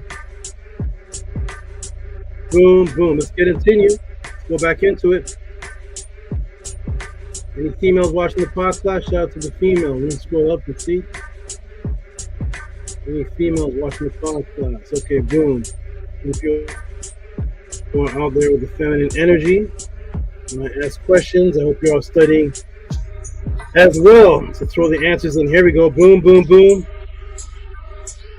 Okay, so who in the Kemetic writing was a palindrome or combination of both good and evil in one embodiment, starting off as evil, starting off as good, then going into evil and reconciling and becoming good again. So in most, and let me clarify that section there. So most of the times when you hear about this being, he starts off in your story as evil, then he goes back good again. The people who study the writings in depth know that Set actually started off good. Whenever you hear about Set, it's always a story of Set killing Osiris. So in the minds of the popularized minds, Set starts off as evil and goes back good. He actually does a 360. He actually starts off good as a defender of Ra in the Amduat, and then he goes evil, and then he reconciles and goes back good again. So he actually goes 360. But in most minds, he starts off bad. Right, it starts off evil. Here we go, everybody. Boom, boom, boom. But he is a reconciliation netter, the only netter to go from evil to good, and good, evil, and bad. And he's represented by a donkey is Set. There we go. Whoop, whoop, whoop, whoop. Here we go. Boom. So there is Set, the netter of reconciliation, who encompasses both good and evil. Now we're in the coffin of Ankef, painted Seth with straight tail as an ass's ears, head and mane, British Museum BMEA 46631. And here's Seth again in the coffin of the Kets, painted Seth with tapered curved tail, with arrow fetcher terminal, and long shallow curved donkey head. Long, straight, square, popped, swept back ears. It's in the Cairo Museum, JE 36318. So here is Set, depicted as the donkey animal again, and you can tell clearly by the mane on the back. Let us look at that Greek papyrus again. Let's look at that Greek papyrus that has Abraxas. Let's look back at the Greek papyrus that teaches on Abraxas again closely. There's one anthropomorphic image on it. So the Abraxas goes back to the Nag Hammadi, found in Kemet. It goes back to Basilides, who is a person teaching in Kemet, who has a school in Kemet, in Alexandria, Kemet, and it's found in a gospel called the Gospel of the Egyptians. The only other place it's found in, originally, is the Greek magical papyrus. So let's go back to that Greek magical papyrus, because there's an anthropomorphic image This is the Greek magical papyrus of those who believe and teach in Abraxas. This is the origins of Abraxas being brought to the world in the first place. Let's go back to the followers of Abraxas, the believers in Abraxas, and go back to the magical papyrus they're writing and see what's inside of it. Ready, everybody? Here's the Greek magical papyrus, the source of Abraxas. We're going to go scroll down, and here we go. So here's the Greek magical papyrus, one of the sources that brought Abraxas to the world. These are the teachers and believers of Abraxas. So the Greek magical papyrus of the believers in Abraxas. Let's see what the believers in Abraxas believed in. We're going to scroll, enlarge it, and here's the magical papyrus. And if you look there, look closely. Who is that? You see somebody right there? This is the papyrus of Abraxas. This is the papyrus that brought Abraxas, one of the papyruses that brought Abraxas into existence by the believers and teachers. This is actually the most detailed teachings of Abraxas is inside of this, and how to use Abraxas magically. So who is that on the papyrus of the believers of Abraxas? Let's zoom in. Everybody see where I have the arrow there? We're going to zoom in. So let's see. Believers in Abraxas, talk to us. Let us know what you are about. Believers in Abraxas, stand. Who's this? Who's this, everybody? Ding, ding, ding, ding, ding, ding, ding, ding, ding.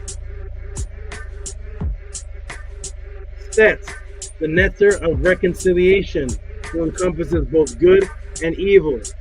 Set, with the scepter and the donkey head. Boom, the nectar set, the palindrome nectar of the embodiment of good and evil, straight from Kemet, depicted clearly in the papyrus of the believers of Abraxas. And how do they, the believers of Abraxas, spell it? The Kemet nectar set, by the way, how do they spell it? Let me take you to the Greek magical papyrus, 14, 580, verse 585 to 593. I hope they're teaching this from the TikTok in it. Here we go. Let's go to verse 585. They hate this. To be said, to the bite of the dog,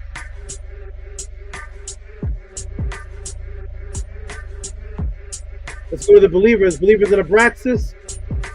Let's see what else you believe in. Let's read. I want to read from the source of what you all believe in. Spell to be said to the bite of the dog, the fury of Amun, and Typhus. I am the strong Arab Shalamala, Malet, secret one, mighty Sheti, Greshi, Nebranet, Penny, Bane, this dog, this black one. The dog has bewitched this dog. He of the 4 bitch pups, the wolf, son of Weperet, son of Weperet in the writings of Abraxas, son of Weperet, oh son of Anubis, What's Anubis doing in here? Son of Anubis, seized by your teeth, put down your secretion, your face being that of Seth against Osiris, your face being that of Apophis, a pep against the sun. Heru, son of Osiris, whom Isis born, is the one whom you filled in your mouth, whom NN, which is a name that can be put there, NN bore, this one, whom you fill with your mouth. Hear this speech of Heru, who stopped heat, who went to the primal water, who established the earth. Listen, O Io, Shabo, Abaio, by name. You should cleanse the wound and grind salt with the Nubian hematite. Apply to it. The donkey was associated with the god Seth. In later periods, Seth, of course, had murdered his brother Osiris for association of an ass. The ass's dung with Seth. The amulet is that of Nebtet, since she is the consort of Seth.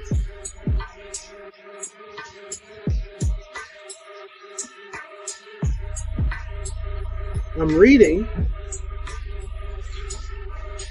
from the papyrus of the believers of Abraxas, and I don't care what your TikTok on it says. I don't care what your modern day woke Gnostic occultist says. I am reading from the writings of the believers of Abraxas from 2,000 years ago to 1,600 years ago.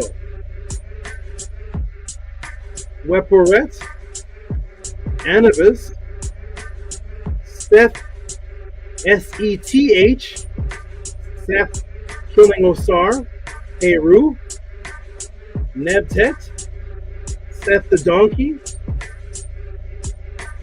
Believers in Abraxas, step up. Talk to me. Talk to me, believers in Abraxas. I need you to talk to me. Let's talk.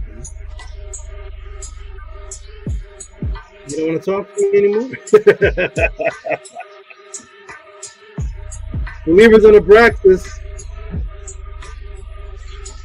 hi.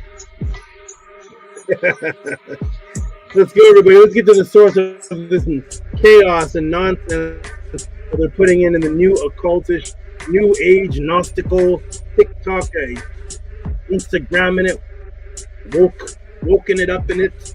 Let's go back to what the originators of Abraxas say.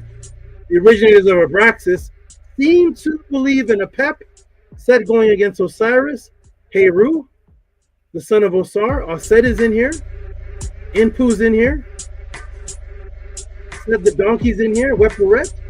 Huh? And they spell it S-E-T-H. The believers in Abraxas spell Seth as S-E-T-H. Boom. Against the followers of Abraxas spelled Seth as Seth. Where do we see Seth? In the Nag Hammadi, the great Seth. And the Bible corruptors make it be Seth, one of the children of Adam.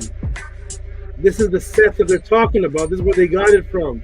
S-E-T-H. The believers of Abraxas believe in Osiris.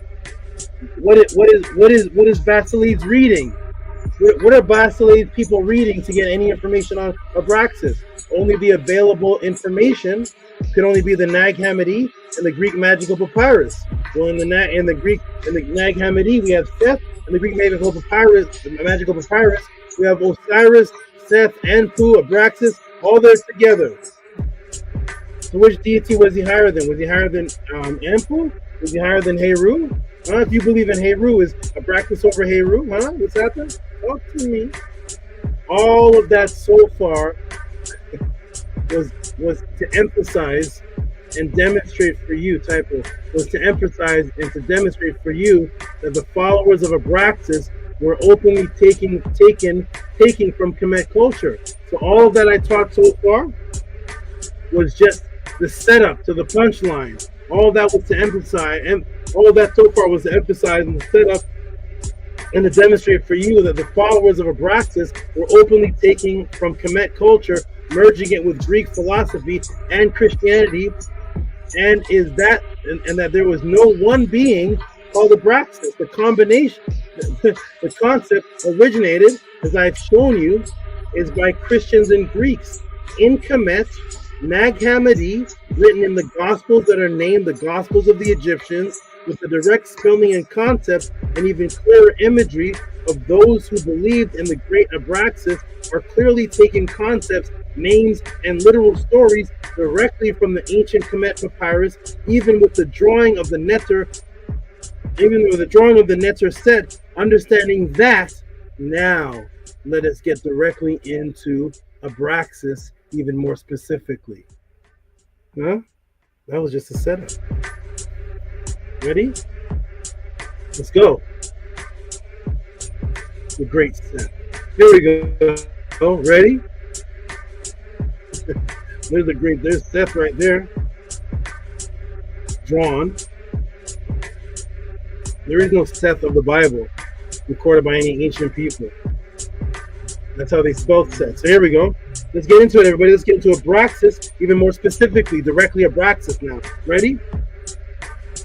The ancient image of resurrecting into immortality. I want everybody to remember first. Remember, in the Nag Hammadi, Abraxas was amongst those beings that were over the resurrected souls, the immortals, or those who resurrected. They say Abraxas is the reconciliation, and Abraxas is good and evil mixed into one. He's one of them that was over the souls in the afterlife. Keep that in mind. So the people that teach on Abraxas, where are they getting their information about souls of the afterlife? Where's that coming from? Let's see. They're in Alexandria, under the Ptolemies, with the Kemetic papyruses. They believe in a star. They're writing about Heru and Nepset and Weperet. Talking about Set, they have an image of Set. The Nag Hammadi is named after a place in Kemet. They're right there in Kemet. They call this the gospel, the teachings of the Egyptians. What are the people that teach and believe in Abraxas have an open book called the Gospel of the Egyptians. What is the Gospel of the Egyptians? And when does the gospel, that's the good word, when does the word or the teaching of the Egyptians start? Could it be the pyramid text? Where should we go to get the origin of the Gospel of the Egyptians? To the Nag Hammadi? Huh? In 50 AD? We're going to go to then we go to 50 AD and 400 AD. That's 50 years after Jesus and 75 years after the Nicene Council. Is that where we go to get the gospel of the people of Kemet? That's where we go? We don't go to the coffin text anymore? We don't go to the Purim Heru? We don't go to the Amduat? We don't go to the Unas Nephroset, the pyramid text? We go to 50 years after Jesus was born. That's where we get the Gospel of the Egyptians. No, the Gospel of the Egyptians would be written in Medu Neter. Would it? Do you think so? Huh? The Gospel of the Egyptians starts in 50 AD. That's when it starts. That's when they start talking about Set and Osiris and Weperet. No, Set, Osiris, Weperet, and Aset are mentioned in the pyramid text. 2400 BC. You're throwing your Abraxas in there. Now Abraxas is in there. Abraxas is in there with Osiris. Everybody was fine without Abraxas in there. Osiris, Osar, Aset, Weperet. Doctrine existed from 2300 BC or 3200 BC. Even before that, everybody was fine. Then also we get to 50 AD. Here is the Gospel of the Egyptians. We get to the magical papyrus. Here is the we got Osiris, check. We got Heru, check. Aset, check. Nebtet, check. Weperet, check. Oh, what's the doing? Throw Abraxas in. They won't even notice it. They're throwing Abraxas in there. No. There we go, everybody. Welcome. I represent the Nasiru, not the New Age woke, New Age TikToking it up. Whatever that occultic Gnosticism, occulty with the woke, the metaphysical, physical into Jesus, the Rex Jesus. Ramesses ever heard of any of that? There we go, everybody. Ready? There we go. So here they talked about the resurrection into the afterlife in the Gnostic text. Well, here's the ancient image of resurrection into immortality into Kemet Smawi Tawi. It was called the TCHET. It was the image of a man laying on the side of the open circle on the surface, and when the serpent of the open surface of this when the serpent fully encircled the man, then the man is resurrected, and the resurrection begins.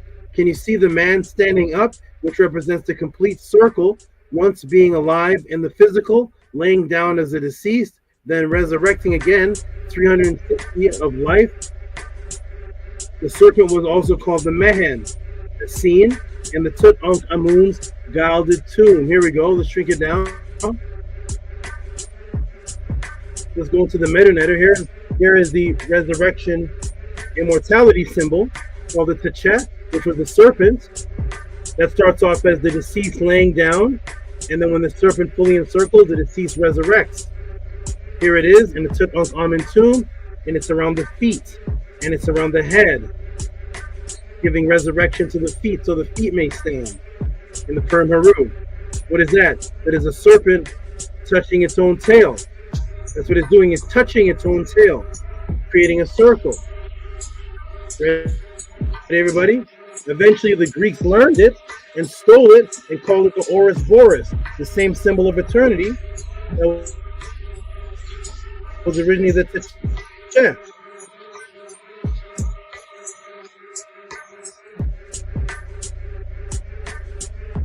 And now it's taught by who? Plato's and Timaeus describes the self-sufficiency perfection of the created cosmos, which have been inspired by the image of the Egyptian Ouroboros.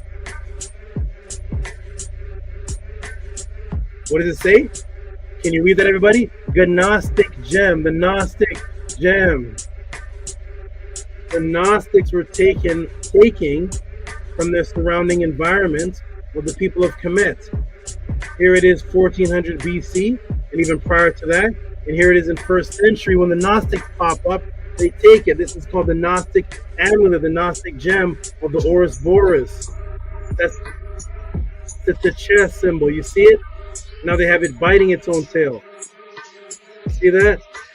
There's a Gnostic symbol. Well, the Gnostic symbol started in the pyramid text, started 2300 BC, all the way to Tutankhamun. Now in 100 AD, you want to claim it as the Gnostics, the Gnostics, and Abrasax Gnostics. And guess what we see now with Abrasax?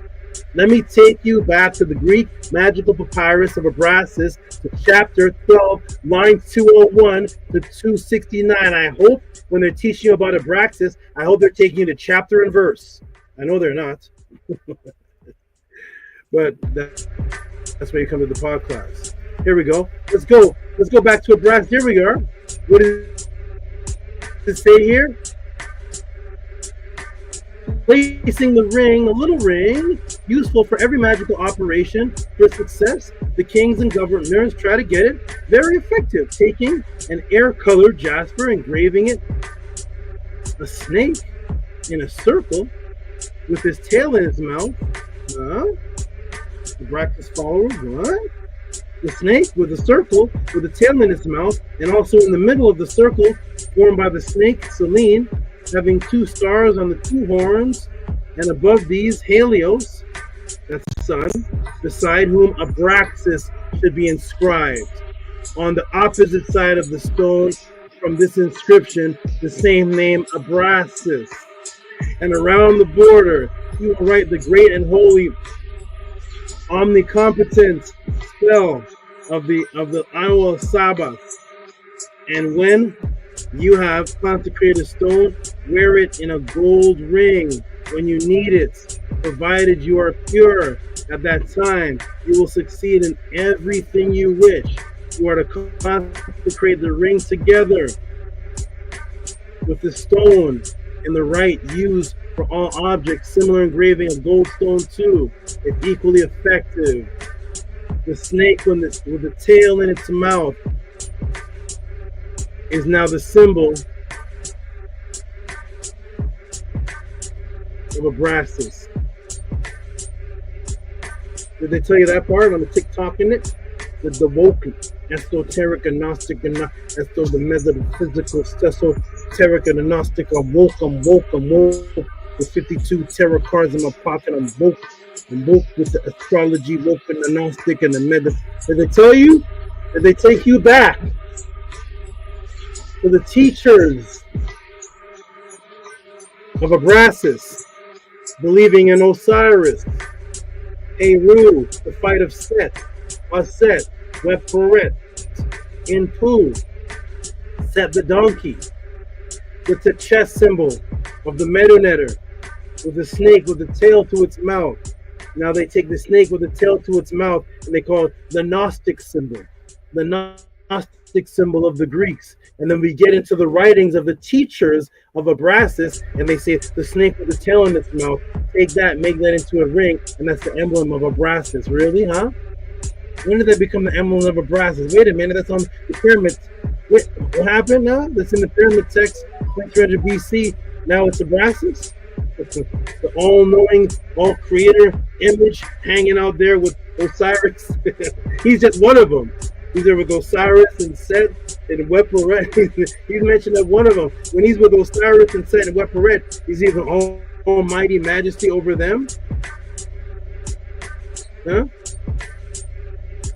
Or is it a conglomeration thrown in there from the Kemetic stories, from Nag Hammadi, Egypt, from the Egyptian gospel, from Alexandria under the Ptolemies, and Pharisees who lived in Alexandria, who set up the story and the recognition of Abraxas, which is symbolized by the Kemetic TCHET symbol of Tut-Ankh-Amun, and now it's Abraxas. Abraxas followers, where are you? I need you. Give me a hug. Lucy made it all up.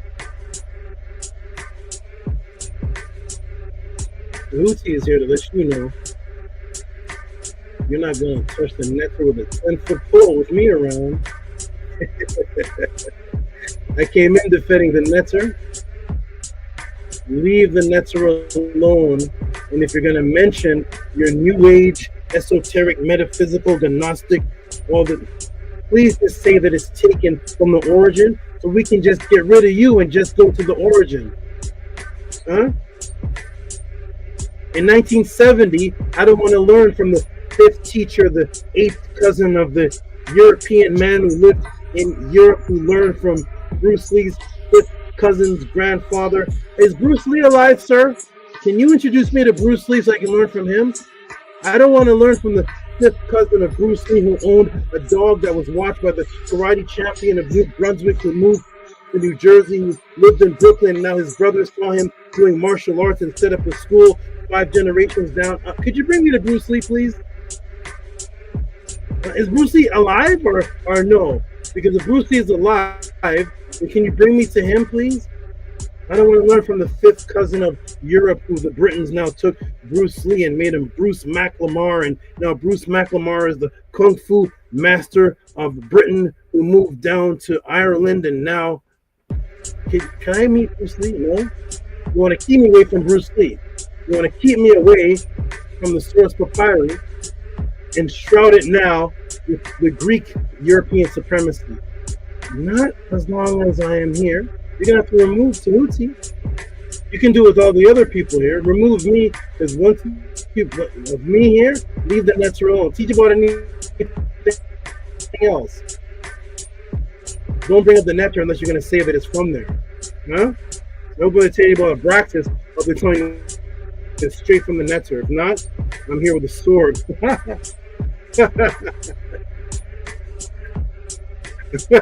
I'm here with the netter, which is an act. Right, everybody, here we go. Chop off the head of Isfed. Here we are. Ready, everybody? Boom. There it is right there. Boom, it's a chest symbol. Uh-oh. Huh? Uh-oh. The chest is not a symbol of Abraxas. It's a chest symbol. Stop adding your other stuff to it. Huh? Here we go. So boom, boom. Abraxas with the chest serpent of the resurrection cycle of the Ba, directly from Ma'at. And to see yourself visually, here are the Abraxas seals used by the Abraxas followers who morph, commit concepts and netters into one. Here it is. You want to see the Abraxas seal? Uh-oh. Huh? Here's the Abraxas seal. Do you see it, everybody? There's the TCHET. There's the Abraxas seal. That's the word Abraxas right there below. See that? That's Abraxas right there in Greek. And there's the image of Abraxas. There's the TCHET. But I don't think you're looking for that. You're looking for the original. King Tut, can you show them what the original is?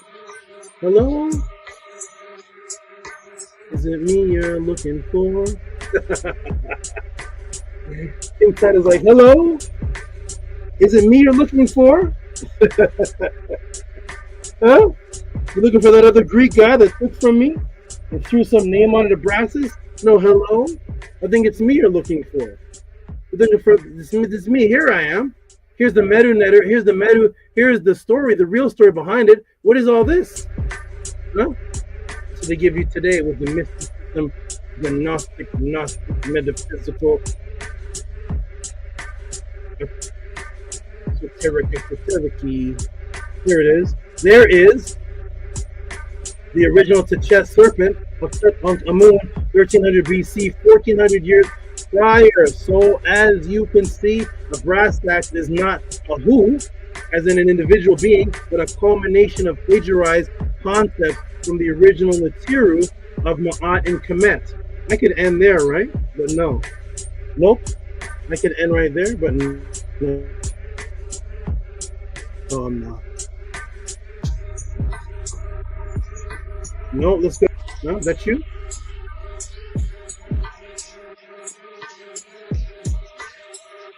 Here we go. Boom. Ready, everybody? Let's go. Screen white. Let's put it back. Appear back on the screen. And let's show the people. Ready, everybody? Boom, boom. Screen staying white for a while. What's happening? Interesting. Here we go, everybody.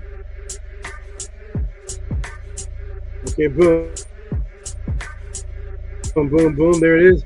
Let's scroll down. Ready, everybody?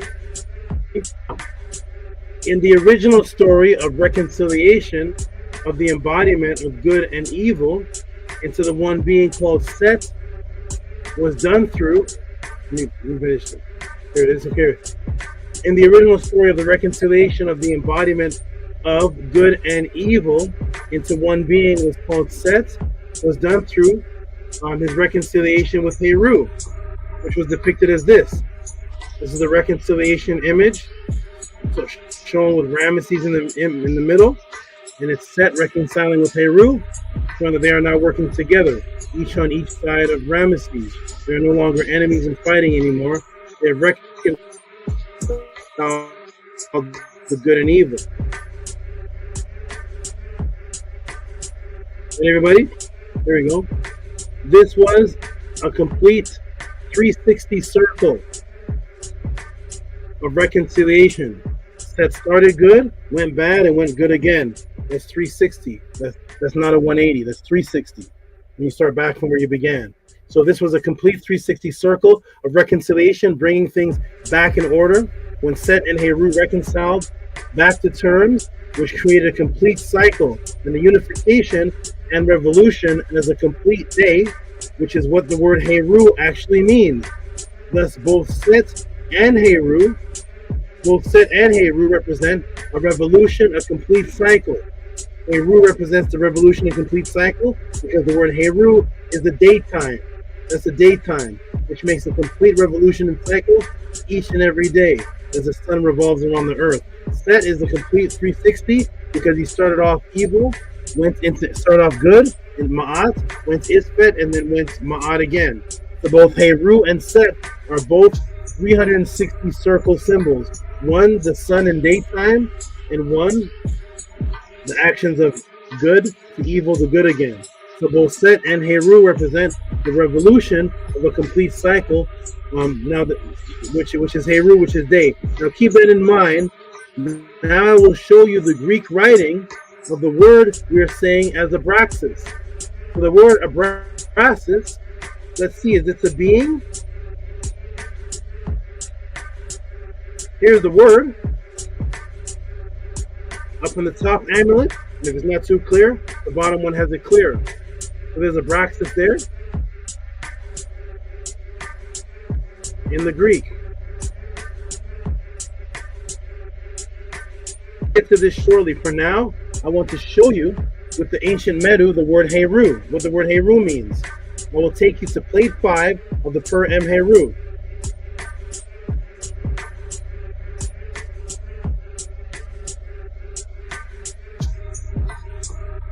Here's plate 5 of the Per M Heru. What is day? Excuse me.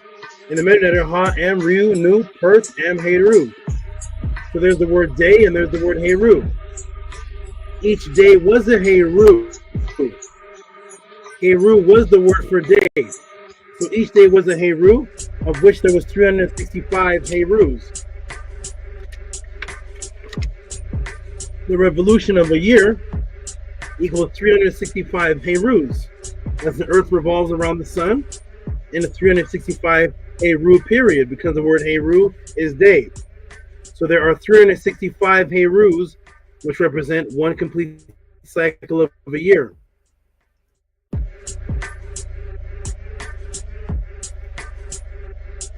They were called HERUs. The 365 days represented the complete cycle of yourself, going from a physical to a deceased to a being born again as a non-physical being. Thus the rebirth.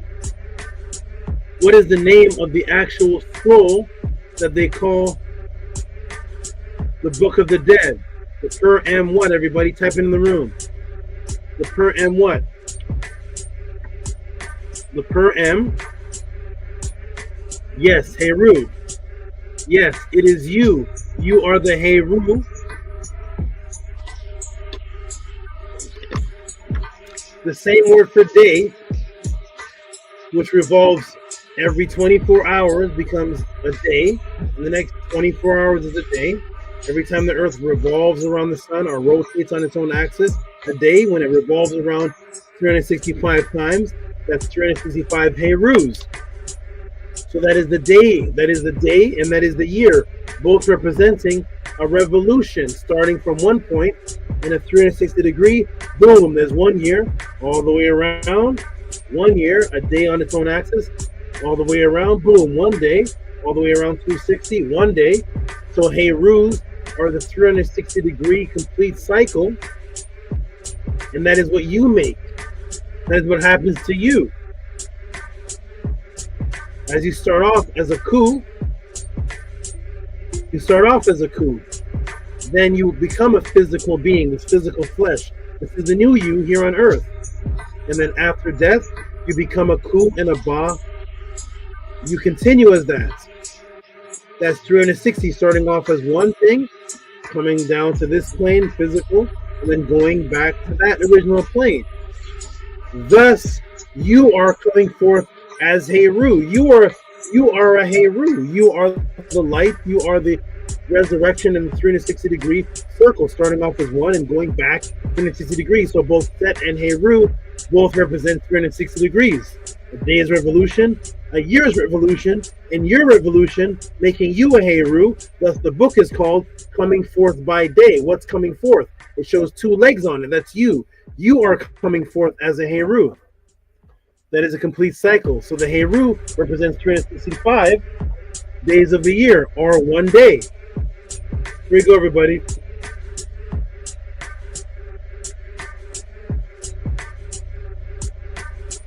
Have fun trying to eliminate the material with me around.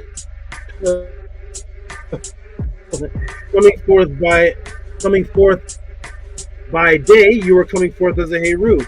You are the complete cycle as the day. So thus, the section is called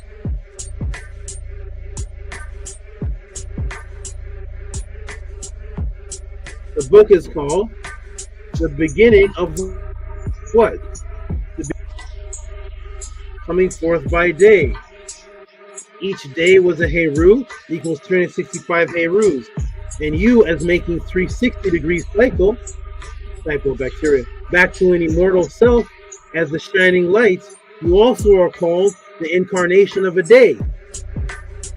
You are the incarnation of a day.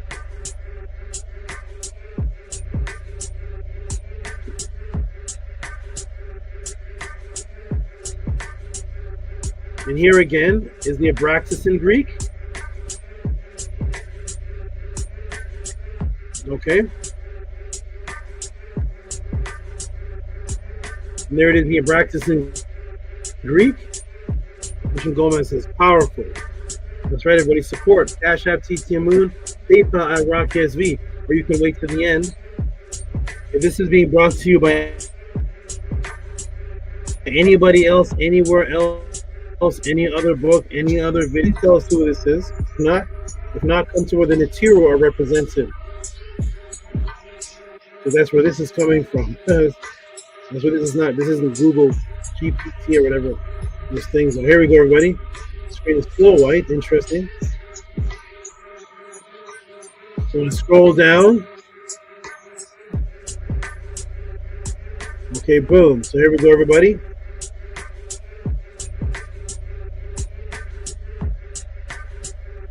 So here's Abraxas in the Greek again. So in the Greek letter system is also a number system, like most of the ancient languages or the old languages. So in Greece, the letter system is also the number system, meaning that each letter equals a number. Let us take a look at Abraxas in Greek and add them up. Ready, everybody?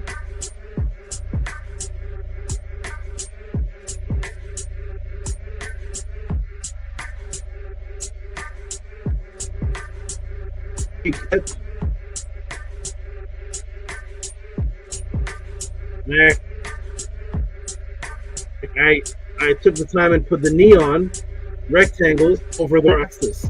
So here's the A, the B. Here's the key, which is equivalent to an X. Here's the R, called the rho.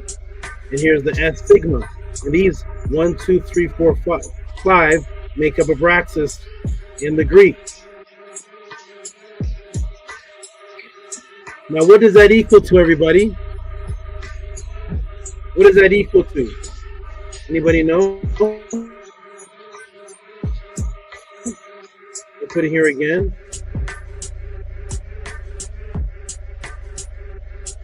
So take those, and there's Abraxas in the Greek. What do those numbers equal to, everybody? Add them up real quick. Type it in the room.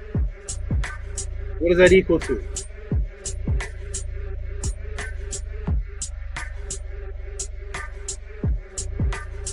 Just the letters that are in the neon rectangle that spell Abraxas. What does that equal to? You got it? I'll give you 5 more seconds, and then I'll come to the room to see what you all type. New people, old people, 56, 60 people watching. Whoever is watching, just add up these numbers and tell me what this equals to. I'm going to come in the room now. What does that equal to? Somebody put 365, 365. Angela put 363, 360. How does that song go? Party people. Party people. Wait a minute, hold on. Hold on, wait a minute, hold on. Do you need a calculator? Do you need a calculator? Add it up. What does it equal? Why would there be different answers? Why is Netzer first putting 360, Angela Gates putting 360, 363, and Christian Gomez putting 365? What?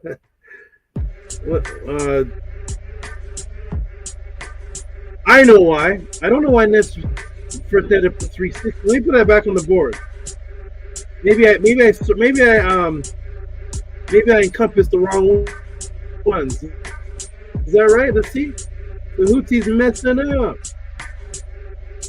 Tehuti's messing up. Hold on a second. That's her first put 360. All these here, let me see. 1, 2, 60, 100, and 200 equals 360. This equals 365. 1 plus 2 is 3. Let's start here.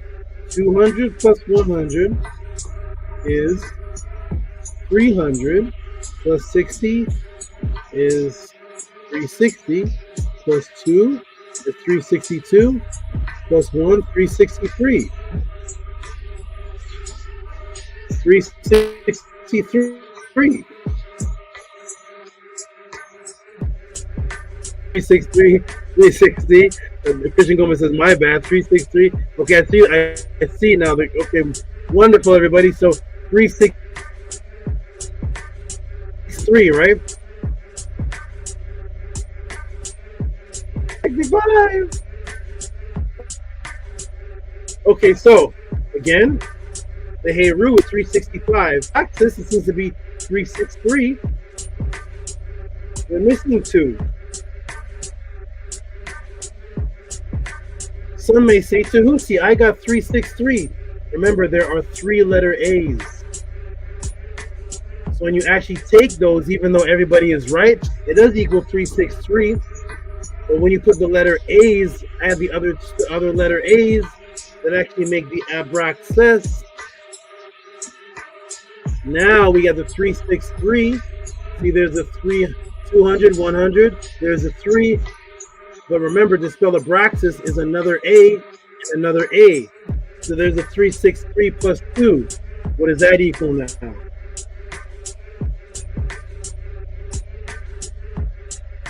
Abraxas.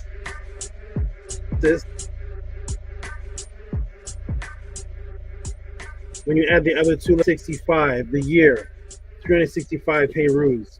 Remember, the people that teach on Abraxas, in the same writings with Abraxas, they have HERU, Osiris, Weporet, and Pu. So they know HERU equals a day. That the Ptolemies knew that. Each day was a HERU, equals 365 HERU. And you, as making the 360-degree cycle back to your immortal self as a shining light, you also are called the incarnation of a day. Thus, the book is called HERU. Thus, HERUs, days. Thus, as you can see, Abraxas, even by the name itself, you can see was derived by men to represent a mathematical code, thus openly acknowledging that it could never be the name of any single individual god, but a conglomeration of thoughts that make the complete year, or HERU, the complete cycle, as you are as a day, which equals light, HERU, the one who reconciled, what they say Abraxas is, the one who reconciled the evil within you, the Seth, within you. The Abraxas was not a singular being, but sets of concepts taken by the Christians, by the surrounding areas of Nag Hammadi, which is in Egypt, Alexandria, which is in Egypt, Basilenes would set up his school in Egypt, the Greek papyrus, which is all about Abraxas and HERU and Weporet and Neptet and the surrounding areas, and the Nag Hammadi, named after the area in Egypt, Nag Hammadi. So they're all surrounded by these things, and this is what the Christians are creating. These Gnostics are creating this. 65 days, HERU, the cycle, because they took the Greek letters and they equaled them up to equal 365 to equal that. It wasn't the name of any one being. It's a mathematical equation that equals 365. How was it the practice depicted on the amulet of the believers? And again, and again, Abraxas is not a word that symbolizes the creation of all the universe. Abraxas is only a mathematical code that equals what's happening on Earth. Not even what's happening on Mars. Not even what's happening on Mercury. Not even what's happening on Jupiter. Not even what's happening on Neptune. What's happening on Saturn. What's happening on Pluto. Only Earth has 365 days. So if you have this symbol word of a god, but his name only equals 365 days, that is only subjective to what's taking place on Earth. That doesn't equal what's going on in Sirius, star constellation, Orion, Andromeda, Bellatrix, Betelgeuse, Mars, Neptune, Pluto.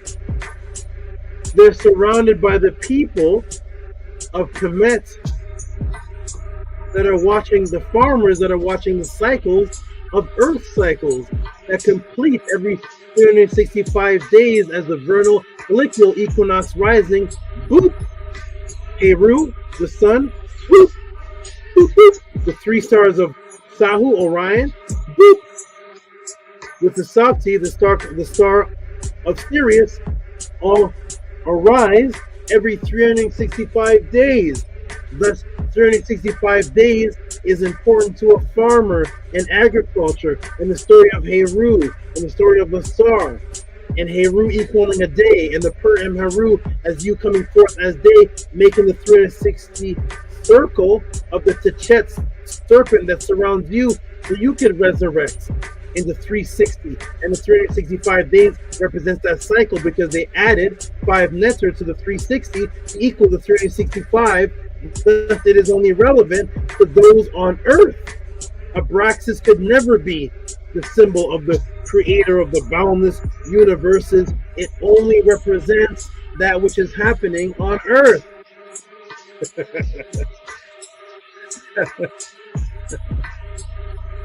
To the people of Kemet, to the people of Smawi Tawi, huh? What happened?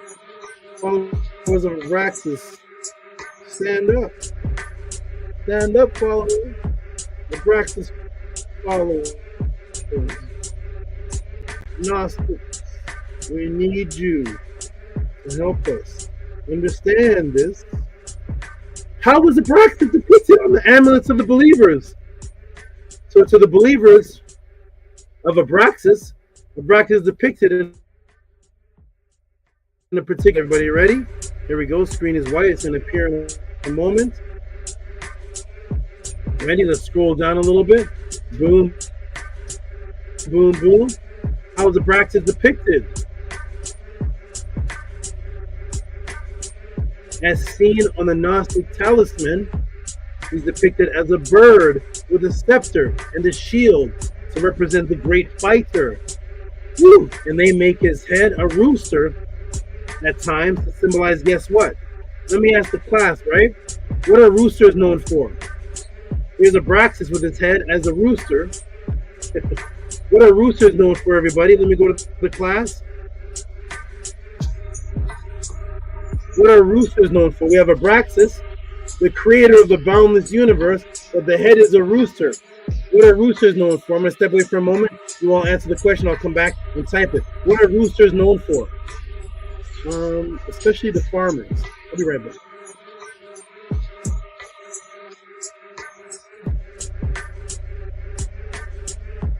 Let me put it on the screen for you.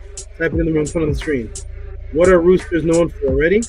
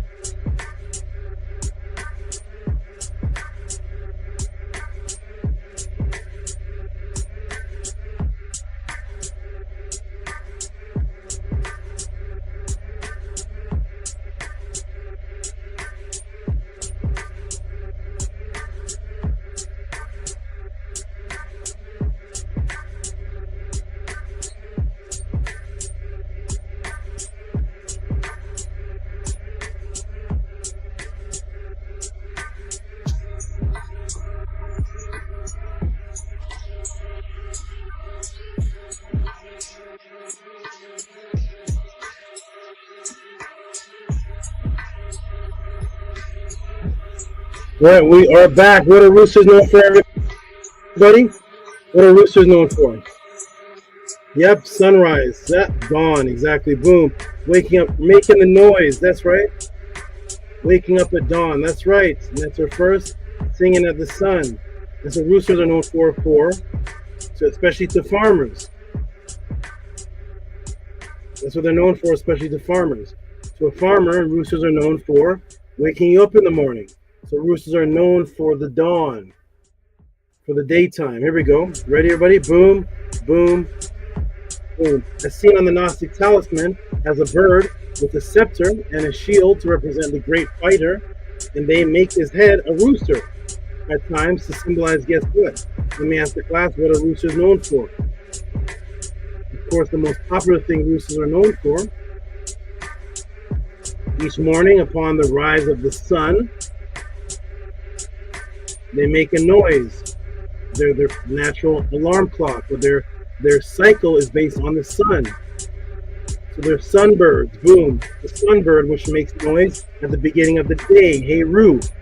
There's your rooster. So they have Abrasax with a rooster head, and he's representing a sun god because, of course, the sun raises, and the rooster is associated with the bird, the only bird that makes the noise when the sun starts to raise. That is the HERU again. Here we are associating Abrasax back with HERU again, and it's 365 HERUs, or 365 days that create a year. And when you add up the Abrasax, it's 365 days. This is all agricultural farmer. This Abrasax based on the stories and the environment that was around them, which was Kemet, Nag Hammadi. And note the two raised surface serpents as typo. Notice the two raised serpents at either side of Abrasax. Look closely. Notice you'll see two raised serpents. You see him with the shield, the fighting tool. You see him with the coup, and the scepter. And then you see him with two raised serpents on either side of him. And the cock rooster, which cycle is aligned with the sun. So here we go. Well, here is the talisman of HERU, the original sunbird, who was the original great fighter. And guess what we see, everybody? Let's look at the talisman. See? Were they around Alexandria and in Nag Hammadi? What did they see? Boom. There's HERU, the talisman of HERU, the original fighter bird, sunbird. There's a sun over his head. The word HERU is day, which is measured by the sun and the earth's interaction with each other. He's the original fighter. There is the two bent serpents, Araret, on either side of him. This is what they would see in Alexandria. This is what the Ptolemies would have around them. By the time of 100 AD and 400 AD in the Gnostics, all of this already exists. HERU already exists. That's why HERU's name is in their Gnostic writings. Boom. HERU, the sunbird, the great fighter, with the serpent in his hand. And watch how this ends. Watch this. In his hand, and the two serpents on either side of him.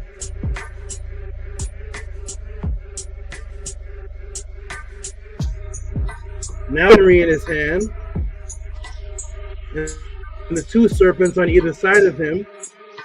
In the writing that mentions HERU. HERU is mentioned in the exact same paragraph with Abrasax. The followers of the Gnostics are writing about Abrasax and HERU in the same sentence as I read for you, word for word, verse for verse, in the Gnostic writings. Here we go, everybody ready?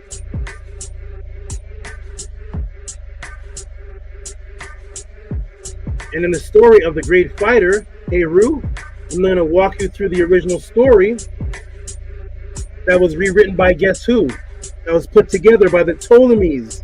The original story was put together by the Ptolemies, and now you see this story on the temple of Edfu rewritten by the Ptolemies in the exact same time period of the Gnostics that are under them in Alexandria. Here's the original story, in the story of the great fighter, the sunbird, Heru, the falcon, as found in the legend of Heru Behutet, and the warrior story of the destruction of mankind. We have Heru in his great fight rising with the sun disk, interacting with Ra, and was in the boat, and Tehuti is named the eighth. So we have Tehuti being named, we have Heru as the fighter, we have Heru in the boat with Ra, and rising as the sun disk, which is the ATTON. Here's the original stories. The legend of Heru Behutet, I have them underlined. Woo. Okay, His Majesty and Takens and his soldiers. Soldiers, why? Because a fight is ensuing. Thus you have Heru. What his soldiers wear? Soldiers have shields and armor. You see Abrasax, the sunbird head of the rooster. You see the shield in his hand. See the armor over his body. Abrasax represents a warrior bird that's also a sunbird with the two ararets on the side. There's your warrior bird with the sun over the head. There's the two ararets on the side. And Heru, the warrior fighter. That also is the word for the sun or the day. And now we have in the original story, here is the soldiers. They're conspiring. And we're with him, and the enemy did not conspire against their Lord. And the land is called Auchet to this day. And Ra set out on the expedition in his boat. Here's the boat. His followers were with him, and he arrived as Utes Heru. So the area was named Heru, which lay to the west of the Nome and the east of the canal, Pakenu, which is called and is blanked out to this day. And here's Heru Behutet in the boat of Ra. So we have the soldiers, the fighters, Heru. We have Ra. We have Heru in the boat of Ra. Now we go to the destruction of mankind. And what do we see here? And the power to drive back, the Hanebu, shall come into being the dog-headed ape. That's the baboon, Anan of Thoth. He shall act as the governor. Here is where Tehuti gets a name. Tehuti gets a name as the baboon, the dog-headed ape. We have Heru here in the boat of Ra in the war.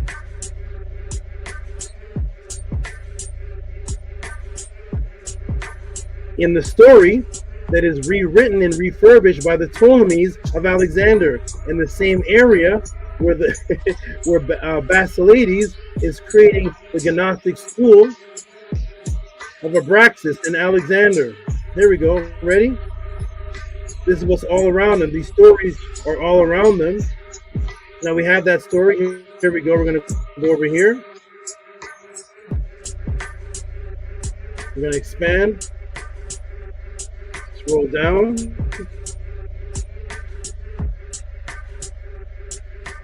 Here we go.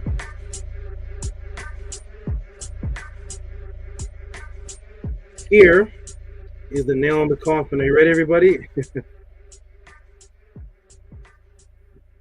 Okay. And in the story of the great fighter Heru, who was the falcon that's found in the legend of Heru Behutet, and the warrior story of the destruction of mankind, we have Heru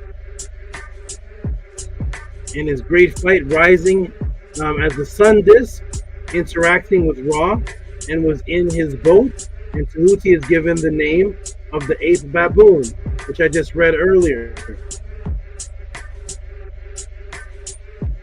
So again, there is Heru in the war. There's Tehuti being named the baboon. There's the sun disk, the rising of the sun disk. There's Ra.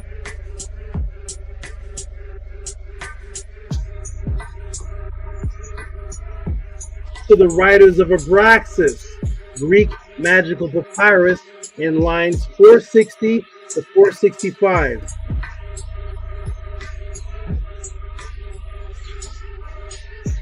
Everybody ready? Here we go. Uh-oh. Here it is, everybody. Ready? Ready to read? What the believers of Abrasax write? Here we go.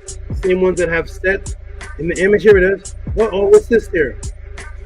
Saying, I precede you, Lord. Who what? Who rise?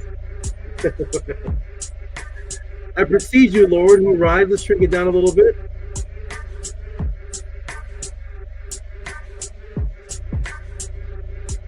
Here we go.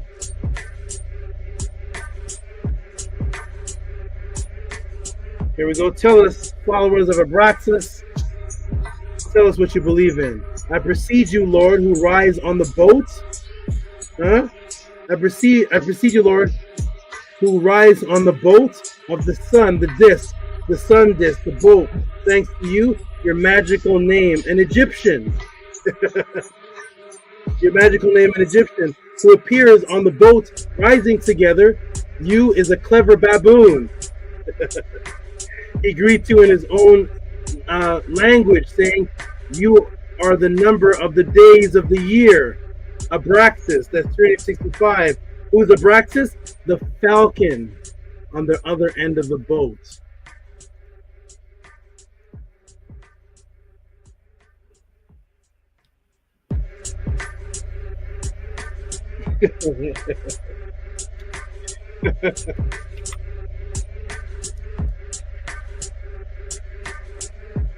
I precede you, Lord, who rise on the boat of the sun disk, your magical name, who appears on the boat rising together, is a clever baboon.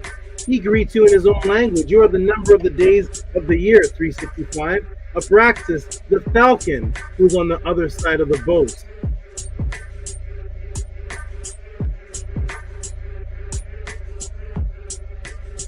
Can you get any better than this? This is why your SABA Tehuti is not welcome on those mystical sites, those platforms of the metaphysics, the Gnostic occultists, because we're stopping all the nonsense. Huh? And a name is being given, the Egyptian, the sun disk, on the boat with the sun disk, Ra, with the clever ape. Clever means wise, by the way. You know, like Tehuti, the wise ape, the wise baboon, the clever ape. His name Abraxas, 365. And who is Abraxas? Oh, he's the falcon on the other side of the boat with the sun disk, Ra, with Ra.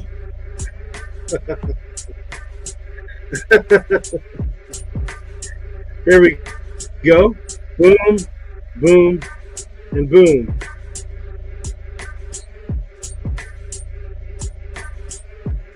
The boat, there is Tehuti the baboon. There's a name being given. There's the Abraxas called the falcon HERU.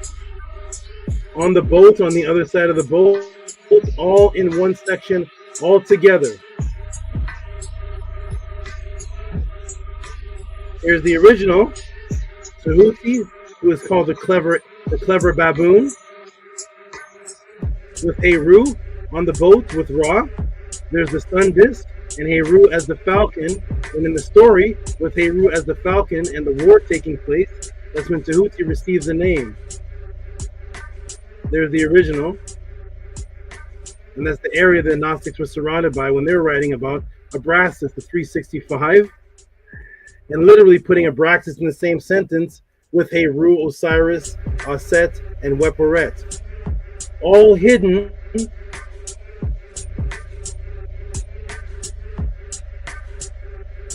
all of this hidden by clandestine society groups taken from the ancestors with hidden agendas, not to reveal and give credence to the Kemet source, but to try and secretly use the magic under mixed names and confusion.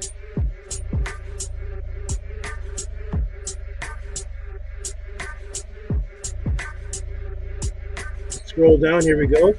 Boom, boom.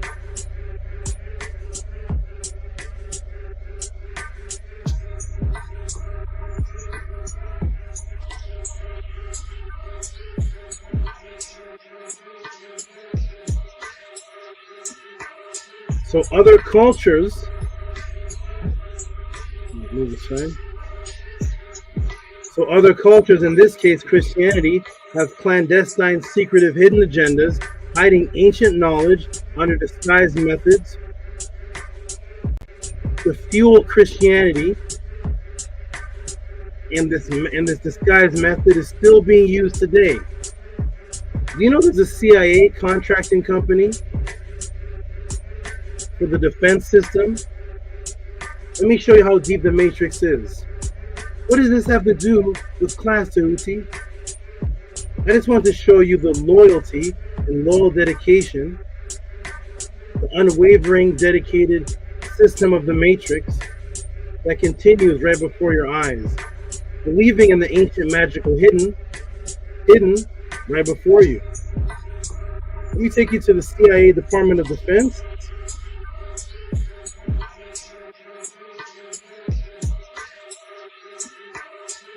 And let's see what, first let me take you to LA Times. Here we go. Everybody. A bold upstart with CIA roots. Okay. A bold upstart with CIA roots. September 17th, 2006. What bold upstart with CIA roots? Washington. And the Bourguignon field of intelligent contractors, and especially aggressive upstart, is Abrasax Corp. Abrasax Corp, a privately held company that has assembled a deep roster of CIA veterans to handle a wide range of clandestine assignments.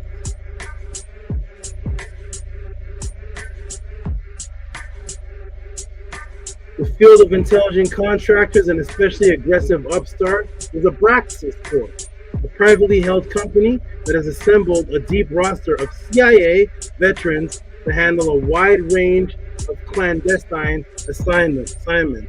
What's the corporation called? Abrasax.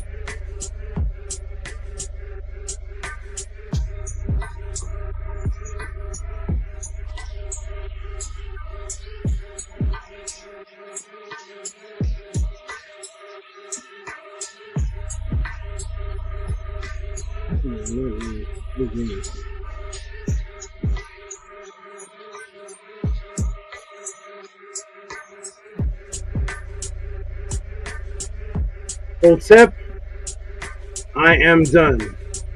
There is your Abrasax.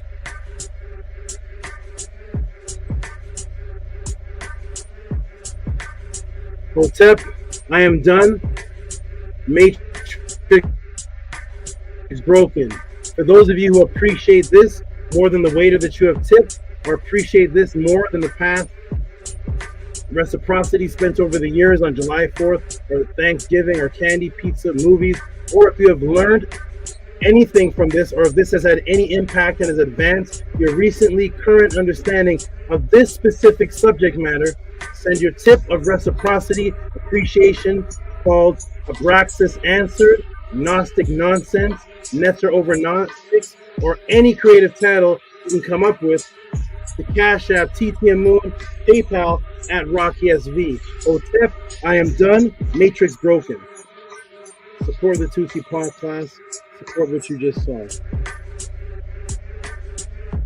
Cash App, TTM Moon, PayPal at RockySV.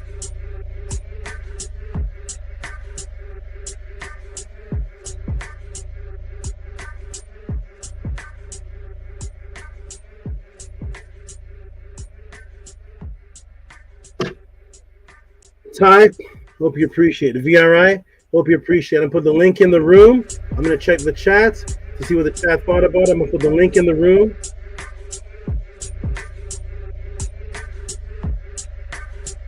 If you appreciate this and the time it takes to do what is the time it takes to do this? You will never know, because this has never been done before in history.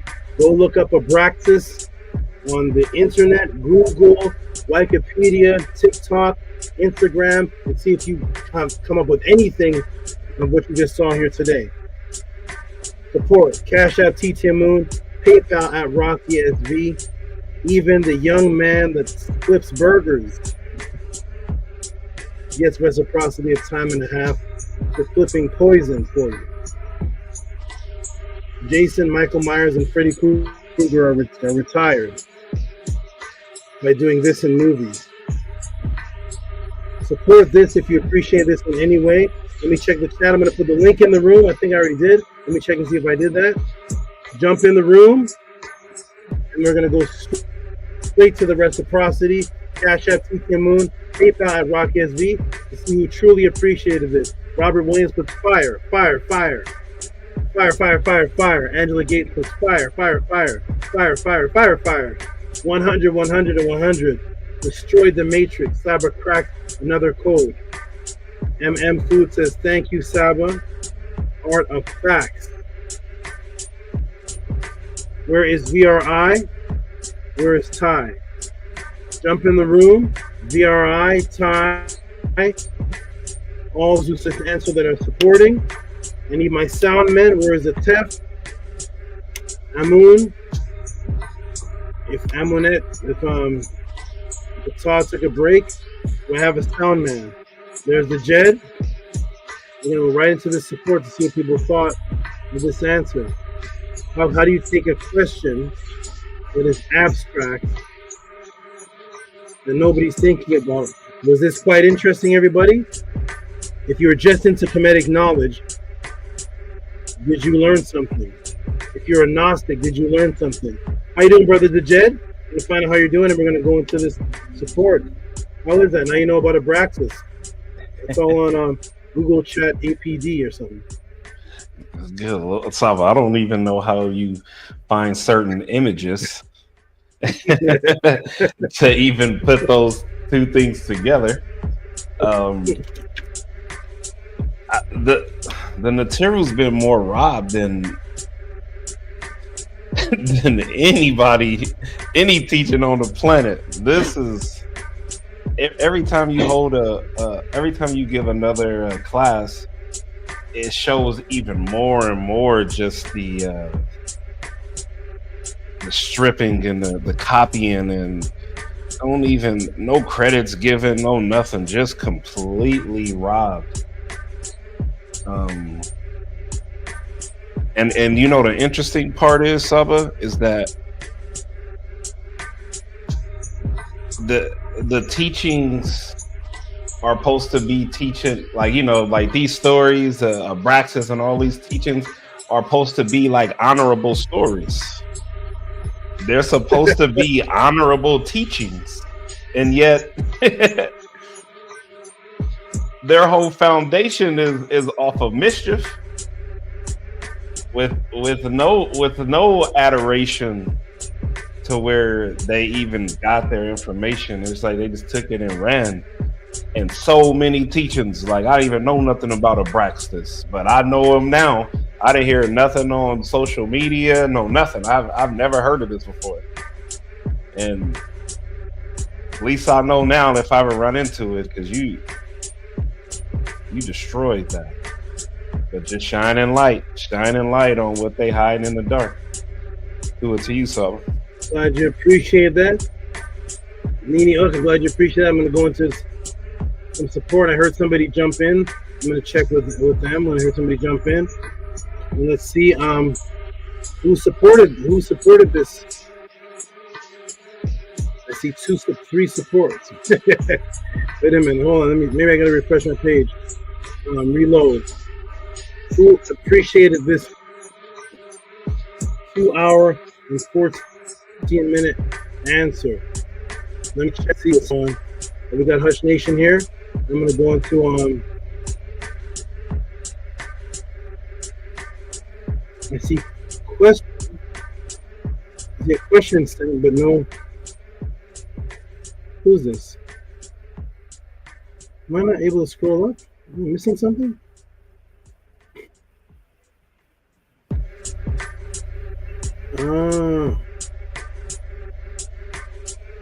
I'm going to read one support. I'm going to give people time. Maybe taking them time to send support for this. Let me see. We're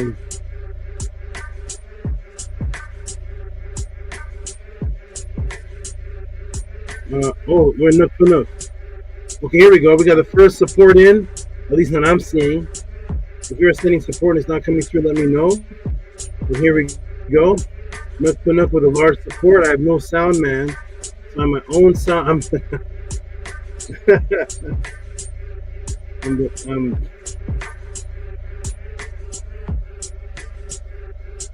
Let me go here and go back to a practice. March 17th. Okay, here we go. And shout out to Daniel LaRoche, who actually sent a tip support for the last class.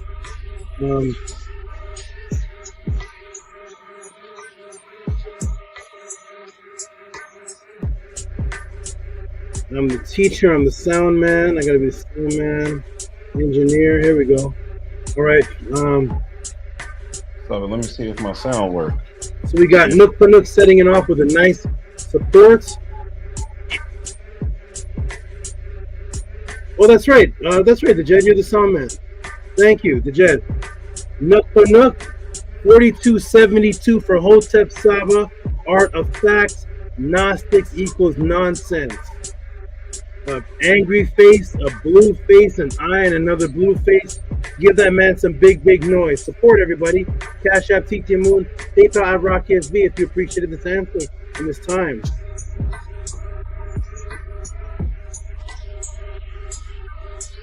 Got your sound there? You're on mute, Jed.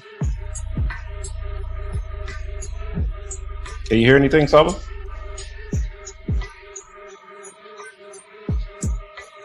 No.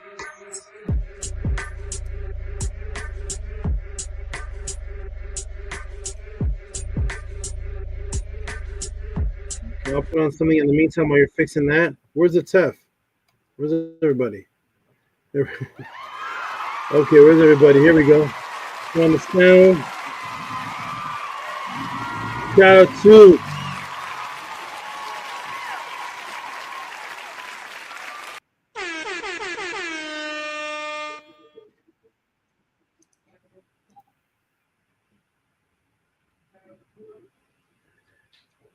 I can't even play multiple sounds. Shout out to Nook Poo.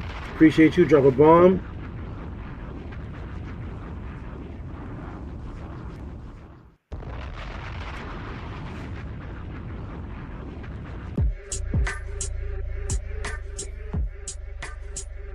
All right, wonderful. I'm gonna stop sharing. All right, how you doing there, Hush Nation? You doing good, brother? Dua Saba. Yeah, doing good. Grateful to be here in this Nefa Aku, so definitely grateful to catch the class just in time. Yeah, so I get the breakdown from the whole Namari, and not just but a few months ago, I wouldn't say I get rid of the book, but I had a choice because of the space I had, and I was like, I said, nah, let me just go with some Prem, HERU, some Egyptian literature and stuff, and I leave in the Namari text behind, so to for that as well, because I wanted to start to read, so I said, man, let me get some books, and then I went and get Dead Sea Scrolls, and that was kind of craziness, so to for saving me time, it's for going in all those books.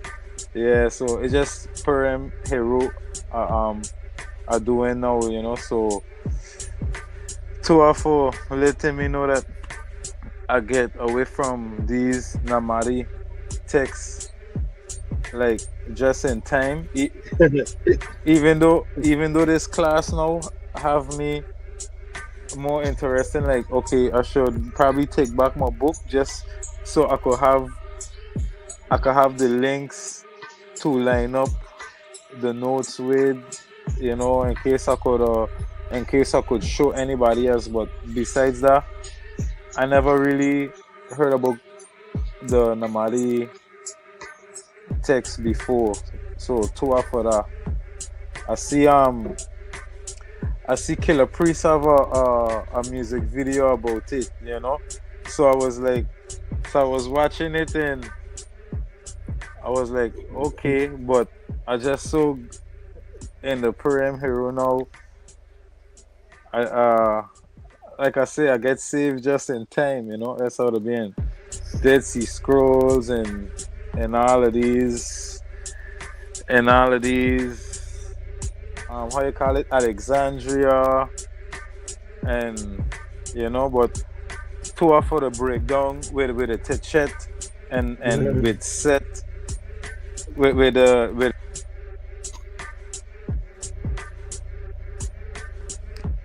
I think my song went off there.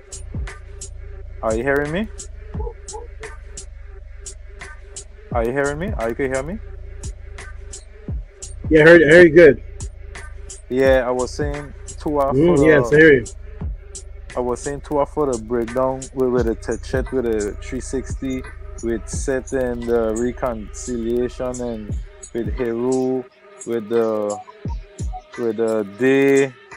Yeah, really for two are SABA. Yeah, that was really Nini Ugg. Oh, Nini Ugg. Yes, sir. Okay, we're gonna show them the next support. I'm glad you appreciated that, great student. And let's go to the next support. Could you read that for us, Hush Nation? We got from Christian. That must be Christian Gomez. Yeah, SABA. Read that for us, Hush Nation, please. Yeah, no problem. $20 from Christian for Abrasax set HERU 365 with the palms and with the strength, the Sekem. Yeah.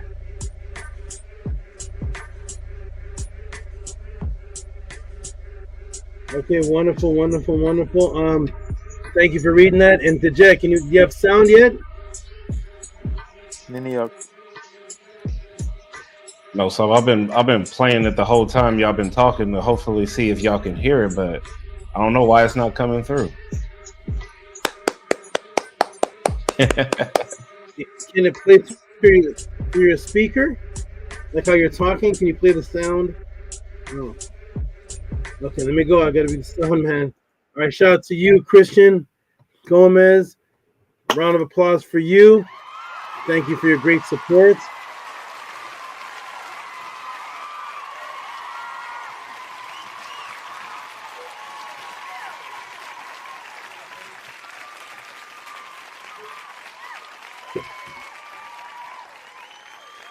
Okay, wonderful. Let me go to Hush Nation. Did you send a PayPal? Yes, SABA. I sent a PayPal. Maybe that's it. I'm not. It's only I'm receiving the PayPals. Let me see, because I get them manually. So let me see what's happening. That could be what it is. Let me 1 second, everybody. Hold on.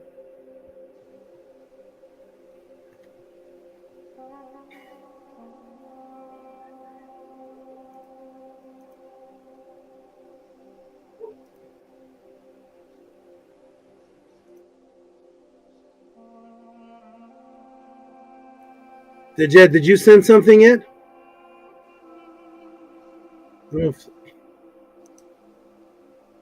Yes, I'm actually in the middle of that right now. Okay, good. So I'm not missing it. It's only the PayPal. Okay, hold on.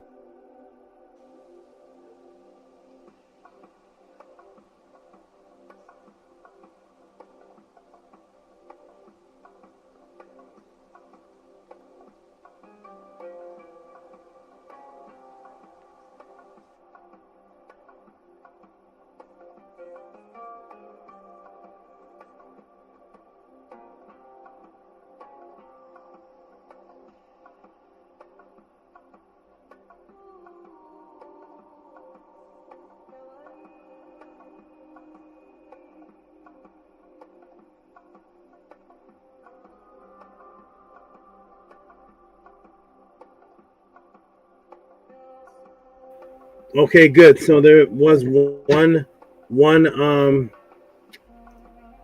PayPal sent. You got that in. So this is from Hush Nation.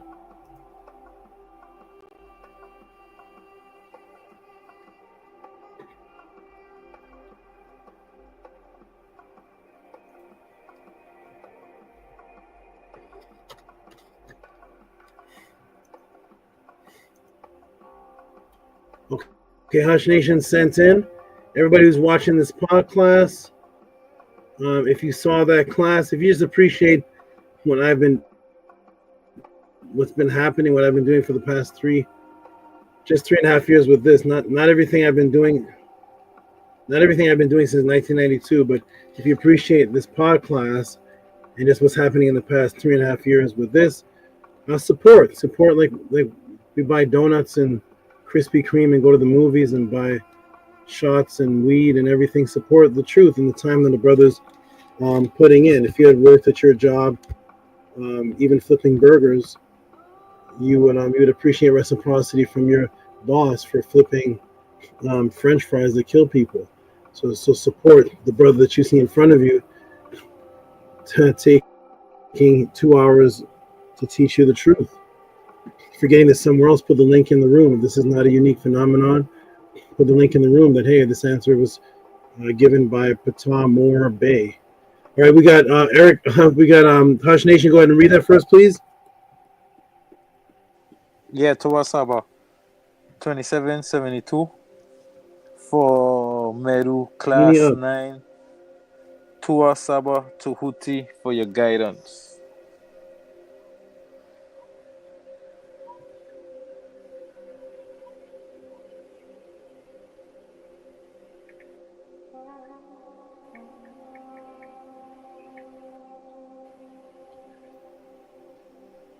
Did you read it all, Hush Nation? Yeah, I read it. Saba 2772 for Meru class 9. Tua Saba Tehuti for your guidance.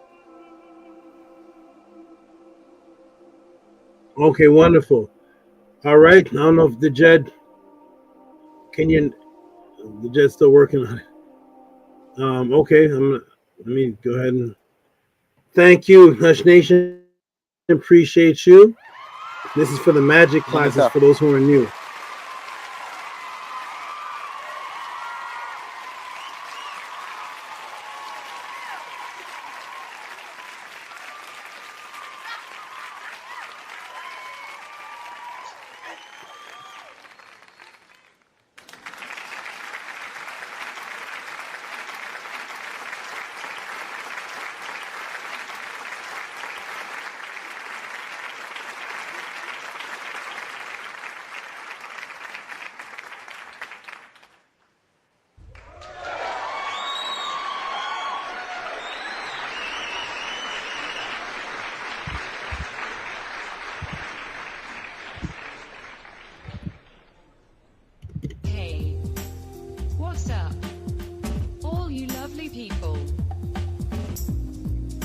Subscribe and follow me on all social media.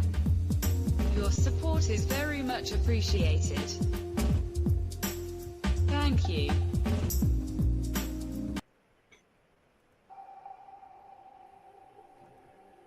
All right, Hush Nation, you have that already. That is for the Meta classes. For those who are wondering, those are the classes where I actually teach the symbolism and the magic and the Perm Heru and walk people through. For those who want to know how to obtain that, you send an email right there and ask for Meru Magic classes. There's 65 of them. They were done live. They were 3 hours straight of teaching. And they're just undescribable. It's teaching the Meta while teaching how to set up altars, out of body, mirror magic, visual, illusionary magic, moving things on walls, all type of things set up there. And those were the Meta classes.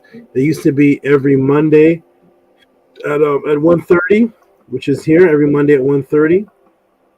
They are no longer live. Now they're all recorded, 65 of them. If you want them, you send an email there. You can choose one right now if you like. If you want to start from 1, go up to any number you want. They're anything over a $20 support donation, and the magical ritual classes start around class 45 and 47 and up. And the other classes are incredible too. How you doing, good brother Atef? Nice to have you here. What's up, Great Saba? Can you hear me? Mic check. Hear you great. Yes, thank you. Hear you good and great. What's up, Great Saba? This was a great class. I know nothing about Abrasax. My very first time hearing it, so tour for that and everything that you do, and I hope people support, because I definitely do. Support the truth. How's my sound, Saba? My sound's working? Neb nefer unk. Everything is beautiful in life. Okay. Extremely clear. Thank you. Okay, good. Extremely clear. And it sounds great. Nini Uk, for your appreciation of me and taking something that you never heard of before and blowing you away with something that you never heard of before. I am trying to do what the Matrix does, except for on a positive, uplifting note. Somebody asks a question, there's 50, 60 people watching. How can I take somebody's question that the other 49 people are not even thinking about and make it an interesting story, movie, explosive, of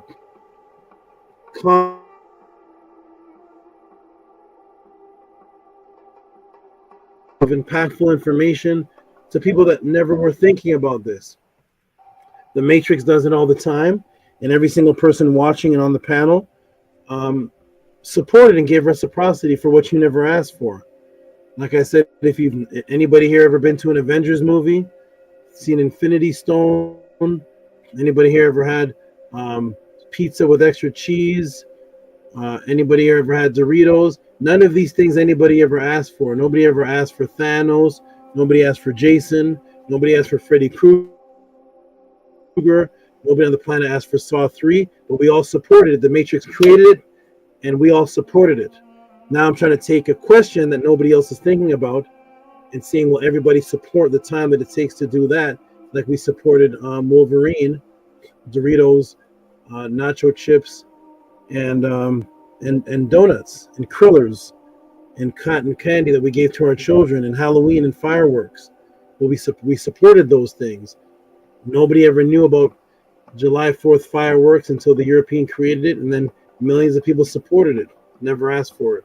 So can we do that on the positive side? I'm trying to see. So glad you appreciate that. Let's get back to the support system that keeps this going. We got Tehuti. Tehuti, I don't know if he's in the chat, but shout out to Tehuti.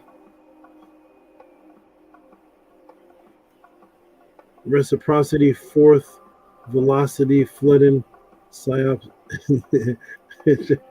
Tehuti sending bars. Wait a minute, hold on. Let me see what's going on. Tehuti sending his support in the form of rhymes. So here we're gonna put this here. We're gonna get the Jed with his wonderful DJ voice to go ahead and read this for us. I never heard the Jed rhyme before. Let me see if I can hear him spit some bars. Let's hear it. Go ahead. It says 1111 for reciprocity, for velocity, and flooding psyops. What is that? Viscosity? I don't know that last word. Viscosity. Viscosity. Oh, got you. Okay, yeah, viscosity. Okay, read it again properly now.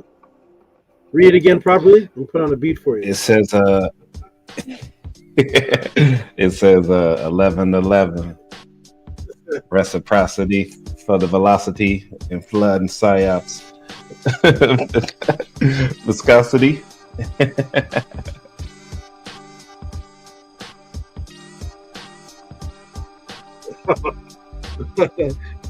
We're gonna leave the Jed to filmmaking. We're gonna get him out there, the rhyme booth, and the Jed is official filmmaker now. Get him out the booth. Thank you, the Jed, for reading that. Me. I appreciate it. Thank you very much. Thank you for reading that. And this is a tip for the class. It's usually anything over $20, but if you give a tip for the specific class, you get a hand clap here. Well, actually, wait a minute, hold on. Wait, we have a Tef here, the sound man, and we have Jehuti here. We can do this all over again. Now Jehuti can read it for instance. There we go. Jehuti can read it, and a Tef can give the sound. Jehuti, go ahead and read that first, please. Welcome to the panel. Peace and love. Can you hear me? Can you hear me? Yes, Y'all we can hear you. Oh, okay. Oh yes, go ahead. I'm not gonna rhyme it, but reciprocity for the velocity and flood and psy viscosity. Baby.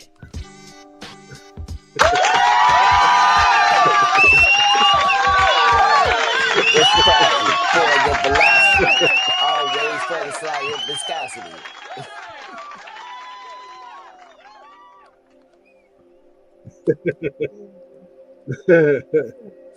That's Jehuti. Nani, I sent Merle in the back. She said, "Hey." Okay, next on Funk Master Flex, Jehuti and Ra. Hot bars 99. Hot bars 11. Okay, we have Nookpoo. How you doing, good brother Nookpoo? How'd you like Abraxas? Uncle Josh and that SABA. Spit to Abraxas neck all day, every day. But yeah, that was very net for SABA. 2 up for it. Definitely changed my mind about a lot of things. I couldn't believe that you took it to that level as usual. So 2 up for that. And I just wanted I wonder what the people that supported the goofy people that were teaching this, how they're gonna feel about this now. How they're gonna feel about the people teaching it, opposed to giving so much gratitude to those type of people. I just would like to see how they're gonna feel, because the goofy ones teaching it, they were getting glorified for it. So I hope you get as much glorification as their goofiness got glorified. So to us, Saba.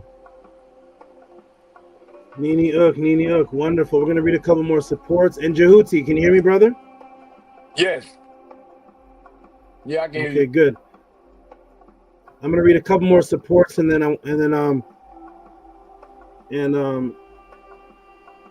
just real quick, and then you can elaborate more when I come off. But have you ever heard of this Gnostic Abrasax before? No. In your studies? I Okay. came late, I had to walk my dog and cook, and so I just got in. But I always review the class the next day. Okay, wonderful. Shout out to the new people in the room. Old Charlie, never heard that name before. Legs of the table holding balance. Shout out to Old Charlie's, give respect to the new people in the room. Okay, we're gonna go back to the support, everybody. Let's see the support given for the Abraxas class. I don't see much of it tonight. Very strange. Who is this? Is this Cool Star? I see a question. Cool Star sent in a question, but I don't see a cash app. I'm not sure don't see the cash out that matches the question. Okay, I'll get to that maybe somewhere scrolling down. Okay, we're gonna go to Robert E. Williams.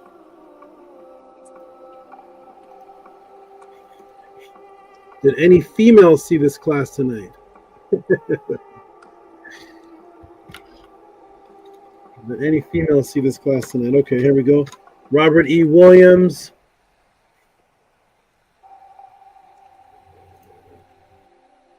Always supporting consistent, Mr. Consistent Man. He's of the consistent every single pod class. He sends one or more supports. And so go ahead and I'm going to get Nookpoo, if you could read that for your brother. Read that for your brother, Robert. To SABA, Uncle Jacineb. Please. Yes. So, my or send net to Robert E. Williams Jr., 44 and 44. The Netiru deserve all credit, not Abrax Tua with the eyes. Spit to his neck, spit to Abrax's neck, and Tua to Robert E. Williams for that. Net for reciprocity. Tua. Excellent, excellent. Atef, give some big noise. Give a couple extra noises for this. Thank you, Tua.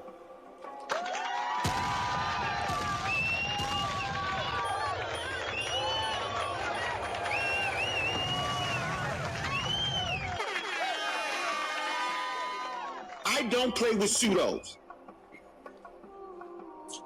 Uh-oh. Oh, no.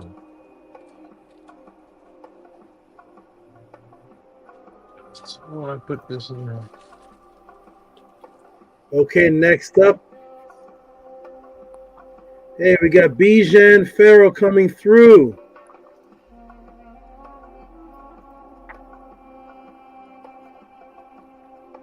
He has changed his emblem on his Cash App to my background with Surret. Nice.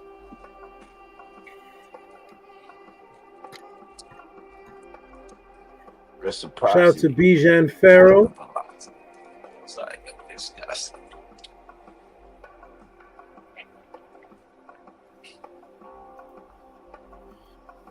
And Bijan Pharaoh. It says ancestral artifacts over religious opinions. Go ahead and give him some big noise, please. Give him some hand claps. Atef.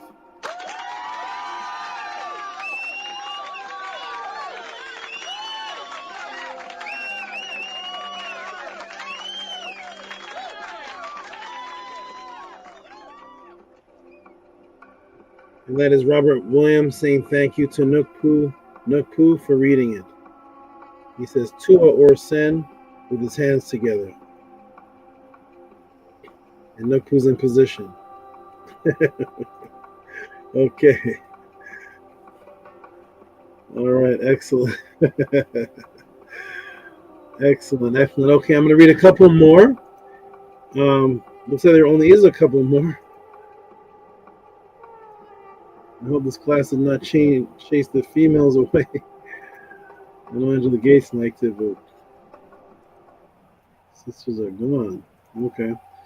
Shout out to the Jed. Shout out to the Jed.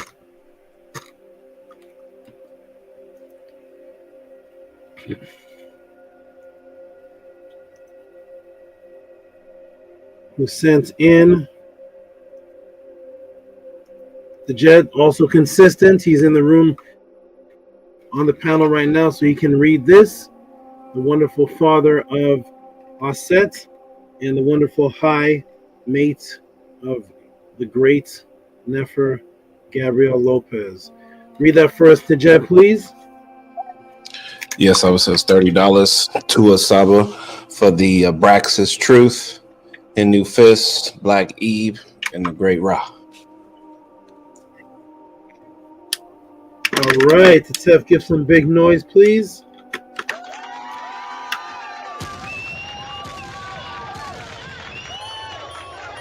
Ooh.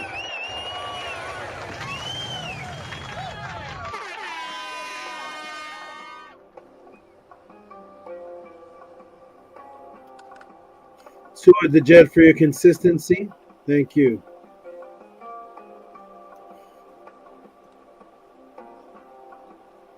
Okay, we got oh wow, Jehuti. I'm gonna save that. I'm gonna save that. I think I'm 3 to 4 questions in. Jehuti has a whole month of pod class ready set up. I think I may do the light one next week. I gotta see what I have to create a Jehuti, you're gonna get your own file. I got the light one to do, Doge one. What's another fun one? The school graduation. I think I have that. That's in the pile somewhere. Okay. What did you say, Jehuti? I'm laughing.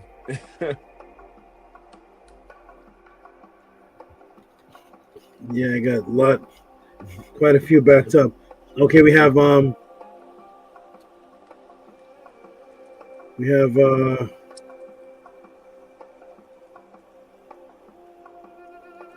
me scroll the way down. Okay, we have Gabriella from, I think this is from last week. This is from last week, but it wasn't read last week because it came after the pod class. So I'm gonna go ahead and read it for now.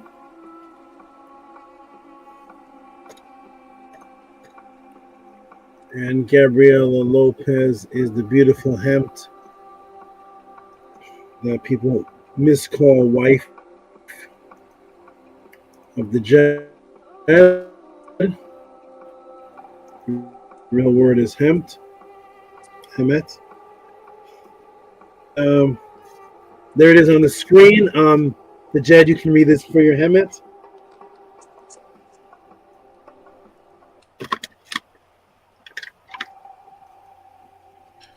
Yes, it says $22.22 to Asaba for all that you do.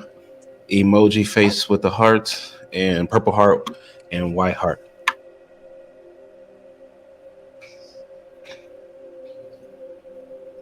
Wonderful. Give some noise to Gabriella.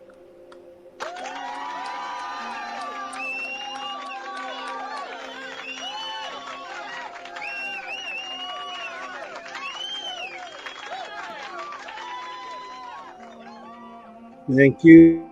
Thank you. And I want everybody to see this comment by Jehuti right here. I like this comment because of the separation. Go ahead and read this for us, Jehuti. I'm going to tell you what I like about this. Make sure y'all smash that like button for all the great reciprocity given. Send a donation and any questions you may have for the great Tehuti. Thank you, the Jed, for that. And the reason why I like that is because it says send a donation and any question, because you can send a donation in the form of a question, or you can just send a donation for the support. As it says in the beginning, make sure you smash the like button for all the great reciprocity given.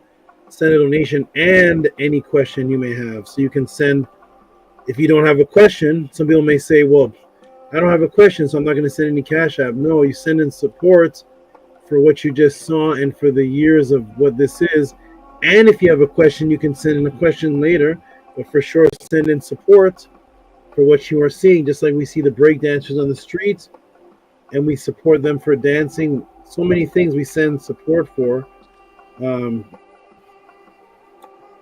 You see a person that looks like me working, doing this. And there is no person doing this, and there definitely is no person looking like me doing this. So support. Okay, the next one here. What's going on? Okay. Gotta get my workout in. Okay, who's this? Okay, we got okay. We got I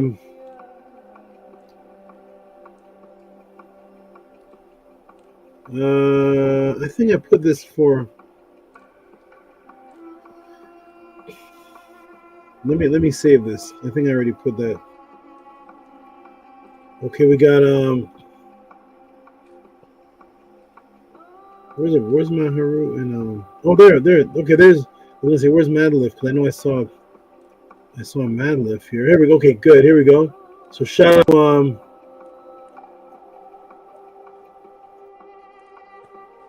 to Madleaf here.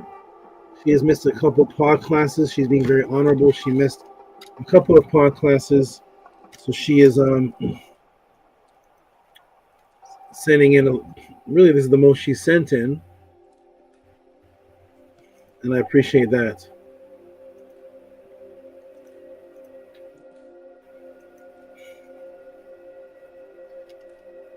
Madleaf Monroe sent you 3156. Give some big noise for Madleaf Monroe, please.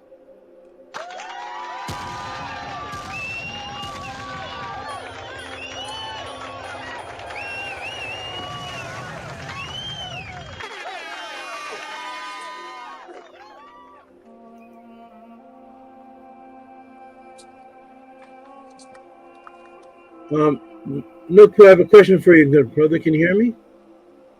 Yes, Saba. Are those teeth? Are those permanent teeth in your mouth? Are you putting them in as are they always gonna? Are those permanent? Nah. I ain't gonna put no permanent ones on me. Oh, okay. No, Nah, I was like, look who, I got too permanent. many. Yeah, my teeth are too white to do that. Yeah. Do the teeth say something? I remember seeing I have something on it, but I couldn't make it out. I have a Does it metal say? netter.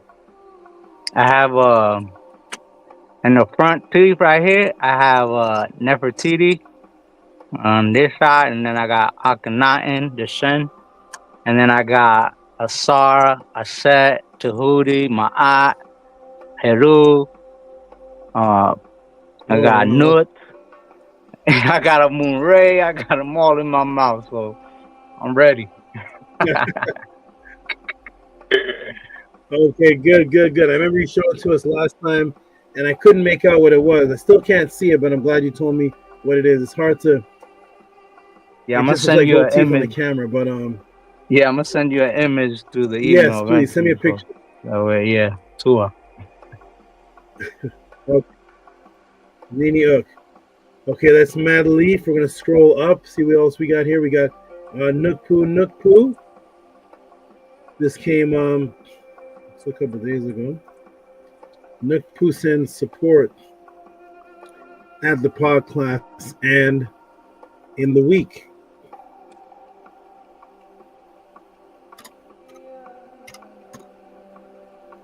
And I'm gonna send you some more Oh, man. reciprocity tonight. It's just for the questions later on. It's just right now I'm sending you reciprocity for this question, for the one you just answered. So I still got it coming. Don't worry. Okay, Tua to you. Tua very much. Okay, so we're gonna go to this. I'm gonna read a couple more, and then Atef will come on here and blast, letting everybody know how important it is to support this. And Nick Punu will be right there with them. I'm sure everybody visionary. So go. So this is Nook Poo. Go ahead and read it. To Saba. So this from Nook Poo. 1111. Hotep occur with the tongue sticking out. Excellent. Nefer. 111 wonderful. With the tongue sticking out. Smiley face. With the blue halo, which is really the blue sun over my head. My eye with the blue Eve. The ethers, orbs, with the feathers of my eye. Hotep Saba. This is for you giving me the new words to implement as far as excellent and wonderful. I've been using that throughout the week when I speak to people. So 2 up for that, Saba. Nini Hook, give him a hand clap for Tep for that. Give him a hand clap.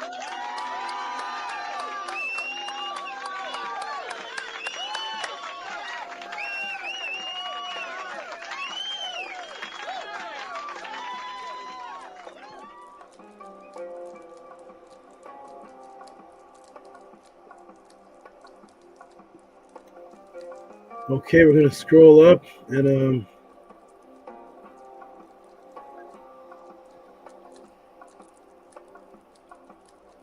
we got okay, there's Inpu.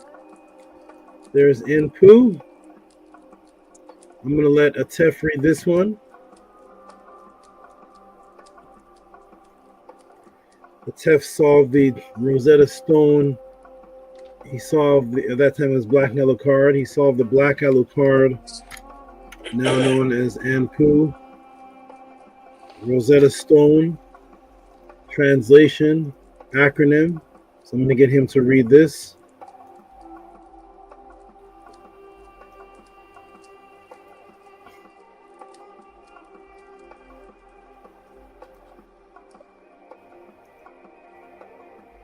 It's not on the screen yet. There it is. Go ahead and read that, please. Atef. To a great Saba, it's 999 from Ampu Ma'at Heka for TFTK, which means thanks for the knowledge. Wonderful. And since he's already given a donation prior to this, both of these equaled over $20. So give him a hand clap for that, please.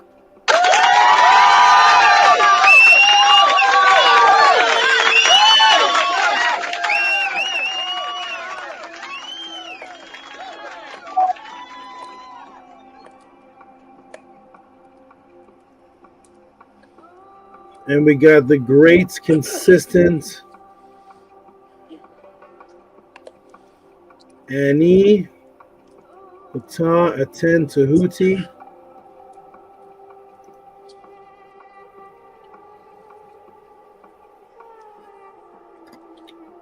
I hope Lisa and Boots are okay out there. I haven't seen them in the chat or in the support or anything. I hope they're I haven't even seen them say anything in the chat or anything. So shout out to all those who are still safe and sound out there. Okay, here we're going to screen share. And shout out to Ani Pata Ani Aten Tehuti. Read that first Nukpu, please. To Asaba. This is from Pata Ani Aten Tehuti, the Orsen Netter. Pata Ani Aten Tehuti. He sent in 3372. Tua for leading by Ari Works. Uncle Dijed User.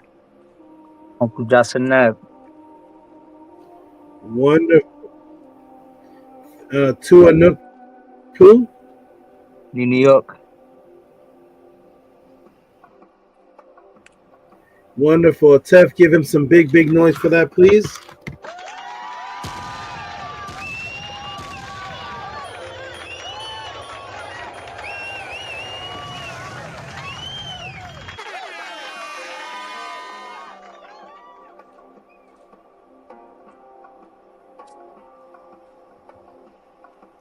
Wonderful, wonderful, wonderful. Let me scroll down.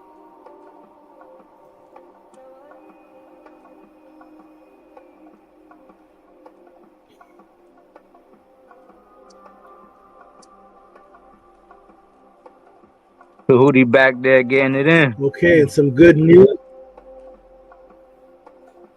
Oh, I can't even see the screen right now, but this is for the brother that this is for the brother that asked the question. The brother asked a question, and VRI, who actually put the brother onto the 2T pod class, VRI. So here's some news. The person that asked the question was getting into Gnosticism. The person that asked the question was getting into Gnosticism and Abraxas, and VRI said, Tua Sabatuti Amenhotep Ra, Hotep Marie. Yes, that is for my brother in consciousness. I have been trying to bring him to the pod class for a while. He has recently purchased a Per M Heru and Egyptian literature books. Wow, there we go. I thought to contribute to his question to give him the true pod class experience. Tua Saba Tehuti Amenhotep Ra. Tua to you, VRI. Give him a hand clap for that.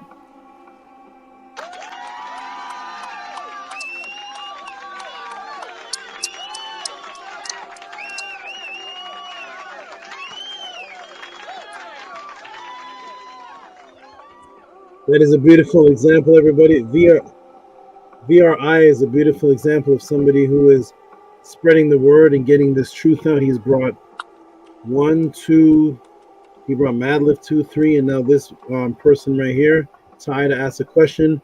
And now Ty has gone from studying Gnosticism and whatever he was studying to buying the Purim Heru and the ancient Kemetic literature books, submitting pod class questions, and getting an explosive 2-hour and 14-minute answer.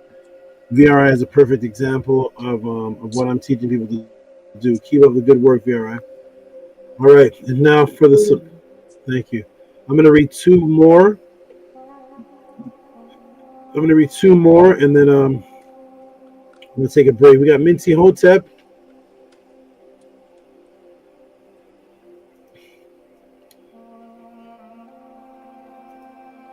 Oh, Minty Hotep sent two of them.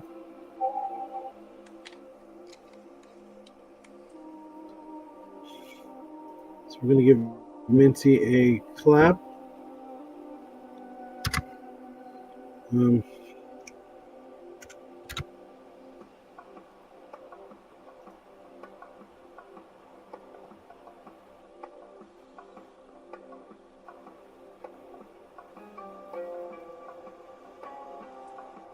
Okay, shout out to Minty Hotep for and I'll read this one.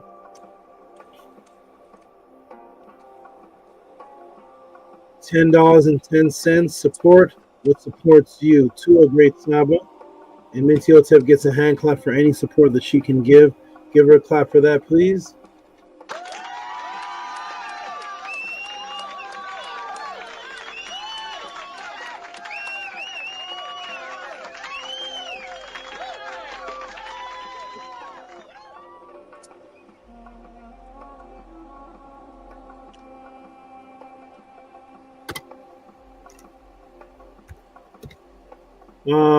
Hush Nation, what's on the screen right now? Am I screen sharing?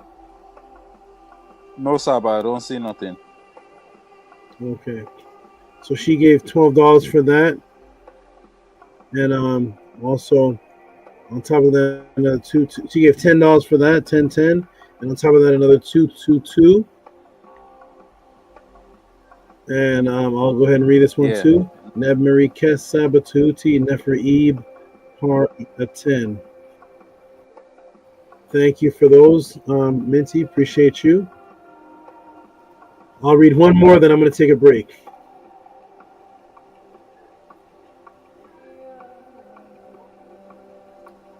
All right, supporters, where are you? Who's this? That's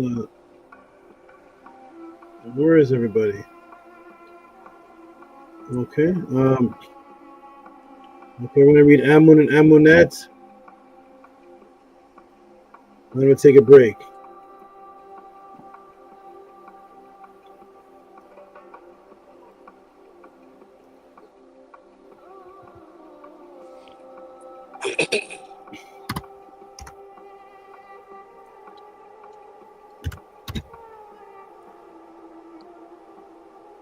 Okay, shout out to Amun and Amunet. Robert Williams is giving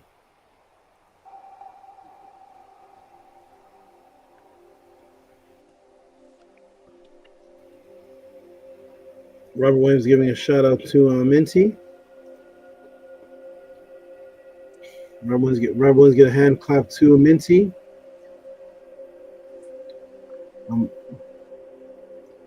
And Robert Williams says, Ampu is in the panel. Okay, shout out to Amun and Amunet. And Nukpu, could you read that for us, please? And I'm going to take a break after this. And I hope people can really continue to support. Yes, sir. Uncle Jasaneb. This is from the Or Sen and Sanet or Sanu, the Nephra couple, Amun and Amunet. They sent in $40 entire pod class, Tua or Tef, Atef, Saba for your Mary with the top hat and Chem Neeb, Chem Ebe, so black heart, Tua. Excellent, wonderful.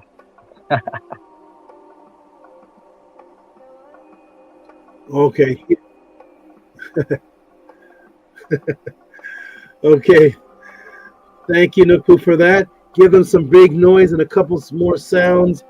Atef.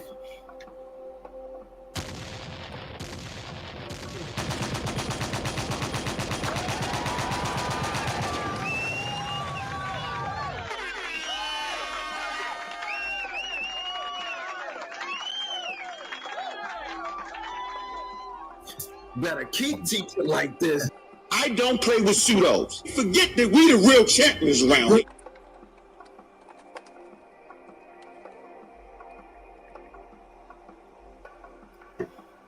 Wonderful, wonderful, wonderful. Okay, everyone. I am going to take a break. Everybody who watched this class tonight, those who've been watching for years,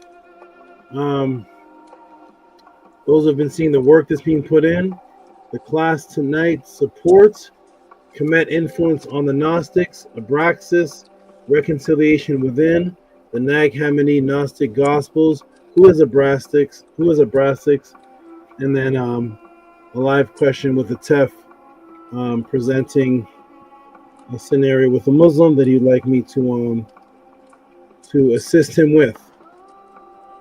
And if anyone else wants to send in a live support for a question they want to ask live pertaining to how to reach somebody, that can be done as well.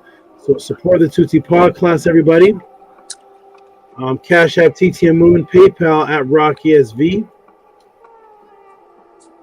And just be supportive and just be honest. If you see something that you liked, if you see something that was more advanced than what you knew on the particular subject matter, if you appreciate the 852, I think I've calculated 852 answers, 852 or 860 answers I've done so far since the pod class has begun.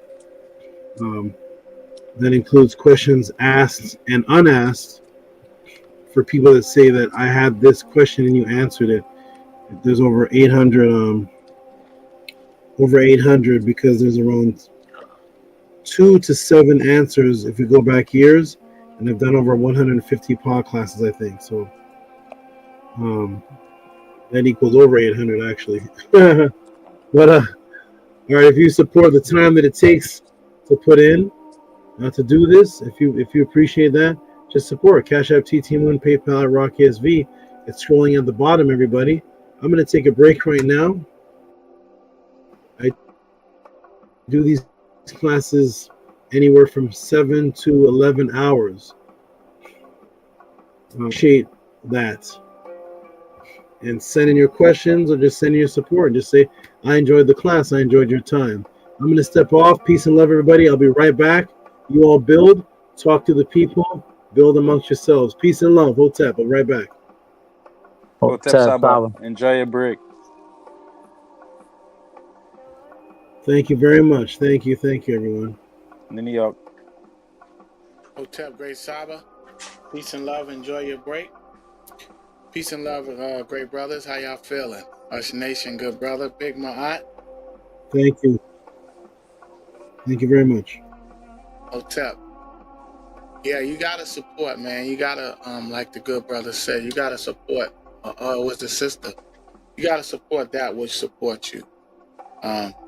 Saba asked a question earlier, and he said, what characteristic, or what was it that we first admired, or what attracted us to him, or was able to break that matrix? For me, he was just so calm and collected under pressure. That was one of the things that stuck out to me at first. Besides the truth, I was listening to him. He was definitely breaking matrices, and he was using words that I had never heard of before. I had never heard some of the words before. I had the concept, even right now, still right now to this day, up to 4 or 5 years later, I had never heard of Abraxas. And, I'm truly grateful for Saba. And I'm just being real. It's like, you can't, you can't like deny what Saba is doing. Nukpu, it's a beautiful synchronicity, good brother, because you put in there, you sent reciprocity for wonderful and excellent. So it's so funny because I had said that last week when he had, when he said that as well about wonderful. And I said I was gonna use that as well. Just echoing, doing my best to echo Saba and the way he speaks. And that's another thing too. Like I noticed that very early on too, is the way he spoke. And I was like, wow, it was just different. It was very calm. He never spoke with emotion. Like he never let his emotions get to him, even under pressure. I put in the chat, I wanted to fight when I saw the disrespect. It really upset me because, and I didn't have the relationship that I have with Saba now, but even back then, like I recognized, like man, who does this guy think he is? Like I just want to learn, like let him talk, let him speak, stop cutting him off, stop being disrespectful. I want to hear what he's saying. And I was so confused because I thought that brother was really smart too. Once upon a time I was able to, yeah, when you put don't talk about the dirty cup of water, put your water up against it. When I was able to, evaluate what was being said and what was being shown right in front of me, it was clear, it was evident, and then the disrespect started to come, and it was just it angered me because I really wanted to learn, and I was really intrigued by what Saba was saying at that time. Even still right now, I just I love the gems, but for me that emotion, that ability to remain calm and maintain a particular frequency is what really stuck out to me, because a lot of people tell the truth. A lot of people are really good rappers. They're really good when it comes to the things that they say, and some of the things that they say are true. But Saba was very calm, even under pressure, and he dismantled his opponent with a calmness, with a calmness that I only, at the time, I could only equate it to when I was younger and I would watch Kung Fu movies, Saturday morning, how the old man or the teacher he would be barely moving, but he would be defeating his opponent. He would be responding, not reacting. And that was very, very, very powerful. So I thank you for that, great Saba, for that lesson, for that example. And then even you know, I mean, those of you that don't know, some of you do, some of you don't. But I seen Saba get bit by a snake live, and it's almost like it didn't happen. You know, he still remained calm, and he continued answering the question. He continued teaching. You know, that I still don't. It's just remarkable, man. It was I can't even say that it was great to see, because I was so worried, and I didn't want to see that. And you know, it kind of like slipped by me because it happened so quick, and there was no reaction from Saba, or I should say, it wasn't the reaction that that one would have expected. You know, he just remained calm. He continued on with his mission, which was to teach, as he pointed out in his introduction, how his you know, his goal and his agenda never changed. No matter what organization or no matter what he was a part of, his agenda never changed. So, you know, Anis said that his, you know, the thing that stuck out to him was, you know, Saba being a living example. All of that, you know, all of it resonates with me very deeply. And, you know, even now when I'm, you know, so I guess my question is coming up next. And that's one of the things that that my mate tells me. You know, she reminds me, she's like, you know, you have to speak more like Saba. You have to, you know, does Saba talk to you like that? You know, how does Saba speak to you, you know, when he's speaking? So I'm looking forward to this question and him answering it live and teaching us, because it's an opportunity to evolve, you know, and that's what we should be striving for, is to evolve and get better. Anis said in Monday's classes, his favorite part was the question asking part, when Saba would ask the questions, and it would be like a quiz. And man, it was so much pressure for me because I answered most of the questions wrong, or I didn't have an answer for most of them. Those of you that get those Monday classes, you'll see that I wasn't where I'm at now, for sure.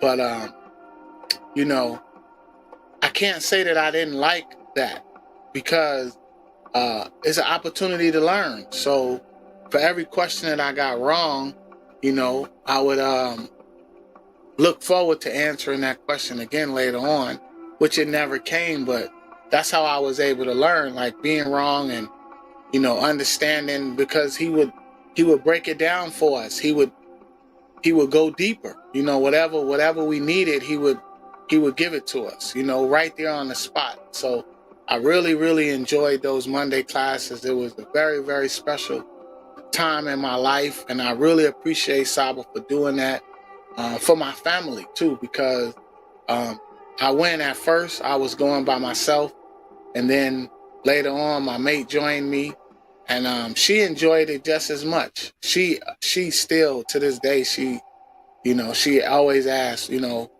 about those classes, because it was really, really important and instrumental in our evolution. So Hotep Henu to you, Great Saba, for that, for taking that time and you know, teaching us and guiding us, and still doing that, still continuing to teach and guide us. So I encourage everybody to, if you don't have it, get those Monday Magic classes. They turned into something very, very, very special. Very special with the practices and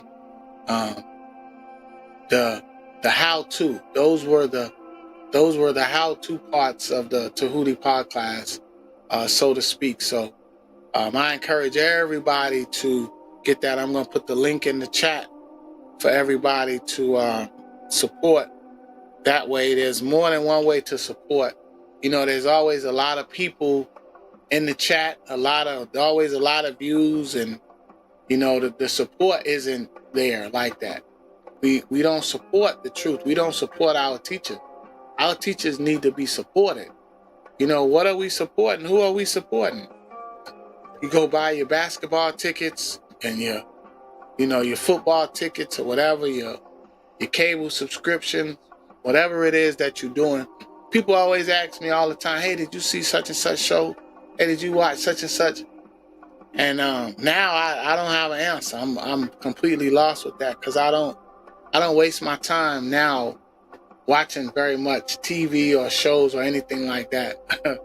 My mate has it's an inside joke in the house where she reminds me that YouTube is not a channel. But it's funny to me, but you know, I'm mostly on documentaries and stuff about animals and just stuff wanting to learn. There's a lot of just classes and just different things on what they call ancient Kemetic culture or ancient Egyptian culture, as they call it. So, you know, I just want to know. You know, I'm evolving into a netter, so you know, I don't waste my time watching all of the foolishness that they have on TV. I just don't. I don't waste my time. None of them other none of those other shows I watch. I mostly watch animals and documentary stuff. You know, I don't waste my time watching people argue. I just don't have time for it. I just want to learn and grow and be better and help my family and break people out the matrix, like Saba says. So this is great. This part coming up because I have a lot of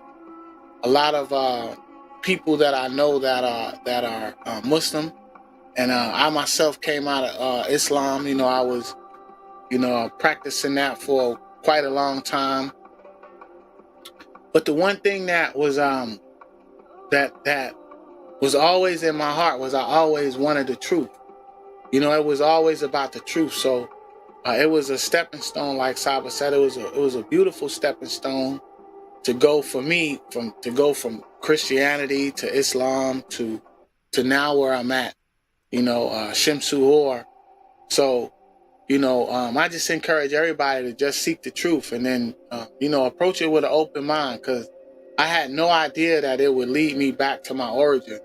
You know, we say we want knowledge of self, and that's the goal, and the goal is to know who we are for real, but we still adhere to these different matrixy titles that they give us, you know, with race and all of these different psyops words, race and Jamaican, Puerto Rican, all these different, you know, funny Mexican, all of that stuff. All of those titles are things that the colonizer gave to people. So, you know, I just encourage everybody to just keep digging, you know, keep digging for the truth. Use your eye to the truth actually means to examine. It means to inspect. It means to dig. You know, the symbol is one of the symbols is a digging tool. So, you know, you have to continue to dig. I don't stop digging, even when I'm creating my presentations, and all I'm doing is reading, you know, papyruses and the different stories that our ancestors left behind. And it's beautiful because I get lost in it, trying to find where it's at, what museum is it, what you know, what who stole that and wrote whatever name, Westcar Papyrus or Prissy Papyrus, all these different terms that they give the writings of our ancestors, you know. And one of the beautiful things that Saba pointed out to us one time before was, he said that no matter where you find Picasso's work, no matter what museum, it's still called Picasso's work, even if you own it. So you could own a painting and it would still be, oh, this is Picasso's work. But when it comes to our ancestors and the writings that our ancestors left behind, they take it and they name it.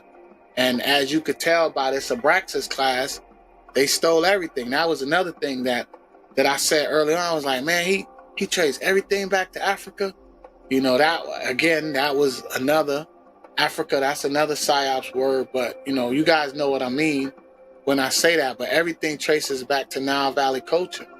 Everything, like the jazz said, they stole everything from the Natiri. Instead of celebrating it, they steal it and switch it around and use it, you know, use They use our magic against us. So I don't understand how people don't support. I really don't. So Hotep Henu to all the supporters every way, and anybody that supports, and support the truth, support that which supports you. It's a beautiful time that we're in right now. I really, really look forward to people appreciating what's going on right now, because you can't send in these kind of questions and get these kind of answers nowhere. Nobody on the internet or live is answering questions like this. Nobody nowhere. If they are, just put the link in the chat. I mean, and this is in real time. And not only is he answering a question, but he's giving you an ebook. He's giving you the sources. You can go look it up yourself. I have to do that. Me personally, I have to look it up and go dig and look for myself. I have to take these classes when I'm here in real. That's another reason why I don't even have time to watch TV or anything, because I have to go back and play these classes in slow motion. And when I say slow motion, sometimes I actually slow it down to speed. There's a setting in YouTube where you can slow it down. I slow it down, and then what I do is I pause it, I play it, I pause it, because that's how far in the matrix we are. That's how far I am. I'm speaking for myself. So deep in the matrix, there's so many different layers that even trying to understand this, the way Saba is breaking it down to us, like we kindergarten, and it's still a struggle trying to grasp it and understand it, and make it make sense. So I have to go back and watch it over and over again. I remember I told you, Tehuti, you'll never run out of podcasts to watch, because every single podcast, even when I go back and I'm here in real time, I'm always here, right? And I miss so much when I play it live or when I'm playing it, in the day. So I'll play it again either tomorrow or Monday for sure. And even when I'm doing that, I was there. I didn't catch that, because I'm really able to kind of concentrate on it. A lot of times during these Saturday classes, I'm doing stuff with the family and everything, but I'm still here though. So being able to go back and run it back and play it slow so that I could pick it up, man, I'm grateful for that. That right there in itself is wonderful, because I get to do that. I get to do that, and just like what better time than now to be here, to be born, to be alive, right? What better time? Like Nukpu said, like this is the best time right now. We could have been born in the 1800s. We could have been born, in one of the 13 colonies. You know what I mean? After July 4th, 1776, right? We could have been in the fields picking cotton, right? Trying to, you know what I mean? Because that's how long that our knowledge has been stolen from us. It's been stolen from us. So just imagine being out in the hot sun and just, you know what I mean, working for somebody else and just not getting paid, and watching your family get abused and assaulted and murdered and kidnapped, and you know what I mean? And this knowledge was there then, right? Back then, this knowledge was available. It was written on the walls then, way before that, thousands of years. And we had no knowledge of it, right? We didn't have no access to be able to do that. There was nobody teaching like that then. Then little by little, we began to accept, we began to assimilate. Assimilation means when the minority assumes the characteristics of the majority. This is why we speak English, and we live the culture that they want us to live, not the way we're supposed to be living. We living like they are. We're living like the kidnapper. Our whole life, the way we dress, the way we talk, our language, we are right now speaking the language of the kidnapper and the murderer. The language of the people that murdered your great-grandmother and slaughtered your great-great-great-great auntie. This is the language that we speaking. This is the culture that we adhering to. Come on, y'all, we got to wake up, people. This is a fact. Chinese people speak Mandarin. They from China. They bow when they meet you. They don't shake hands. They bow when they meet you. That's a part of their culture.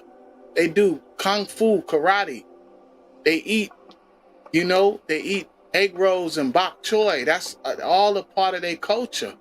Italian people speak Italian, eat spaghetti. Hey, forget about it. It's a part of their culture, right? I whack you. Bada boom, bada bing, right? And when you ask a melanated being that, I'm Jamaican. What? Jamaica was colonized by the British. What's your language? I speak patois. Okay, that's a slanged out version of the King's English. Not even this English that we speak over here, the King's English. That's not a knife. This is a knife. Like that. That's the King's English that they speak. The patois. Oh no, I'm Haitian. Oh, so what's your language? You speak Creole. Okay, is that French? Oh yeah, okay, cool. Haiti was colonized by the French. No, I'm talking about you. What's your culture, Mr. Melanated being? What's your culture? Before that? We don't even know. We lost. We upside down. No, I'm African American. We upside down. And it's sad because we gotta wake up. We really gotta wake up, right? So we have to appreciate what we have right now while we have it, right? Uncle Jasaneb, Huwaja to our great teacher, may you be well and get strong and be stronger, and heal up, whatever was bothering you. I send you much love and merry, and hope that you get strong and healthy and continue to teach us, because we need it. We lost. We are lost here. We think we Negro. We think we African American. We think we black. Black is what you see behind my chair. Darkness, right? So, support that what supports you. I'm looking forward to Saba, teaching us and doing this live question, because I have a lot of friends that are stuck in this matrix, just as well as I am. So anything that helps me to better communicate with people, I look forward to it. That's why I said, Nukpu, we on the same wavelength, great brother, because I said the same thing. I was thinking the same exact thing about wonderful and excellent.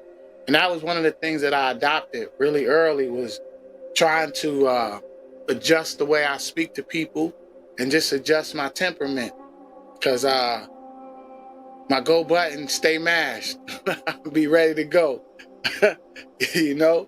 My go button is broke on. Like it's and it's okay, but I just have to readjust and realign that energy, right? I have to realign that frequency. And I'm grateful that I'm able to recognize that. I'm glad that I'm able to look in the mirror and see some of my faults. I don't recognize all of them. Some but when I am reminded of them, I don't argue. I don't argue with the truth. I don't argue with the truth. I accept it, and then I decide what I'm going to do with it, right? So, I encourage everybody to just, continue to dig, continue to support the truth, continue to support our teacher and our leaders, because nobody is doing that. And appreciate the time that we have while we have it now, because everything has a season. I remember when there wasn't no Tehuti podcast. I remember when I just used to wait every Monday for Saba to come on another platform, and then I remember when there wasn't no other platform, when he wasn't on that show. So I'm grateful, man. That's why I'm here. I show up, I support any way that I can, every way that I can, because what he's done for me and my family is immeasurable. What he does every single week, week after week. You'll never run out of lessons and jewels and gems, Tehuti. As long as you got YouTube, you'll never run out, good brother. So I encourage you to go back and then what you don't see on the Tehuti podcast, you could go back to the other platform and watch. They took his videos down off of the other platform. You know, they took down his debates when he was running through people. They try to hide it. They try to hide the truth, but they can hide it. They can't make it go away. So Hotep Henu to you, great brother, Nukpu, the Jesse Jim, the great Gabby, your mate, your family, your whole AU. Hotep Henu to you, great brother, Hush Nation. Hotep to you, my new brother, Tehuti. And Hotep to the great brother, Ani Patah Tehuti, and Amun and Amunet. Have a Nefa Upesh. And I'll pass the mic. I don't hog the mic. I'll pass the mic. But support, man. Support. The truth. Support that which supports you. Hotep Henu. Bars. Hotep Henu, 2 or 4 years. Never words, my brother. And I could say the same thing. You know, I could give testimony on top of testimony, because you know, SABA don't save man and thing. When the same thing with the frequency, learning how to talk. Yeah, I went in, I get my raspberries changed without the receipt, you know what I mean? I check in, I say bye again. Yeah, but SABA just put man on the frequency thing. So I didn't know it before. I was attracted to it when he used to do it on the Podcraft, but I just used to get emotional on how somebody would talk to SABA. I would always get emotional, and I would just go the emotional route, you know. But then when he dropped the jewel, the frequency jewel, and then I check in like, okay, the heck how it really works. So then now when I talking and I just doing it like that, checking it. But then now I would use it, and then when I use it and I would see it work, and I would be like, but I could have noticed, I could have known it long time, you know. But better now than never. Yeah, so I definitely grateful for that, you know. So yeah, it'd be good for people to just support, because you don't want to be a leech, you know what I mean? I ain't think you want to be a parasite. I ain't think you want to be a succubus and thing. So just perform now, you know what I mean? And then when you're in the net of court, then you're done performing, you done a perform already. So then when you're going in net of court, you ain't gonna be no parasite. You know what I mean? Yeah, come on, I want to be on them type of time. So yeah, but I appreciate SABA for saving me before I get in to them other kind of madness, you know what I mean? Because man like me used to thought that I can get the knowledge in the net of court, you know, but then I find SABA, you know, so gratefully, but I go to and get the knowledge before I get in the net of court, so I could perform here, so I could go over there, a performer, you know. So yeah, Dread, the reciprocity definitely have a big part to do with the performance, you know. Practice make better. So you could just send a small reciprocity, and then you just make it a practice, you know what I mean? And then you ain't gonna be a leech, because I ain't think you want to be a parasite. Dua SABA, welcome back. Henu Hotep Marima at. Hotep, wonderful. Wonderful words for everyone who did speak, which was, I heard Attack and Hush Nation. Beautiful words, and definitely, I hope everybody's listening. We're down to 32 people. I'm actually going to check the Cash Apps and the PayPal right now to see if any more support came while I was gone. And I'm going to refresh the page, and hopefully, yes, there will be. I'm going to read a couple more, and then we're going to get into Tef's question, which is going to deal with how to speak to his Muslim. I'll ask you that later, but how to speak to the Muslim he knows. I was actually going to send Tef a message to tell. Oh wait, something happened. Oh, download. was going to send a message to tell him to bring the person to the pod class. I will actually do that as well. So if you all have somebody that you're trying to reach and you give us support, you can I will actually have a 20-minute live discussion with that actual person and show everybody how it's done with the actual person that you bring. But for right now, we're going to go into the rest of the supports here, and then we'll get right into that. So we're going to go into Anpu again. He's he's definitely going to have in the next few weeks. In the next few weeks, he will in the next couple of months, Anpu will definitely have every single metadata class. He's almost there. Maybe in the next month, because he's ordering two at a time, and he's already at 37. So we'll see. We'll see how he does. But there's only a couple of people. There's only a couple of people that have all the metadata classes. I think one is CCHET, Big Vapes, and Tehuti on the screen. So here we go. We're going to give a shout out to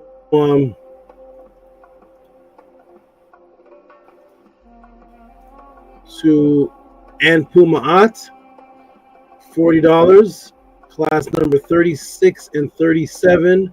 Give him some big noise, please.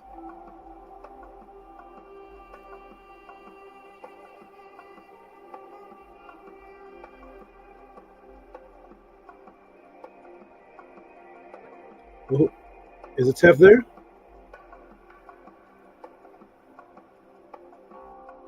Soundman?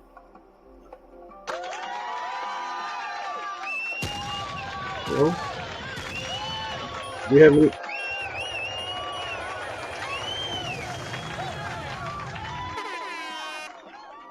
Better keep teaching like this. I don't play with pseudos.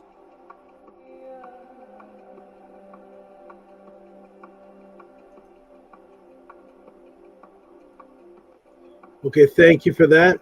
And that's 36 and 37. Is Anpu in the room?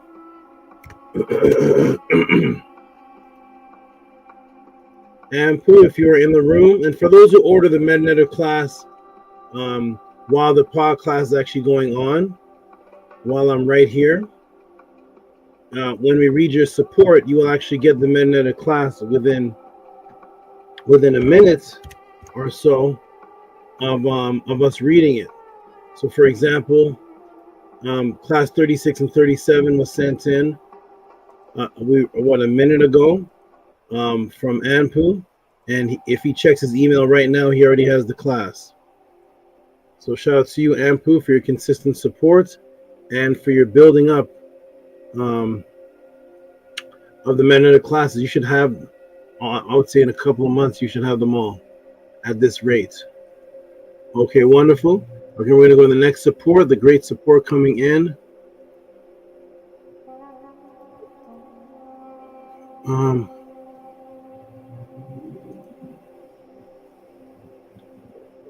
We got CCHET. Okay, we got support in from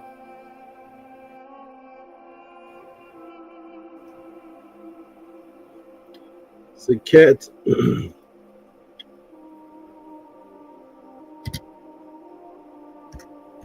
And Hush Nation, if you go ahead and read this, please. And here's an example of customer service. Ampu just sent in for the 37 and 36, and here he is verifying that he received them. Hotep Saba got him within a couple of seconds. Okay, go ahead and read that for us, Hush Nation. Thank you. Tuwa Saba 999 from Saket Nefert Amiru Alayon 137 Tuition Tuition.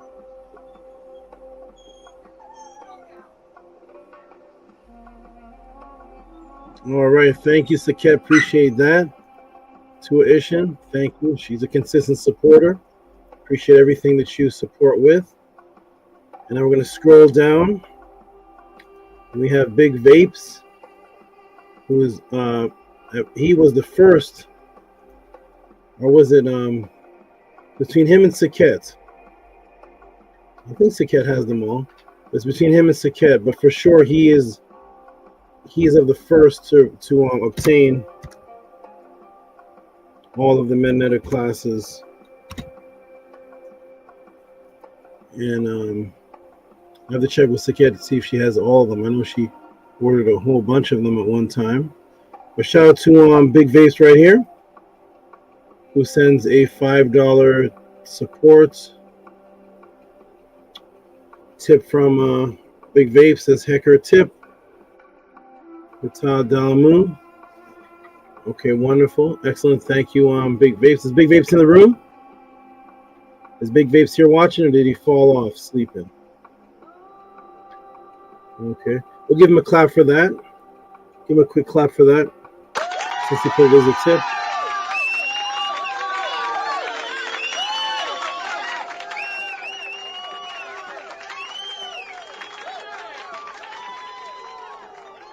Okay, we got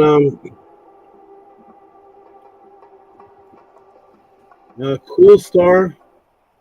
I don't see Cool Star. Let me scroll down. The Cool Star send I don't see any support from Cool Star, but there's a question in the email. Cool Star, if you're listening, did you send it Cash App or did you send it PayPal?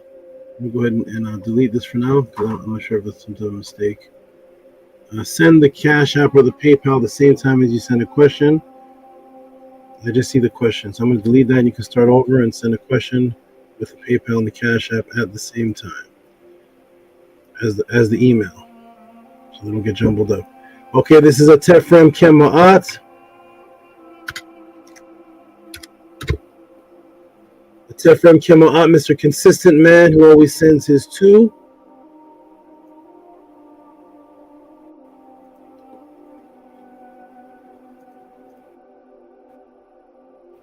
And this is, go ahead and read that for us, good brother Tef.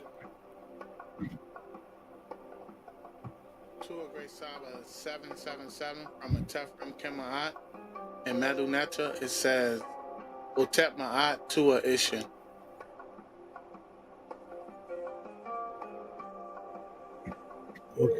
Okay, thank you for that. I'm going to read the next one. And when I read the next one, you can make some noise, or maybe the Jack can make some noise for you, because you're back to back. So that's 777. So altogether, 2272. Tef, I have a question for you. Can you hear me? Yeah, I can hear you, Great Saba.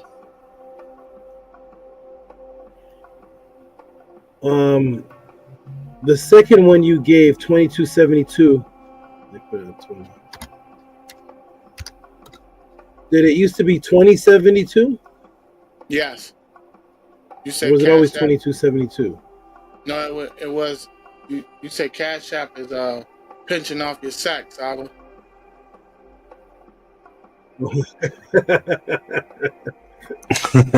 Tough. Pinching off. Pinching what? You said it was pinching off your sack. Pinching off your bread.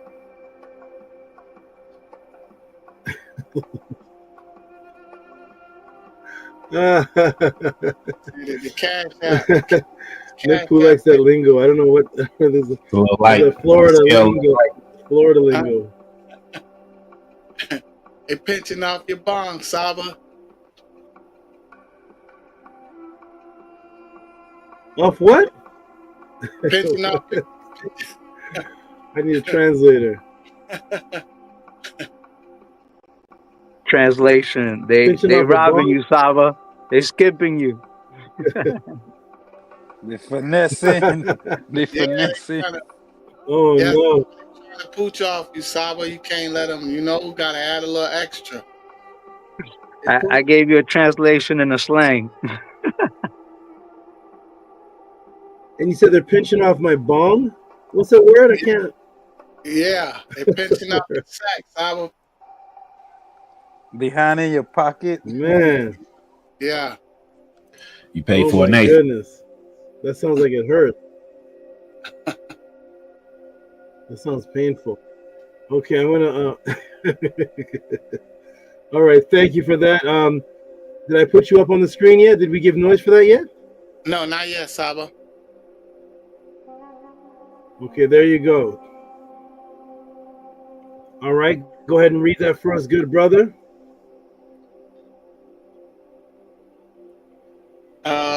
It's 2272 from a Tefrim Kima'at or Hotep Ma'at to a Ishin.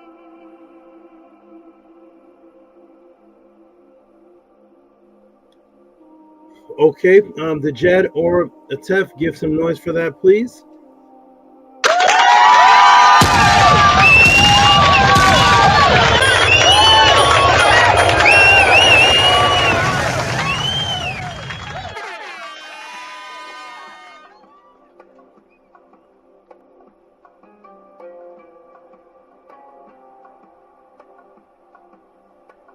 Okay, wonderful, excellent.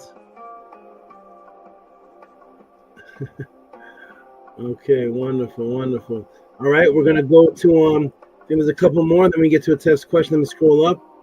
There's okay, two big monster ones. Here we go. Coming in. Thank you, Beged Leisure, and thank you, Tehuti.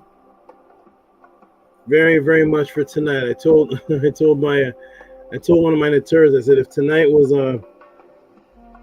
if tonight was one of my early pod classes, there wouldn't be a pod class anymore, because I was like, oh no, this is this, I don't know, new people watching.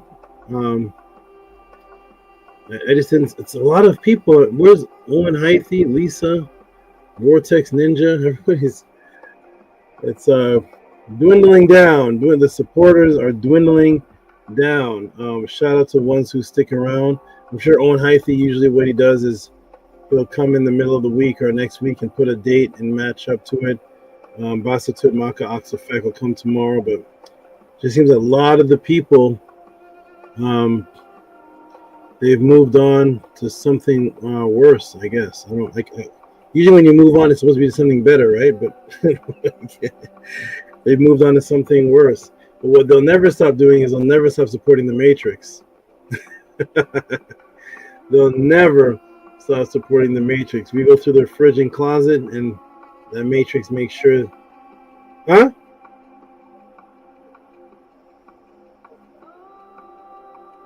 Hold on, everybody. Hold on.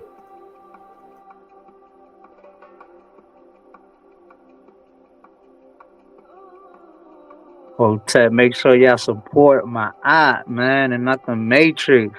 What's wrong with y'all, man? Be ashamed of yourself, man.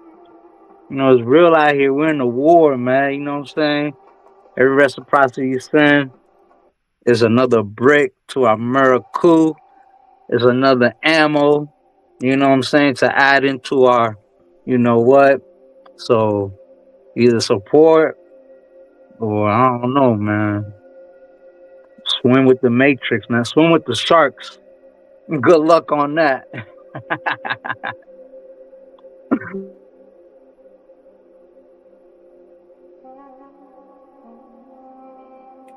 know, the funny thing is that, like Saba say, you supporting the Matrix. They'll never stop supporting the Matrix, even when you try not to. It's almost, you know, I'm not going to say it's impossible, but it is very challenging. Even those of us that don't want to or try not to, it's very, very difficult because there's so many different layers. So many layers. I mean, we have to build our own land. It's almost like that's the only way. The only way is for us to build it brick by brick ourselves, because it's not out there. Everything is poison. It's poison in our mind, poison in our children, poison in our air, poison in our food. You know, so the only way is to, you know, I'm not even gonna say rebuild Kemet, but we have to build our own. we have to do it where we at right now. And because it's no matter where you turn or go, no matter how you, even the way you support, we supporting with, through the matrix, through the Cash App, the PayPal. It's still, it's so many layers. So, do what you can. Do what you can to support our leaders, and you see what's going on out there. Who do we have to look up to? Who can we, let's say if you just wanted to, you just wanted the truth. You just want to be a good person, take care of your grandmother. Who do you have as an example to look up to be able to know how to do that? Right? You have to. I tell for him, Kemet. Go ahead, brother. That's what inspire me. That's what motivate me. So I just saying, you know what I mean? It's true. And who inspired the test though? SABA. That's right, man. And it's like you say, a tough man. I don't want to listen to somebody who's telling me to pick up a flag instead of this axe. No. Hey, but Maka axe effect changed my life, you check? And I only meet him through SABA, you know what I mean? Man come talking to me about all these 9 amino acids and all kind of thing. And to me, he get it from SABA, you know what I mean? And I check in whoa. And I left pathways to awakening, way more awakening than I arrived. That's a fact. That's a beautiful thing. That's how it's supposed to be. We're supposed to inspire each other and motivate each other. So, it is a frequency, and it's enough of frequency because, the Natiru will help you and will guide you. Because I know for a fact I've been being guided without even realizing it. I've been being led, just wanting the truth. Because there's no other way I would have got here. There's no way I can't look at my life, and because I wasn't on this path. I mean, I was, but I didn't know it. I didn't know the path that I was on. I was okay making 5 salats and going to the mosque on Friday. I was good with that. I had no, I felt at that time that, that I had arrived at the truth, and it was, like Saba said, it's a beautiful stepping stone. It was a beautiful time, because it did take me up some notches as far as discipline. And it was totally different. So, but I wasn't looking for anything else. I was just trying to increase my deen and just, be a better Muslim. I wasn't looking for another religion, but I was looking for the truth. And when I found it, it wasn't a religion, and I was like, wow, I'm looking around and I'm like, okay. I had never heard the word Ma'at before. I had never heard the word. Never saw it. I had never saw the word. I had never heard of the Natiru. Consciously, subconsciously, my heart, my Ka knew and was guiding me. But just me being stuck in this matrix, man, I was okay where I was at. I was still growing and learning, reading the Quran and reading the book I was studying, but it just, once Saba came to the Killer Priest show, it completely changed my life, completely. And it was because I had said to myself, before that, I was like, okay, anytime I see somebody with a book, even if I saw them reading a book at the bus stop or on the bus, I would sneak and take a picture of it, or I would make a mental note of it, because I knew that the answers would come to me. I felt that. I was like, okay,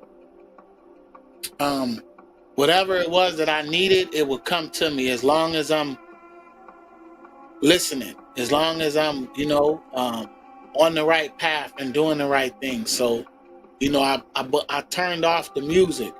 That was like one of the first things I did was turn off the music and turn off the social media. I turned the music down, you know, all the murder, death, kill, shoot 'em up, bang, bang. I turned that down. And that was difficult too. And then I got off of social media. I wasn't a social media person anyway, so it was real easy for me to just delete Facebook and Instagram and all of that because I wasn't doing nothing. I wasn't swiping and liking. I was just scrolling. You know, I really was just looking. I really wasn't communicating with people. You know, I was just scrolling and just aimlessly, what they call it, death scrolling or something they call it. I don't even know what they call it, but that was one of the things that I did to turn down a distraction. I got off of social media. I turned down the music. I wasn't a big TV watcher, but I did watch less TV. And what I said was, okay, I'm going to replace that with reading more books. I said, I'm going to read more books. I know that I need more knowledge, so I'm going to read more books. That was what I had said. I'm going to read more, and I'm going to do less of the other things because I love reading. I was like, I'm going to do that because that really pleases my Eve, right? So I began to do that. And then instead of listening to the murder, death, shoot 'em up, bang, bang music, I said, I'm going to start listening to podcasts.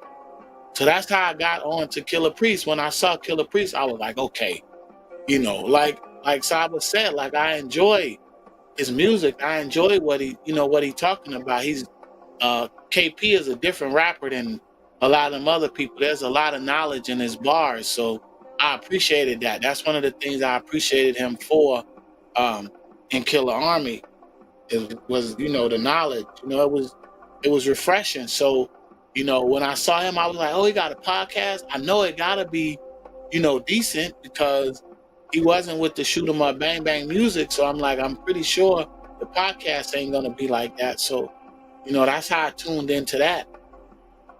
And you know, when Saba came on there, man, it completely changed my life, man. You know?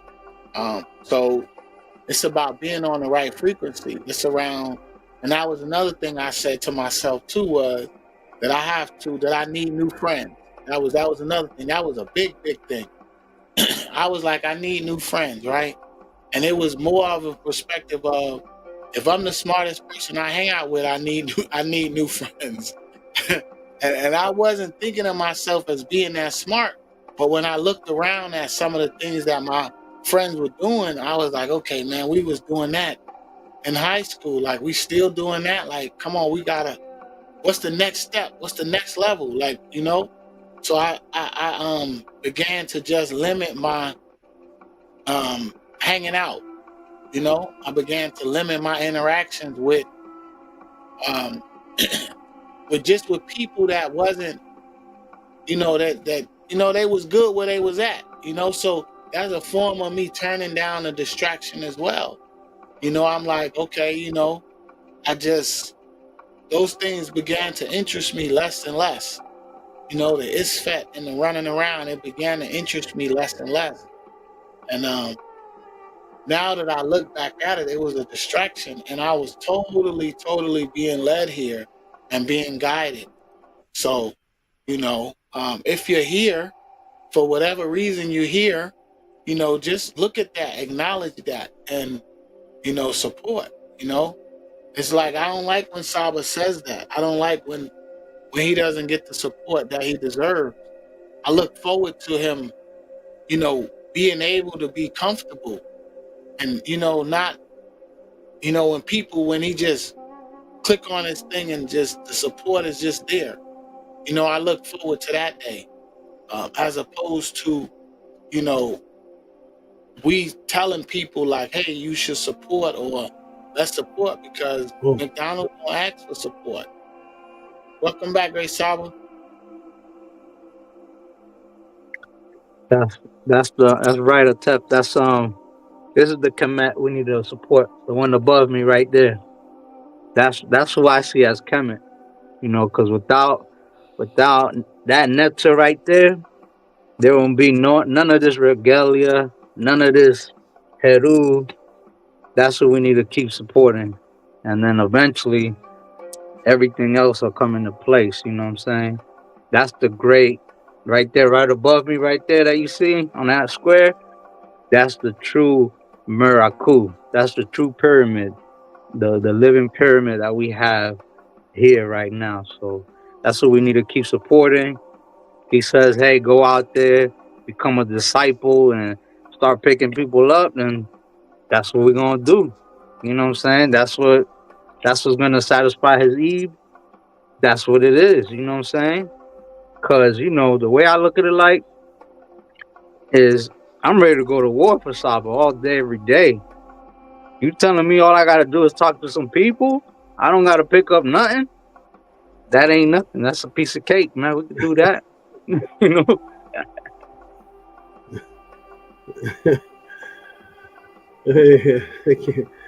I came in at the right. Came in to people talking about going to war. Okay, wonderful. Shout out, thank you, both you two and anybody else in our Hush Nation, whoever spoke.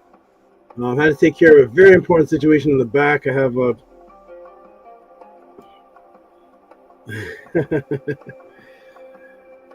coconut path serpent, venomous coconut path serpent was loose in the kitchen behind. Nanny screamed, and I had to go and take care of. How do your serpents get loose? Do you have them in a glass container, or you have them in one of those plastic containers? I have them in aquariums and enclosures, but they get loose. They're escape artists, and sometimes I'll open the tank to do something, and they'll shoot out thinking that it's food, and then they'll just keep running. They'll just keep going. They'll shoot out, and sometimes I let them roam around, but this one is a newer one. So it shot out and went under the fridge last week, and now he was in sink, hiding beside the sweet potatoes. But at any rate, I gotta know that. But not this one. This one never does that. This one is this. I gotta know these things, because when I get mine, you know what I'm saying, I don't want none of that to happen. But I gotta know if they come out on their own or what. Okay, I may have something different for you too. I may have a blue lizard for you, blue and gold. I think you like those two colors. I have a blue and gold lizard. I was like, what if I get this for Nook, who would like this blue and gold lizard, and it sits on you. It doesn't run away anywhere. Okay, we're gonna get back to a couple of these supports, and then we're gonna get into to a TEF. So here we go, everybody. Shout out to Monster Support. Monster Support from B-Get Leisure. I'm gonna get Nookpoo to read this one. This is a long paragraph he wrote. Monster Support, thank you. And thank you, all three of you. I heard you speak. Thank you for what you all said about going to war and about being happy when the support comes in. And thank you for that. Now get ready to give some big monster noise to B-Get Leisure, who is Maharu, shutting it down. First, Nook, if you can go ahead and read that. Is that on the screen yet? Oh, tap. No, not yet, Sab. Okay, now it's up. Is it on the screen? Yeah, it's on now. Oh, tap, Saba. This is from my Nefer son, Maheru. Go ahead. Can you hear me? The Nefer Netter Maheru, the great son. He sent in 100. Hold on. I gotta get my screen closer. All right. He sent in $100. He gave out large bars. Here we go. Tehuti, Saba, I read Nag Hammadi about Abrasax, whatever that character's name is, decades ago. But now Saba Tehuti, open, detour, only, light on Ra. Sun in my eyes, reflection to my eye.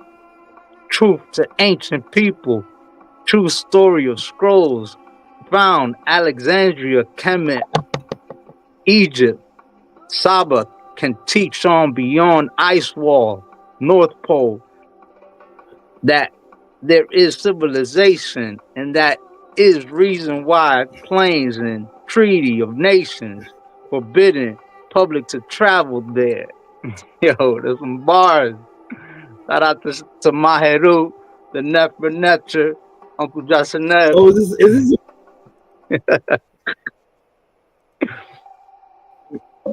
That was some bars. You know how my HERU be getting down. Look at this. Is this a question? Those some bars, Saba. Ice wall, North Pole, the civilization in the. He's saying that you could teach beyond. You could teach beyond all that. He's just proving the flat Earth theory, because you know how they be talking about that ice walls and all this and that, all this mythological stuff going on. And is the reason why planes.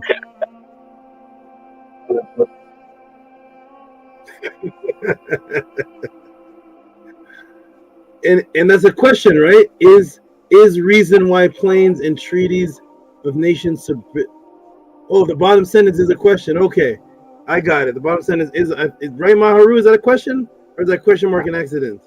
I don't know. I think saying I can teach beyond the ice walls. Yeah, North Pole, and there's civilization, and that is reason why planes and treaty of nations forbidden public to travel there. So he's basically saying it with the question mark, but he's not. I don't think he's asking a question. I think he's like saying basically this is why we can't go beyond the ice walls or whatever. But it may be a question. To my knowledge, it don't look like a question. It look like a statement. We need to read. I'm gonna ask him. Give him some thanks, Nukpu. I'm gonna ask him outside of this. Give him some monster noise. All the transformers, everything. Give him all the noise. Thank you.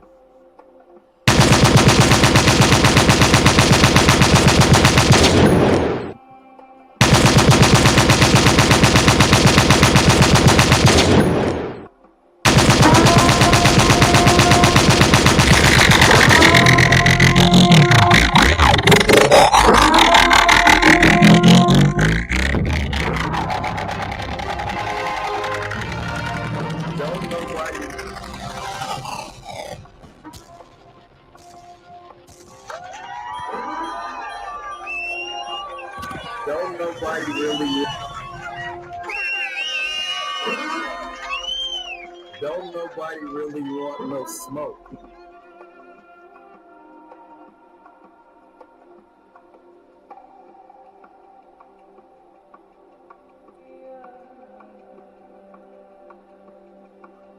Okay, and one more. Shutting it down again. The monsters are here, shutting it down. And that is, of course, Tehuti again. With the wonderful, I don't even know what the question is. I already know that it's going to be wonderful. I don't even know what it is. But Tehuti is coming through again with a continuous. Simple. Let's see, everybody. We're going to go and see with this. Well, first, let's read the support. And let's see what Tehuti we'll do the support first and the question right after. What you want? What you want? What you want? You want to be rubbed down, huh? You want to be rubbed down, huh? That's what you want. You want to rub down, huh? From May 17th.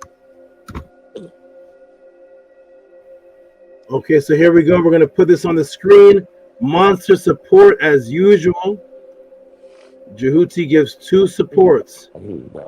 One is always a monster one, and one is always one that is the microcosm the microcosm of the monster one. So here's the macrocosm. Oh, that's Beget again. Where's Jehuti? Wait a minute. Here it is. The macrocosm and the microcosm.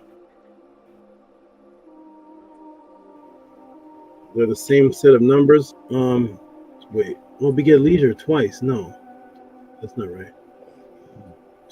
2, 3. Here. Okay, let me fix that. Okay, 2, 3. Okay. Here we go. All right. Shout out to Jehuti, who came in from his very beginnings, giving large supports, and has never stopped ever. Continuous. Here we go. Why you want Go ahead and read. Go ahead and read that, Jehuti.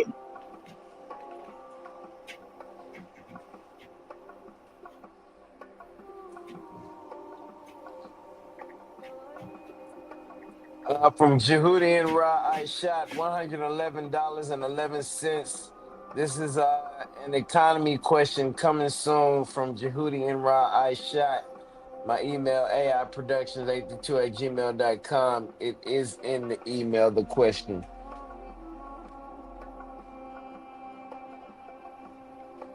Okay. All right. Thank you, Jehuti. Go ahead and give him a Tef. Give him some monster noise. All the sounds as usual.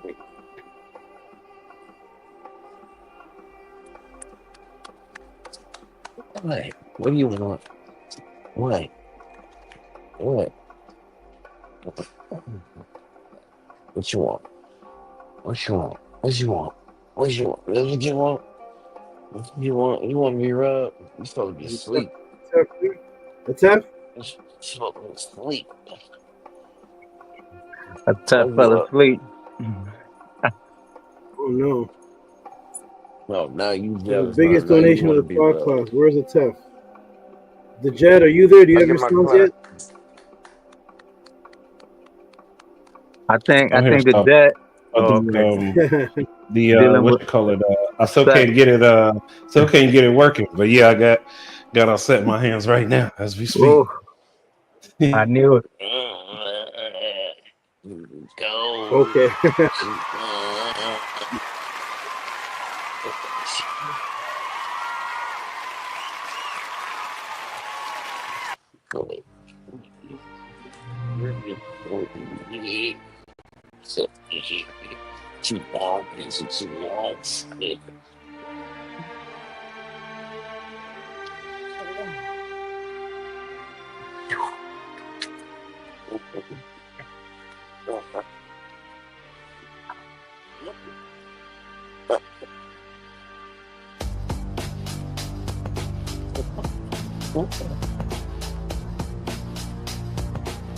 Shout out to Jehuti for the largest donation again of the night to the Tehuti podcast.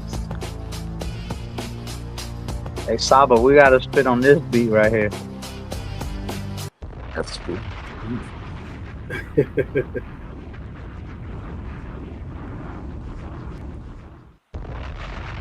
Tef may have fallen asleep, I'm not sure, but I don't have all the sounds that I want Jehuti to get. Warning, warning, warning, warning, warning.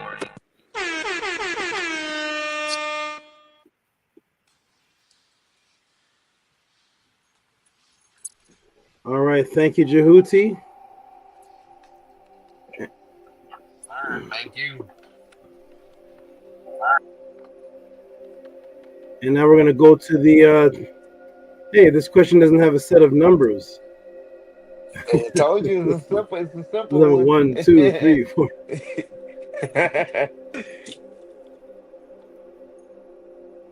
Okay, nice. Okay, let's see what this is. I'm going to put the question on the screen, and Jehuti can go ahead and read it for us.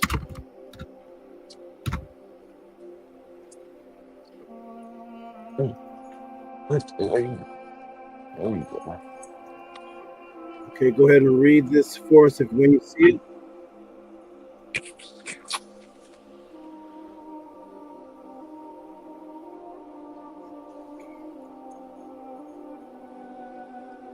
Peace and love, Tehuti. Money, capitalism, and the economy is a dualistic tool used in today's society. It brings happiness and joy, but also massive destruction and negativity. Thus, my inquiries are as follows. What's an economy in Kemetic terms?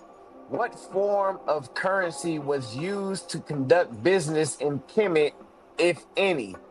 How was reciprocity, balance, and ma'at established through the Kemetic economy, if there was one?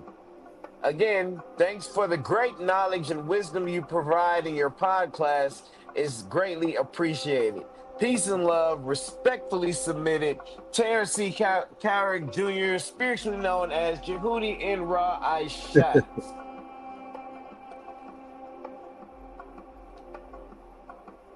Excellent. That was a simple one. Excellent. Excellent. Excellent question. Excellent question. That's gonna be good. It's very, very important because that question is extremely important because it is the money magic. I did a class on money magic for Menku, and he used that class that I gave him, and he quadrupled his income. Oh wow! So that's going to be interesting. The difference in what money is and what it was back then, and why the money today causes destruction, especially of culture. Hip hop was destroyed by money, but then we'll get into that later. But here we go. But thank you, Jehuti. Great question as usual. And I think that's it, everybody. Let me go. Let me see. That's it. If that's it, I'll refresh the page. Is there any more last minute supports given? I'm going to reload. Shout out to Minty, Hotep, and Saket. I believe those are the only females that supported the class tonight. Shout out to both of them. And Amanet, of course. Shout out, but the definitely sisters out there, females out there. The ratio of interest of higher consciousness and the support male to female is completely unbalanced. But shout out to all those who do support. Now we're going to get into, before we end off, we're going to have a little scenario with the Tefrem Kema'at, who's going to present some scenarios of conversations that he wants to get into with Islam and his partners or partner or whoever this may be. And he's going to ask me for guidance on it. So Tefrem Kema'at, have you ever did you ever make it back?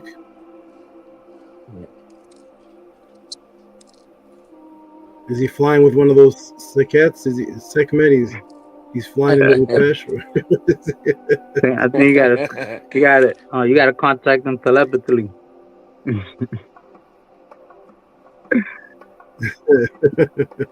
We're gonna use our minds, put them together, and contact the test. Oh my goodness, the Tef. I think something happened. He was there the whole time, but he faded out. Okay.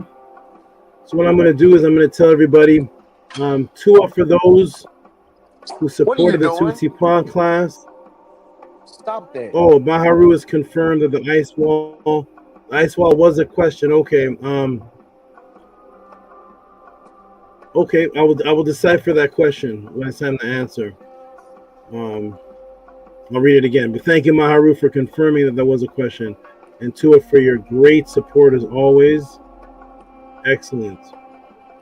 Okay, so what I'm going to do right now, it is kind of late. I'm going to get everybody to give their closing statements, and maybe a TEF will come through before it fully closes. If not, we'll take this up next week. So we're going to go with the Jed Sadem Ma'a Hemt Pautku. Give us some beautiful closing words, great brother. What's up, great Saba Tua? Appreciate all the love and consistency. This class was definitely very powerful. Definitely grateful for the person who asked the question, and definitely Sab, appreciate you for just spending the time putting everything together, showing us what Ma'at looks like, and to fully live in it and mature in it. You are a walking example of that, and I appreciate you, Great Saba, for that. Shouts out to you on the Turks for supporting you, the Jed, and keeping you to be able to stay on schedule and on track and doing the things that you got to do on a daily basis. To them, shouts out to everybody here on the panel, Nakpu, Hush Nation, the Tef, Tehuti. Definitely much love to everybody that's in the chat as well, everybody who's going to watch in the future. If you watch in the future, you listen to this, make sure you support the podcast and show love and reciprocity to the great Saba Tehuti Amun Hotep Ra. May Ra grant you and your family health and prosperity. May your monument be established on the foundations of Ma'at, and may you all rise and come forth as conscious light, like the divine Ra, who rise and shine from among Ma'at. I am the Jet Sajim Ma'ahim Pau Kuf, everybody on the Tiru, Uncle Justin Neb, Hotep Anu, Nefru Pesh. Nefru Pesh, beautiful, beautiful words. I love how you ended with a Nefru Pesh. Beautiful words, Tua, again, for your appreciation of me, and Tua for being a great father of us sets in the pod class, participating while doing fatherhood duties. Tua for that. One day the brothers on the panel will be doing the same when that mystical, magical female that's into these teachings appears from the Netzer Kurt and manifests in the physical form. But Tua to you, and Nini for everything you appreciate me for. Wonderful words, good brother. Tua, Saba, Tua, appreciate you. Look Pooh next, Saba. I know he Excellent. out there. He got baby on the way. Look Pooh next. Not a baby, a netter.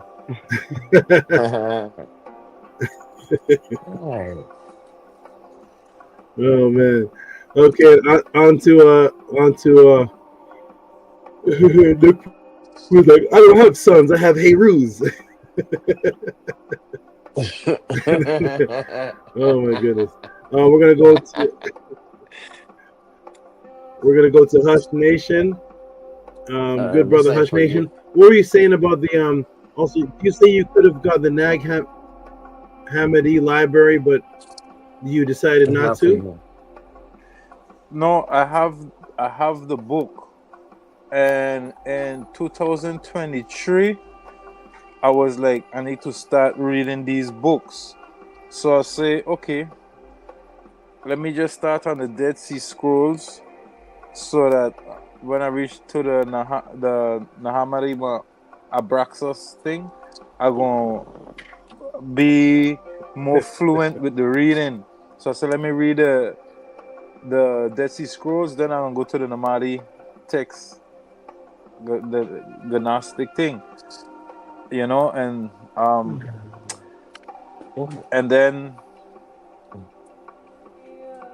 then all of a sudden everything just changed to the Prem Heru. Everything just changed to the Prem Heru, you know. So yeah, I don't know. I can't do nothing without the Neteru, you know. So I definitely appreciate you bringing this Aku, because the Aku is so big that I ain't fully enlightened to it, you know, and step by step learning how bright the Aku is.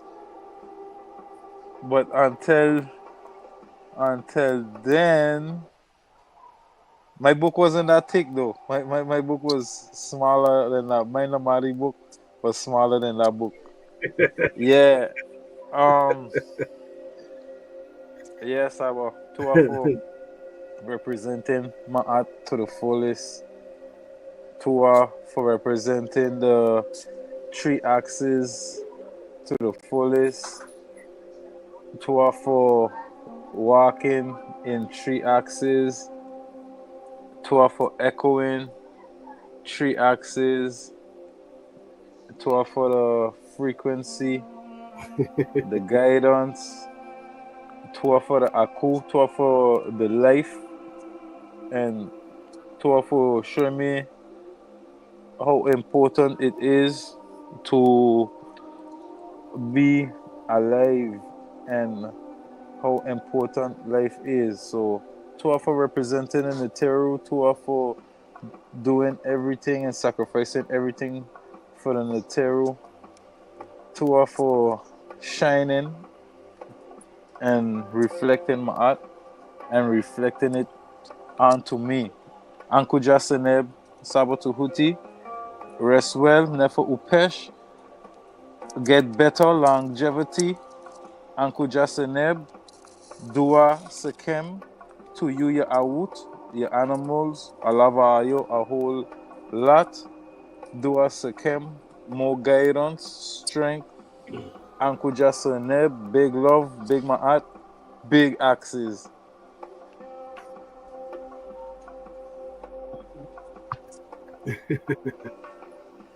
Thank you. Wonderful words as always. Beautiful, beautiful medu and appreciation. And I'm so glad that these classes guide your journey. I had this for decades. I had this for decades. And I said, one day I'm going to teach from this. But I don't teach what's in it. But one day I will use this to teach. And 2 decades have passed by. And May 5th, May 17th, 2025, I taught from it. And that is what a SABA or a good teacher does. I have the literature of other people's beliefs to show where it comes from. A lot of people of religion, they're not allowed to own other books that are not, they can't own, like this couldn't get in a Jehovah's Witness house. But I'm going to own all of the things that were taken from Kemet so I can relate. Now I can meet somebody who's into the Gnostics and I can say, oh, I have my Nag Hammadi, you want to walk through with me? And then Nag Hammadi lowers. You see this, Nuku? The Nag Hammadi lowers down. And the Netzer axe comes up. So, and they get chopped. But at least I have everything that is oppressing us. So, Tua, for your beautiful words, and I'm glad you're using these as an excellent guidance. And I just told one of my Neturts about you. I said, Hush Nation is a nice guy now. I said, he's a nice guy right now. You know the Hush Nation post Killer Priest, post Tehuti, post Pot Class. I said, if you remove these things from his life and he had nothing to latch onto, I said, that would be another kind of Hush Nation that you wouldn't recognize. So I really love your transformation because yours is quiet. Nobody really knows nobody knows much about you, but I know the potential of how bad it could have gone. So that is beautiful. I appreciate your words, and Nini Uk for everything. Nini Uk for everything you appreciate me for. Shout out to you. Nini Uk Tua Saba, Nini Uk Tua. And I told my Neturts one last thing. I said places like where Hush Nation is from, places like the islands in Jamaica, I said calling the police is the last option.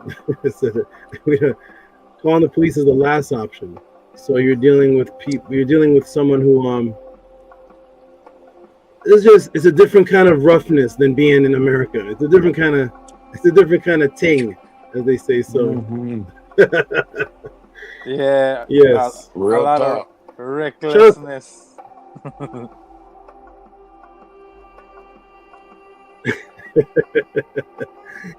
out to Elliot James, the new name, and it says Tehuti Live. Shout out to him. Wonderful words. And now we're gonna go to Hush Nation. We're gonna go to your cousin. You're gonna go to your cousin. It's a triad of cousins. I think you, Nukpu, and Robert Williams are somehow all related. So Nukpu, we're gonna go to you. Hotep Saba, Uncle Jasaneb, to you, Saba. May you get well. Uncle Jasaneb to everybody on the panel. Uncle Jasaneb to everybody on the chat. Everybody watching. Too timid to get on the chat or on the panel. Uncle Jasaneb to people watching this on the playback. Don't forget to tip your waiter and tip your chef. You know what I'm saying? Saba is the great chef. He's not just a waiter bringing you the food. I don't know no restaurant that's ever done that. And plus has the best sauce, which is the source. Without that, you ain't got no flavor in your food. And Saba's definitely bringing that flavor to your ear. So to us, Saba, for this never excellent, wonderful class, because when I first heard the topic, I already knew to send you reciprocity, but at the same time I was disappointed because I'm like, oh man, another one of these questions, man. Another Bible study, come on, man. Like, no. Yeah. So I'm gonna send you a question. I'm gonna send it to you probably after the class is over. So that way we can get back on track to, where we need to get to, my Meru Nectar. But I'm gonna send more reciprocity as well. And Saba, this was very never.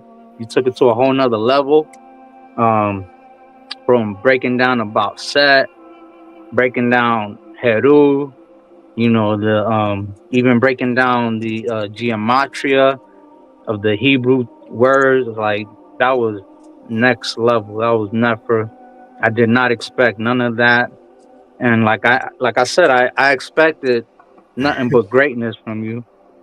Even though I wasn't excited for this question, I wasn't excited. I was just excited for you. How you gonna break this down? Because it's like, I already know, man. Like, they can ask about Elmo. You're gonna give us something about the pyramid.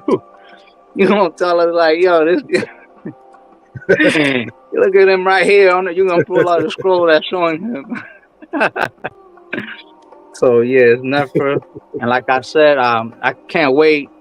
I'm willing that this goes viral. Willing that Amunet does what she does, her never job, as far as breaking this down into clips. I feel like this is one of the classes that should be broken down in a lot of clips, because this topic is being viral right now. I recently saw it last week, and I was like, yo, this is something Saba can knock out. And to be honest, I wanted this question to be asked by somebody. That's the never thing about it. I was like, man, willingly somebody asked this question, because I know Saba could break that down. Like, what are these people talking about? So I just want to see the looks of the people who admire these people who are who are answering these questions and bringing these topics up. I want to hear what now the people that look up to them, how they feel now. Not to know this is a whole psyops, and Nag Hammadi comes from Kemet. A lot of people, related to the Bible. Dead Sea Scroll is like one of the mysticism of so-called Jesus. So for you to, break that down, completely disintegrate it, it's like, now what? What you've been looking for is still here. You know what I'm saying? So it's another ammunition. So two up for that, Saba, for to go against these people. I mean, to me, I don't understand how 2025 people are still into the Bible, still into Hebrewism. I'm completely boggled by that. Like, that's something that should have been done like 2008, 2009, but I don't know, man. That's what happens when you watching the Passion of Christ and all these Netflix movies and all that. So I just don't get it. So, but two up for that, Saba. Wanted to show you something I created. I've been creating things. This is a selenite, and I've been writing metal netter on it. This is a selenite for a SAR. I got a SAR's glyph in here. Little things like that. And then I got the Uncle Jasanev symbol on it. And another thing I want to present to you, Saba, and to my Nice. and Sanu, today, today I got honored to become an instructor. I got my master's for Tai Chi. You know what I'm saying? I don't know if you can see it, but yeah, I'm an Give some noise. Give some noise for that, please. I'm an official instructor. Tua, Nini Hook. Yeah, my Sifu surprised me with that one. So I've been on a lucky streak, you know what I'm saying? You making me into a student, teacher, master as well, so it's just and you know what I mean? And you made me a netter for sure, so can't take that away, you know what I'm saying? So everything is aligning just the right way, so everything is Uchara, Uchaset. So ever since then, like I said, is up from here and on in. And like I said, willing that you get enough attention from this class particularly, because it is a popular, goofy topic, because people glorify this Abrasax or whatever. That sounds like a Pokemon to me, but who for breaking that down. I like it. For real, man. But I'm gonna finish off on, like I said, another. Yeah. But Saba, what did he say? He said, "Gotta catch them all." That's that saying from Pokemon. Okay.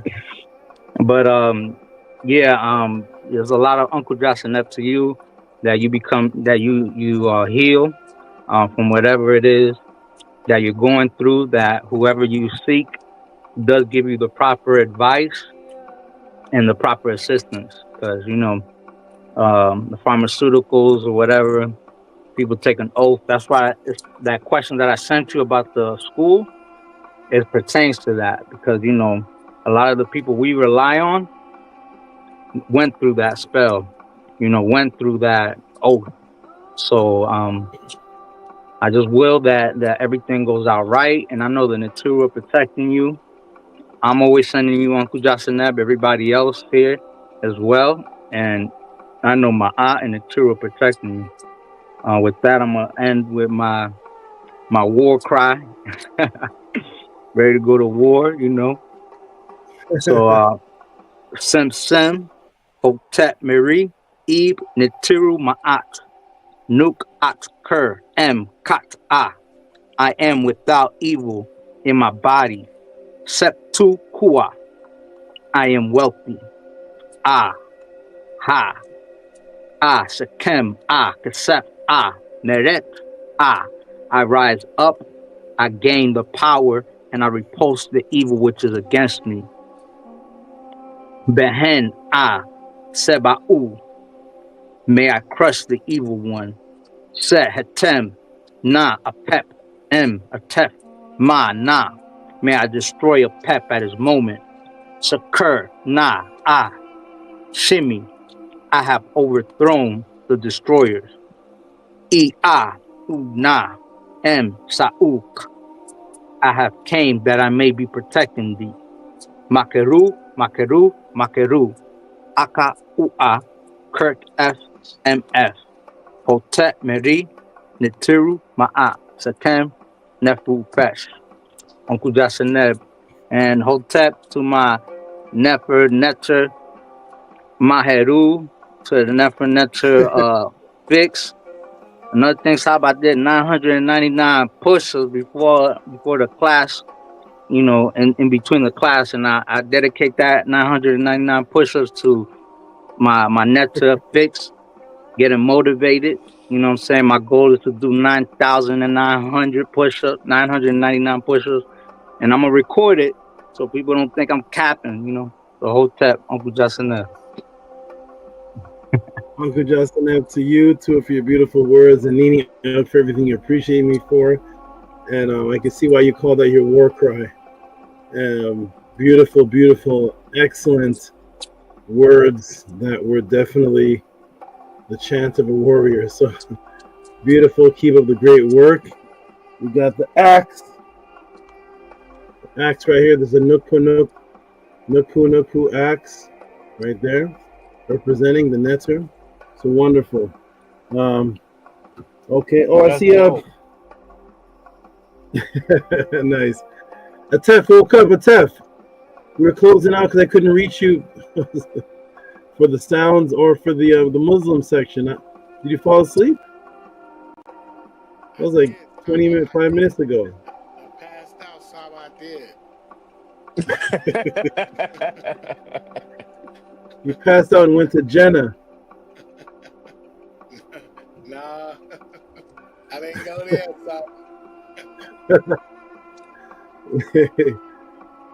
He went and got 72 virgins and oh man, okay. I may still do it. It is late, but I was trying to call you about 20 minutes ago or so, way before when we were still doing donations, and I was trying to get you for the sound. We'll see how this goes. I'll see how I feel, but I really, even if I give you one little thing tonight, I'll still give you something. Can't do the longer thing, but we'll get to you, Atef. I'm glad you woke up. Okay, we're gonna go to Jehuti. Jehuti, give us some good closing words. Come onto the screen and give us some beautiful, beautiful tones. Hold on. I'm downstairs, so I'll talk until I can get back up there. Okay. Can you hear me? Yeah, did you say you're downstairs? Yeah. Peace and love, Tehuti. I greatly appreciate the class. Unfortunately, I was unable to view the whole thing, so I always got to come back and recap. But I already know that you provided some powerful, enlightening, and great information that is some wonderful spiritual food for our consciousness. And I greatly appreciate the platform that you have provided, because it always allows us to look at things on a deeper consciousness, and that's what I really love about this class, because it's not surface level. You know, when you're walking around in the world, and a lot of people are stuck in the quote-unquote matrix, and they're always speaking on surface level and thinking on surface level things. So and when we get to come to this podcast, it gives us the opportunity to think and look at things deeper. Like Nukpu said, I even looked at the question. I was like, not this stuff again. But you always provide a deeper aspect and a deeper perspective that allows us to really look deeply within our consciousness with the information that you provide. So it's something that I always greatly appreciate, and I thank you for this podcast. I love it. I wish you actually did this like more times throughout the week, like maybe Saturday, Sunday. Give us a tease Wednesday, because we kind of addicted. You got us addicted. Just one day is just not going to cut it. We need more. I want more. No, but I thank you. He went to the Dave Chappelle voice. Yeah, I thank you greatly. It's truly an honor to learn from someone actually in the flesh. I was stuck just watching videos of the ancestors, the elders from the 90s when it was really popular in, I think it was Atlanta and New York, those areas. But down in Houston, Texas, where I'm at, you can barely find this. So now to stumble upon a platform that I can actually learn from someone in the flesh live, It's truly an honor, and I thank you, and I greatly appreciate it. And also to be amongst like-minded people who think on a higher consciousness as well.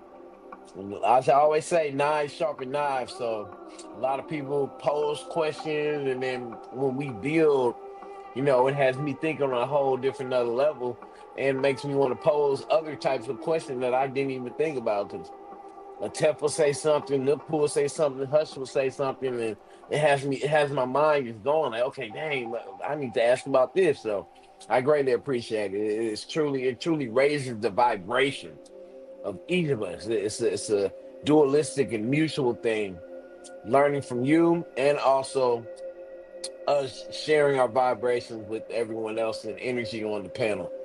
So I thank you. I can't say enough thank yous. Mickey!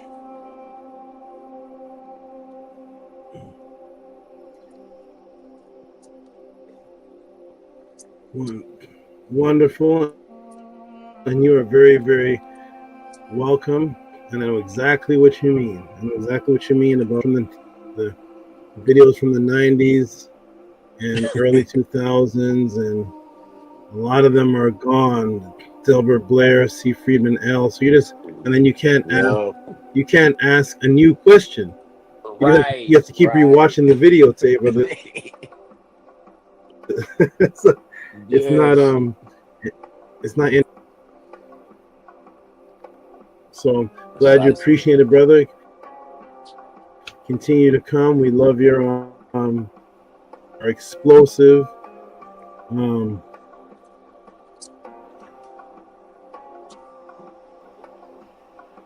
And keep on coming until you come to the pathways and meet us all in person. And oh yeah, when is that? When are y'all doing? When you do, you'll meet me. We'll build. It'll be a great experience. You'll be able to sit down with Nukpu and talk to him about that hat.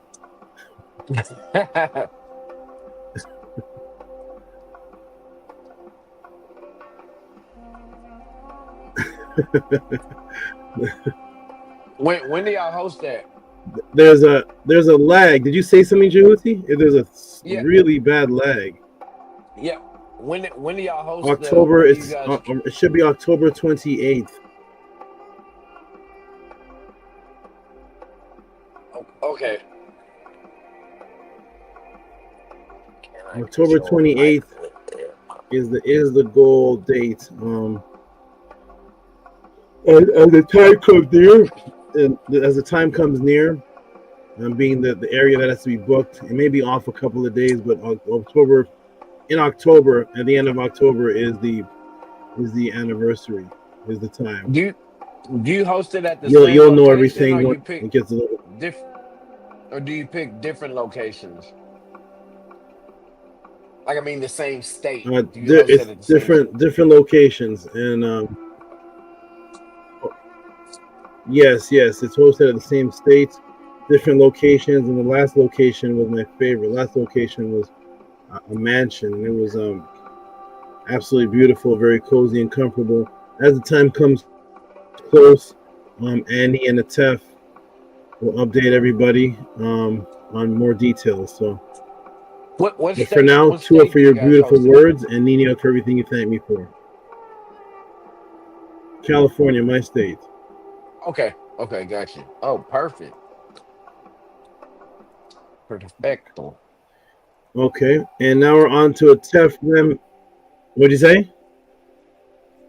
Perfecto.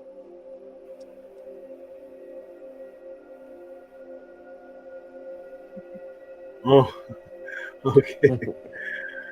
Okay, wonderful. Okay, and on to Tefrem Kemaat. I was trying to call you. You're in the Netzerkurt, trying to do your section on Islam. You can run something. I want to do this often. So you could run something by me right now. It's not gonna. It is a little bit later than I thought, but you guys run by a little scenario right now, and I'll talk to you about it, and then we'll close it out. Tua Great Saba. Yeah, I dozed off there for a minute. I don't know. Very busy week, but Tua for that. Yeah, I've been inviting people one particular brother to the class, and I don't know, they shy. You know, I don't understand what that's about, like you said, but you know, it's just like, you know, beginning to like talk to somebody, like what, like an opener, you know, like to like how would I start the conversation? Like, because I mean, we talk all the time, but yeah, because that was just a general question that I had asked when I had sent in. It wasn't really specific, but I have been talking to this brother. I talk to him often enough that, you know, we talk about it, and I've also invited him to the class. I remember I told you about it a couple of years ago, but they shy. I don't understand what that's about with coming to the panel. But just like, you could give me some things that some jewels that I could, you know, just drop on them and wake them up.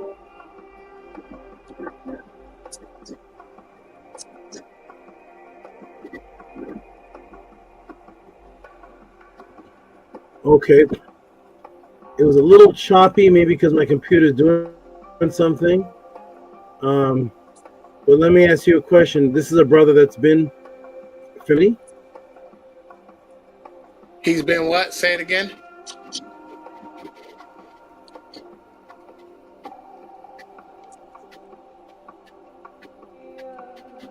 What was the question, Saba? You say, is this a brother that's what? Can you hear me, Atef? I can hear you, Saba. I can hear you. Can you hear me? I was asking, is this the brother? Yes, is this somebody who's been to the pod class before? Yes, he has a long time ago, like maybe two or 3 years ago. He was just in the chat though. He wouldn't come to the panel.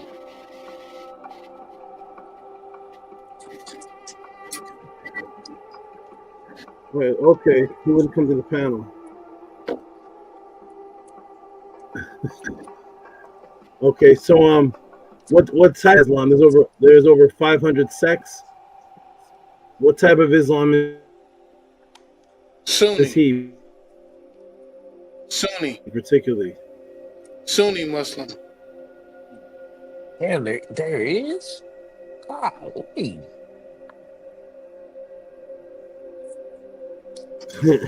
Sunni Muslim. That's crazy.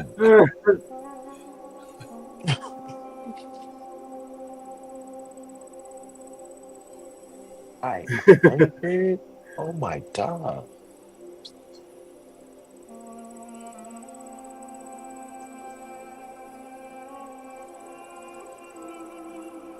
Did you hear me, Saba? Hotep, can you I hear heard me? Sunni. Was that the full answer? Just Sunni Yes, Muslim? Sunni Muslim, yes.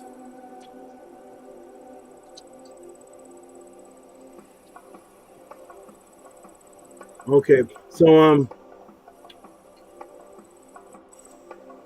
what I want you to do is, since you know him, I want you to let's have a talk. You as him. You're him and I'm Tehuti. I want you to talk as him because I need to know to approach somebody. I need to know how that person is. So how would he start to talk to me? What would he be talking about? What is his topics? What's his? Just I'm gonna try to get him to come to the panel again, Saba. That's what I'm gonna try to do, because it's kind of, it will be challenging. I'm gonna invite him to the panel again. Can I do that?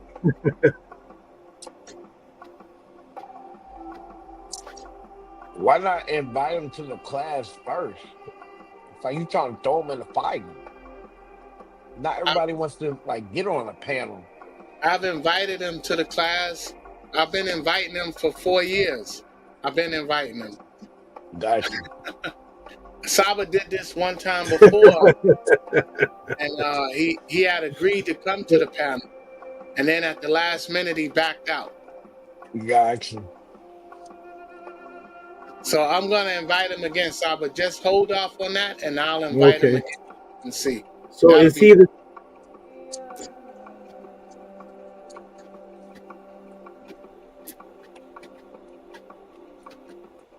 Yeah. You said you're gonna invite him again. You said. Yes.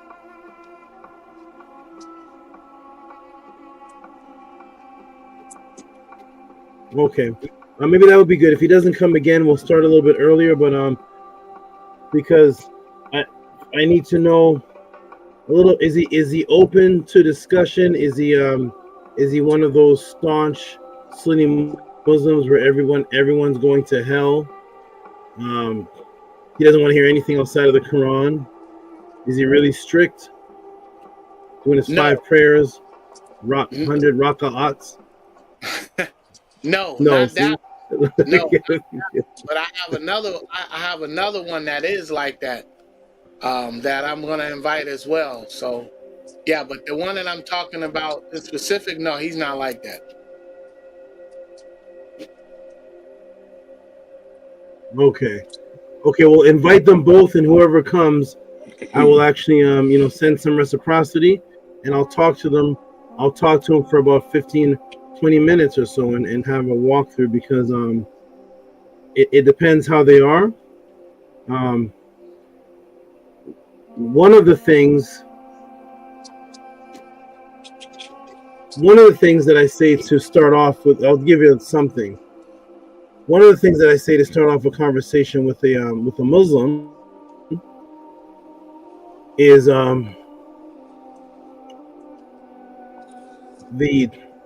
and he'll know where this is, and I can give where it is, but I will say, peace, brother. How are you doing? And you acknowledge that Allah is very fair, and he would say what? Yes.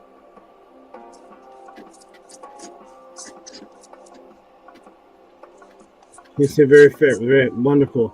Do you believe? And I would say, do you believe that Allah would why does not Allah punish the ignorant?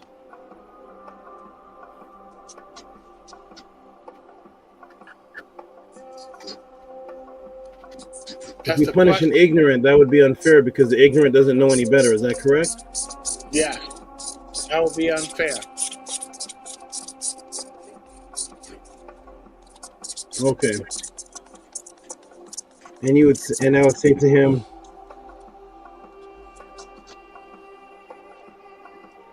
in your logical reasoning of Islam, would you say it was very fair that Allah sent Muhammad to us? Allah sent Muhammad to bring the word of the truth to us. Is that correct? Correct.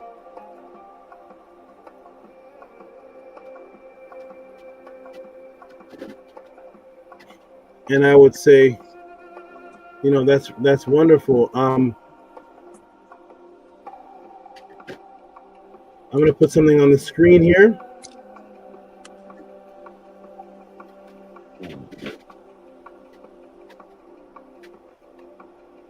I'll put something on the screen here. Can you all see this?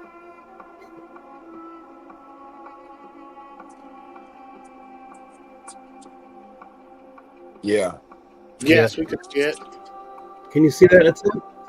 Yes. Okay, wonderful. Excellent. Could you walk me through, Assalamu alaikum, my brother? Could you walk me through which one of the guides, the scribes or the guides in Kemet, does this fall under?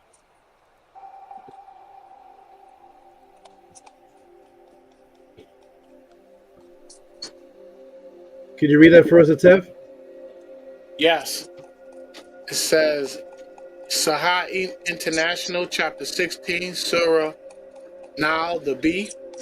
And we certainly sent into every nation a messenger saying, worship Allah and avoid Tagut.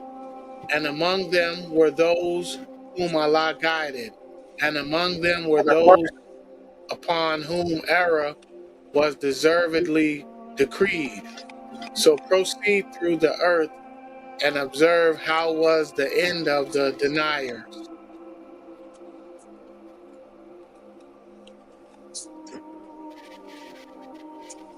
Okay. And I would ask him, as a Muslim, would you say this is an error or a mistake? Is this statement a mistake? And he would say what? Of course not, right? Yeah, he would say no.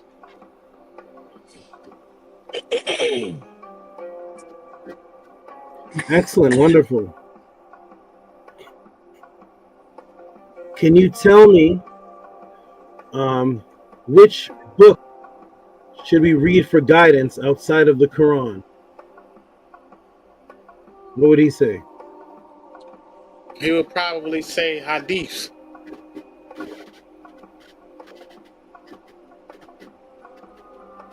Okay, wonderful. The hadiths in the Quran came at the same date. So outside of that date, which books should we read for guidance about Allah outside of the Quran and hadiths? Because they came around the same time period.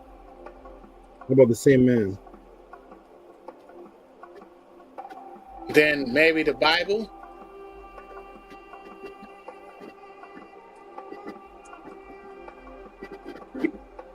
And would you say that you read the Bible, sir? Or you read the Bible for your guidance?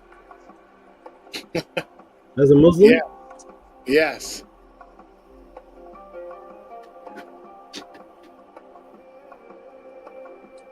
He reads the Bible, and the Bible was sent to who? To Jesus.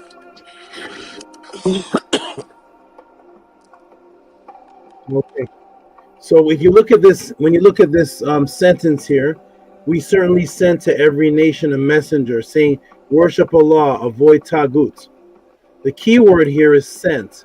Sent means that this is the past tense. This is before the Quran because it's inside of chapter 16. So when you're reading this as events before the Quran. Every nation.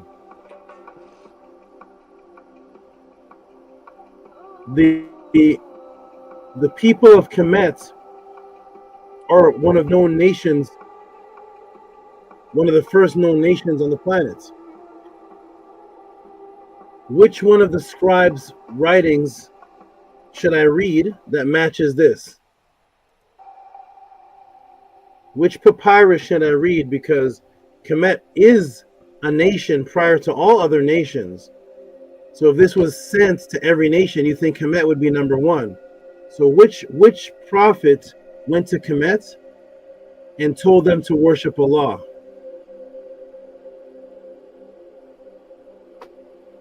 That's the checkmate right there, Saba. And I would say, as a Muslim, you have to truly think, because we could leave Kemet and we could go to the Eskimos. We could leave the Eskimos and we could go with the Aborigines of Australia. But if you want to deal specifically with nations, Kemet was an actual nation. So was the Sugagi, what people call the Sumerians. As a matter of fact, these were the only two nations originally in the beginning of civilization. These are the oldest two nations. So we should have someone recorded in ancient Sumeria that came to Sumeria and taught them about Allah. And we should have somebody in Kemet, if this statement is true. If we don't have any reference to that, then that means Kemet was never sent a messenger, and neither were the Sumerians. That means they were left unguided, and this sentence is a lie.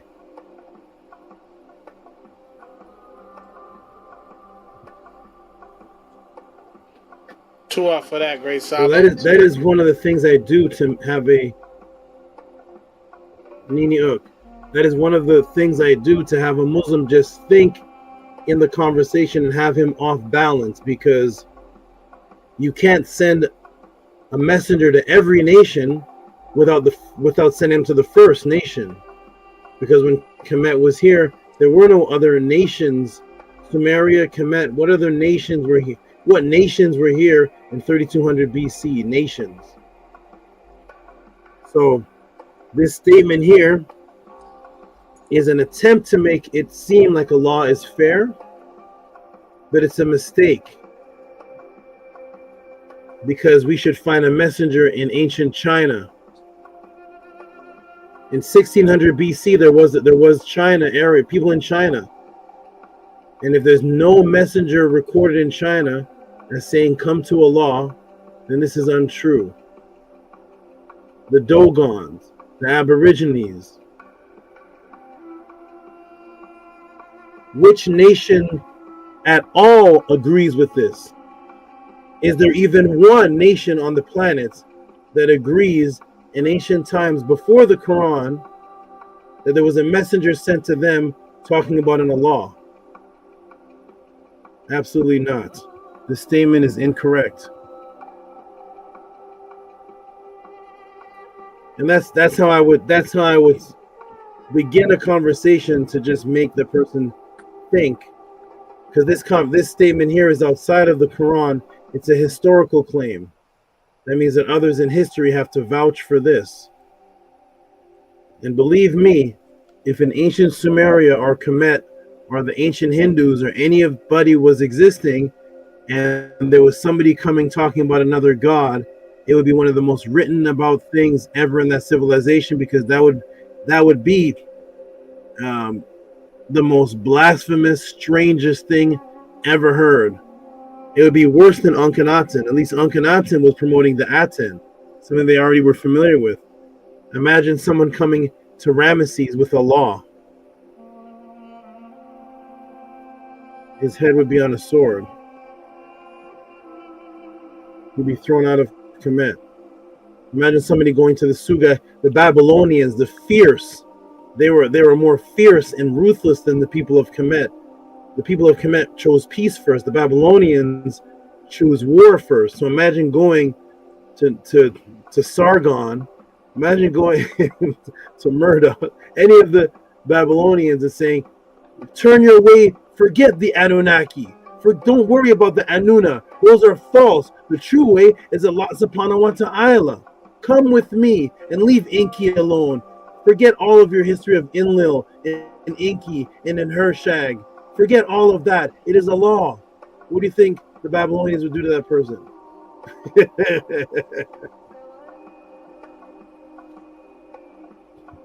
So obviously that never happened. And I would just stop right there for now. When he comes to the actual chat, I would actually be nicer than that in the beginning. It depends how his vibration is, but we'll see when he comes. But I'll give you that for now. That's an outright lie and a mistake in the Quran. Tua, great Saba, Tua for that. Now he got a good vibration. It's another brother. The brother that gave me Shahada is the one that he's very, very strict. So that's a difference. This is kind of separate, but I just got a little suggestion. Why not you just ask them, one or two questions that they're interested in, and then you be like, hey, we pitch in and donate to SABA and be like, hey man, I want you to check out these answers and you tell me what you think about it from both of them in one podcast, and they come and watch it and get the answers and then be like, hey, what do you think about that answer? They're not gonna watch it. That's why you gotta bring them up but and get I beat said up something by that I said SABA. a question that because he knows them, a question that they're interested in that they want to ask, and then we donate to Tehuti, and then he has a podcast for both of their questions, and they're gonna be blown away by the answers. I could do that. It's gonna be a show just for us. I doubt they're gonna watch it, man. Because if they're having a trouble coming over here. You're gonna watch something that you're interested in. That's why I said something you're interested in, a question that they actually want to know.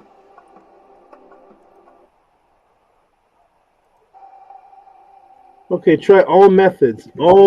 Any methods. See if that's true. the questions that they will want to know will probably pertain to Islam, whatever it may pertain to. They may want to know something about what I believe in or whatnot, but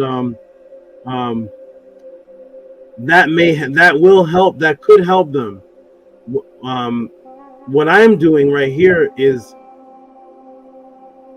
showing. I want to show Tef how to talk to them. Yeah. That's why I said my suggestion was separate. Yes. So I'm going to show. So that can be done too. I want to show an interactive conversation, so you can do both, but definitely try to lure them in to talk to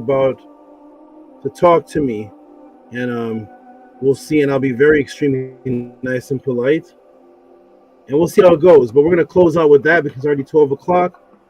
Thank you for your suggestion to Atef. That may work also for something for I would be curious to know what their interests are outside of Islam, but and it's actually blasphemous for them to. We'll see, but go ahead and do that. We'll see if they ask me and not their imam. We'll see, but we'll see. Okay, we're gonna go ahead and close out. Thank you for the suggestion, Jehuti, and we're gonna get a Tefrem Kema'at to close us out with his closing words, and then we'll close out the podcast. Beautiful podcast, everybody. Tua, great Saba. Tua, for those gems. This was a wonderful class. I appreciate it. And yes, I'm going to try all methods. One brother I speak to often, the other one, the really strict brother, I don't talk to him that much. But I'm looking forward to it. So I'll definitely try all methods.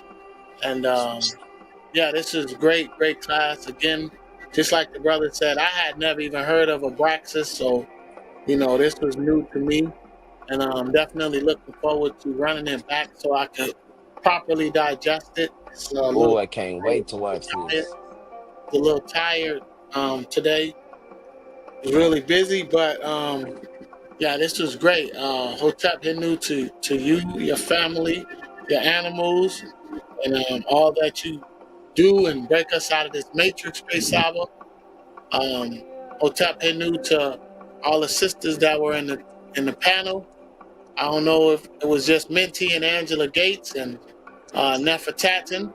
So Hotep and Henu to the wonderful sisters. We definitely need more feminine, more women, definitely. So Hotep and Henu to all the sisters out there, and Hotep and Henu to all the brothers and all the supporters.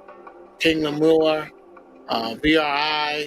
The young lady that was with VRI, Henu to you, great sister, and my HERU for questions and the support. Ampu, it's a lot of people in the chat. The new brother, old man, or whatever it was, old Charlie, I don't know. Peace and love to you. Yeah, it's good to see new people. Definitely gotta expand our consciousness so that we can bring more people in. So with that, I'm gonna end it, great Saba. May you advance your station among the venerables. May your Ka contend with your enemy, and may your Ba learn the ways leading to the portal of the one who closed the weary one. May Amun be satisfied. Hotep Henu to you, great Saba. Nini Ugg, beautiful words of love, adoration, appreciation, and Henu. Wonderful observation, and Tua for your appreciation, and Nini Ugg for everything you appreciate me for. And I will end it right there. Wonderful words. I receive them, great brother. Tua, great brother. Okay, wonderful. We're going to close on now with the affirmation. What was that? So I'm just, oh, I see what happened. Screen jumped. Oh, Jarashid, Sabazute, I like everyone else on the panel appreciates everything you bring us. Okay. Okay, we're going to go ahead and close out with the affirmation. And then I'll close out big screen. But Tehuti, you made it all up. 8-hour class.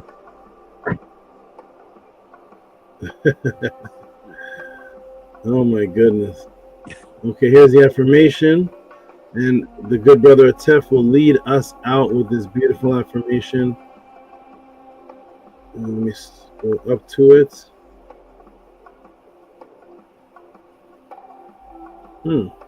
There it is. Okay. Ready, Atef? I'm ready, Saba. There you are. 3. 1, 2, 3. Anki Ma'at, Un Enes, Nintet Aset En Ma'at, Min Hatapet En Ma'at, Enhu Kewi Per Ekut. I live I from live for Ma'at. I exist within her. I do not speak in the place of Ma'at. Every day I advance towards Ma'at. My being is surrounded in darkness. I come forth as conscious light.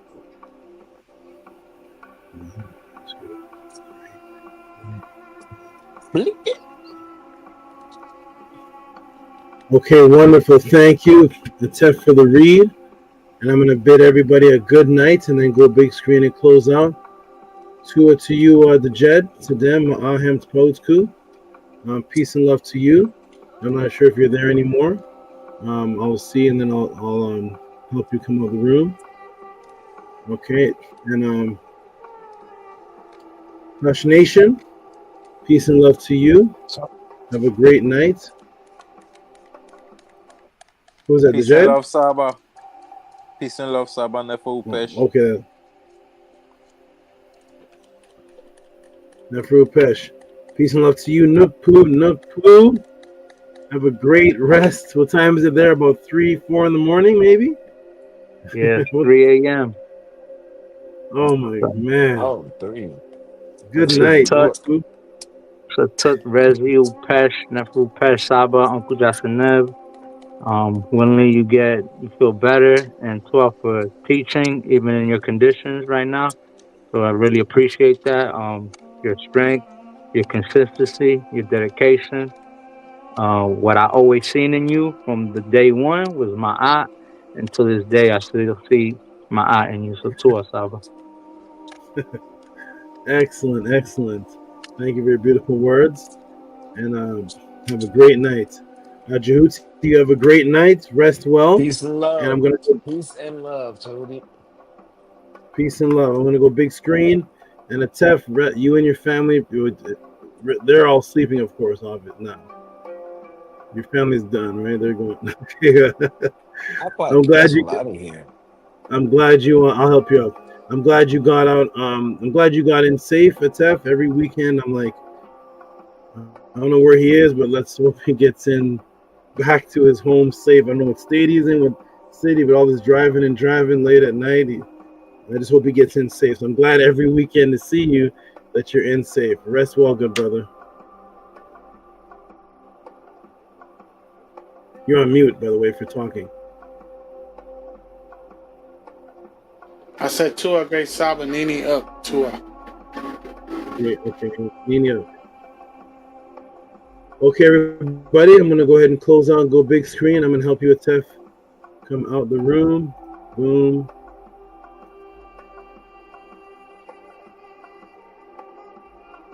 And there it is, everyone. Another wonderful experience at the 2T Pod class, the House of a 10. Continue to come, continue to learn, continue to build. This is a movement. This section of the movement is the source reveal information class section. For those who just tuned in and wondering what is the movement, what is the group, what is the organization, we are the House of a 10, the last to represent the ancient Tehutian teachings of the Neteru. You have landed in the right place, and this is where we receive what comes through the SABA doorway. So, peace and love. My name is Tehuti Amenhotep Ra. Been consistently teaching since around 1992, and I will continue to do so.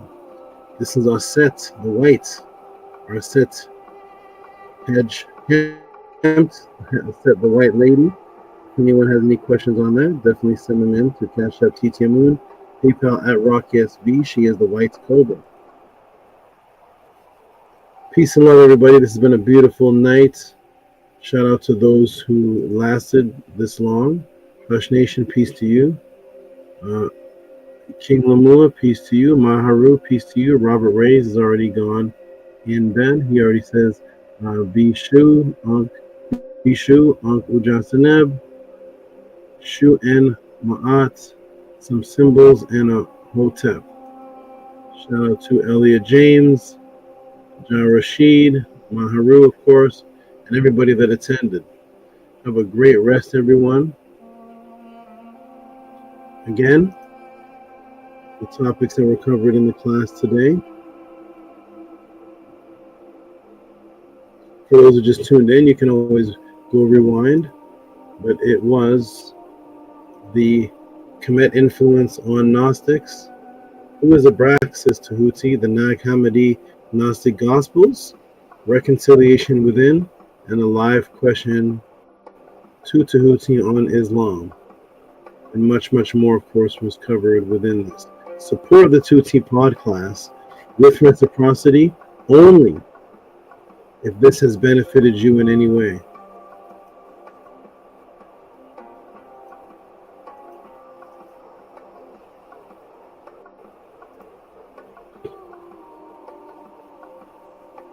Say peace to them. Peace. Hotep.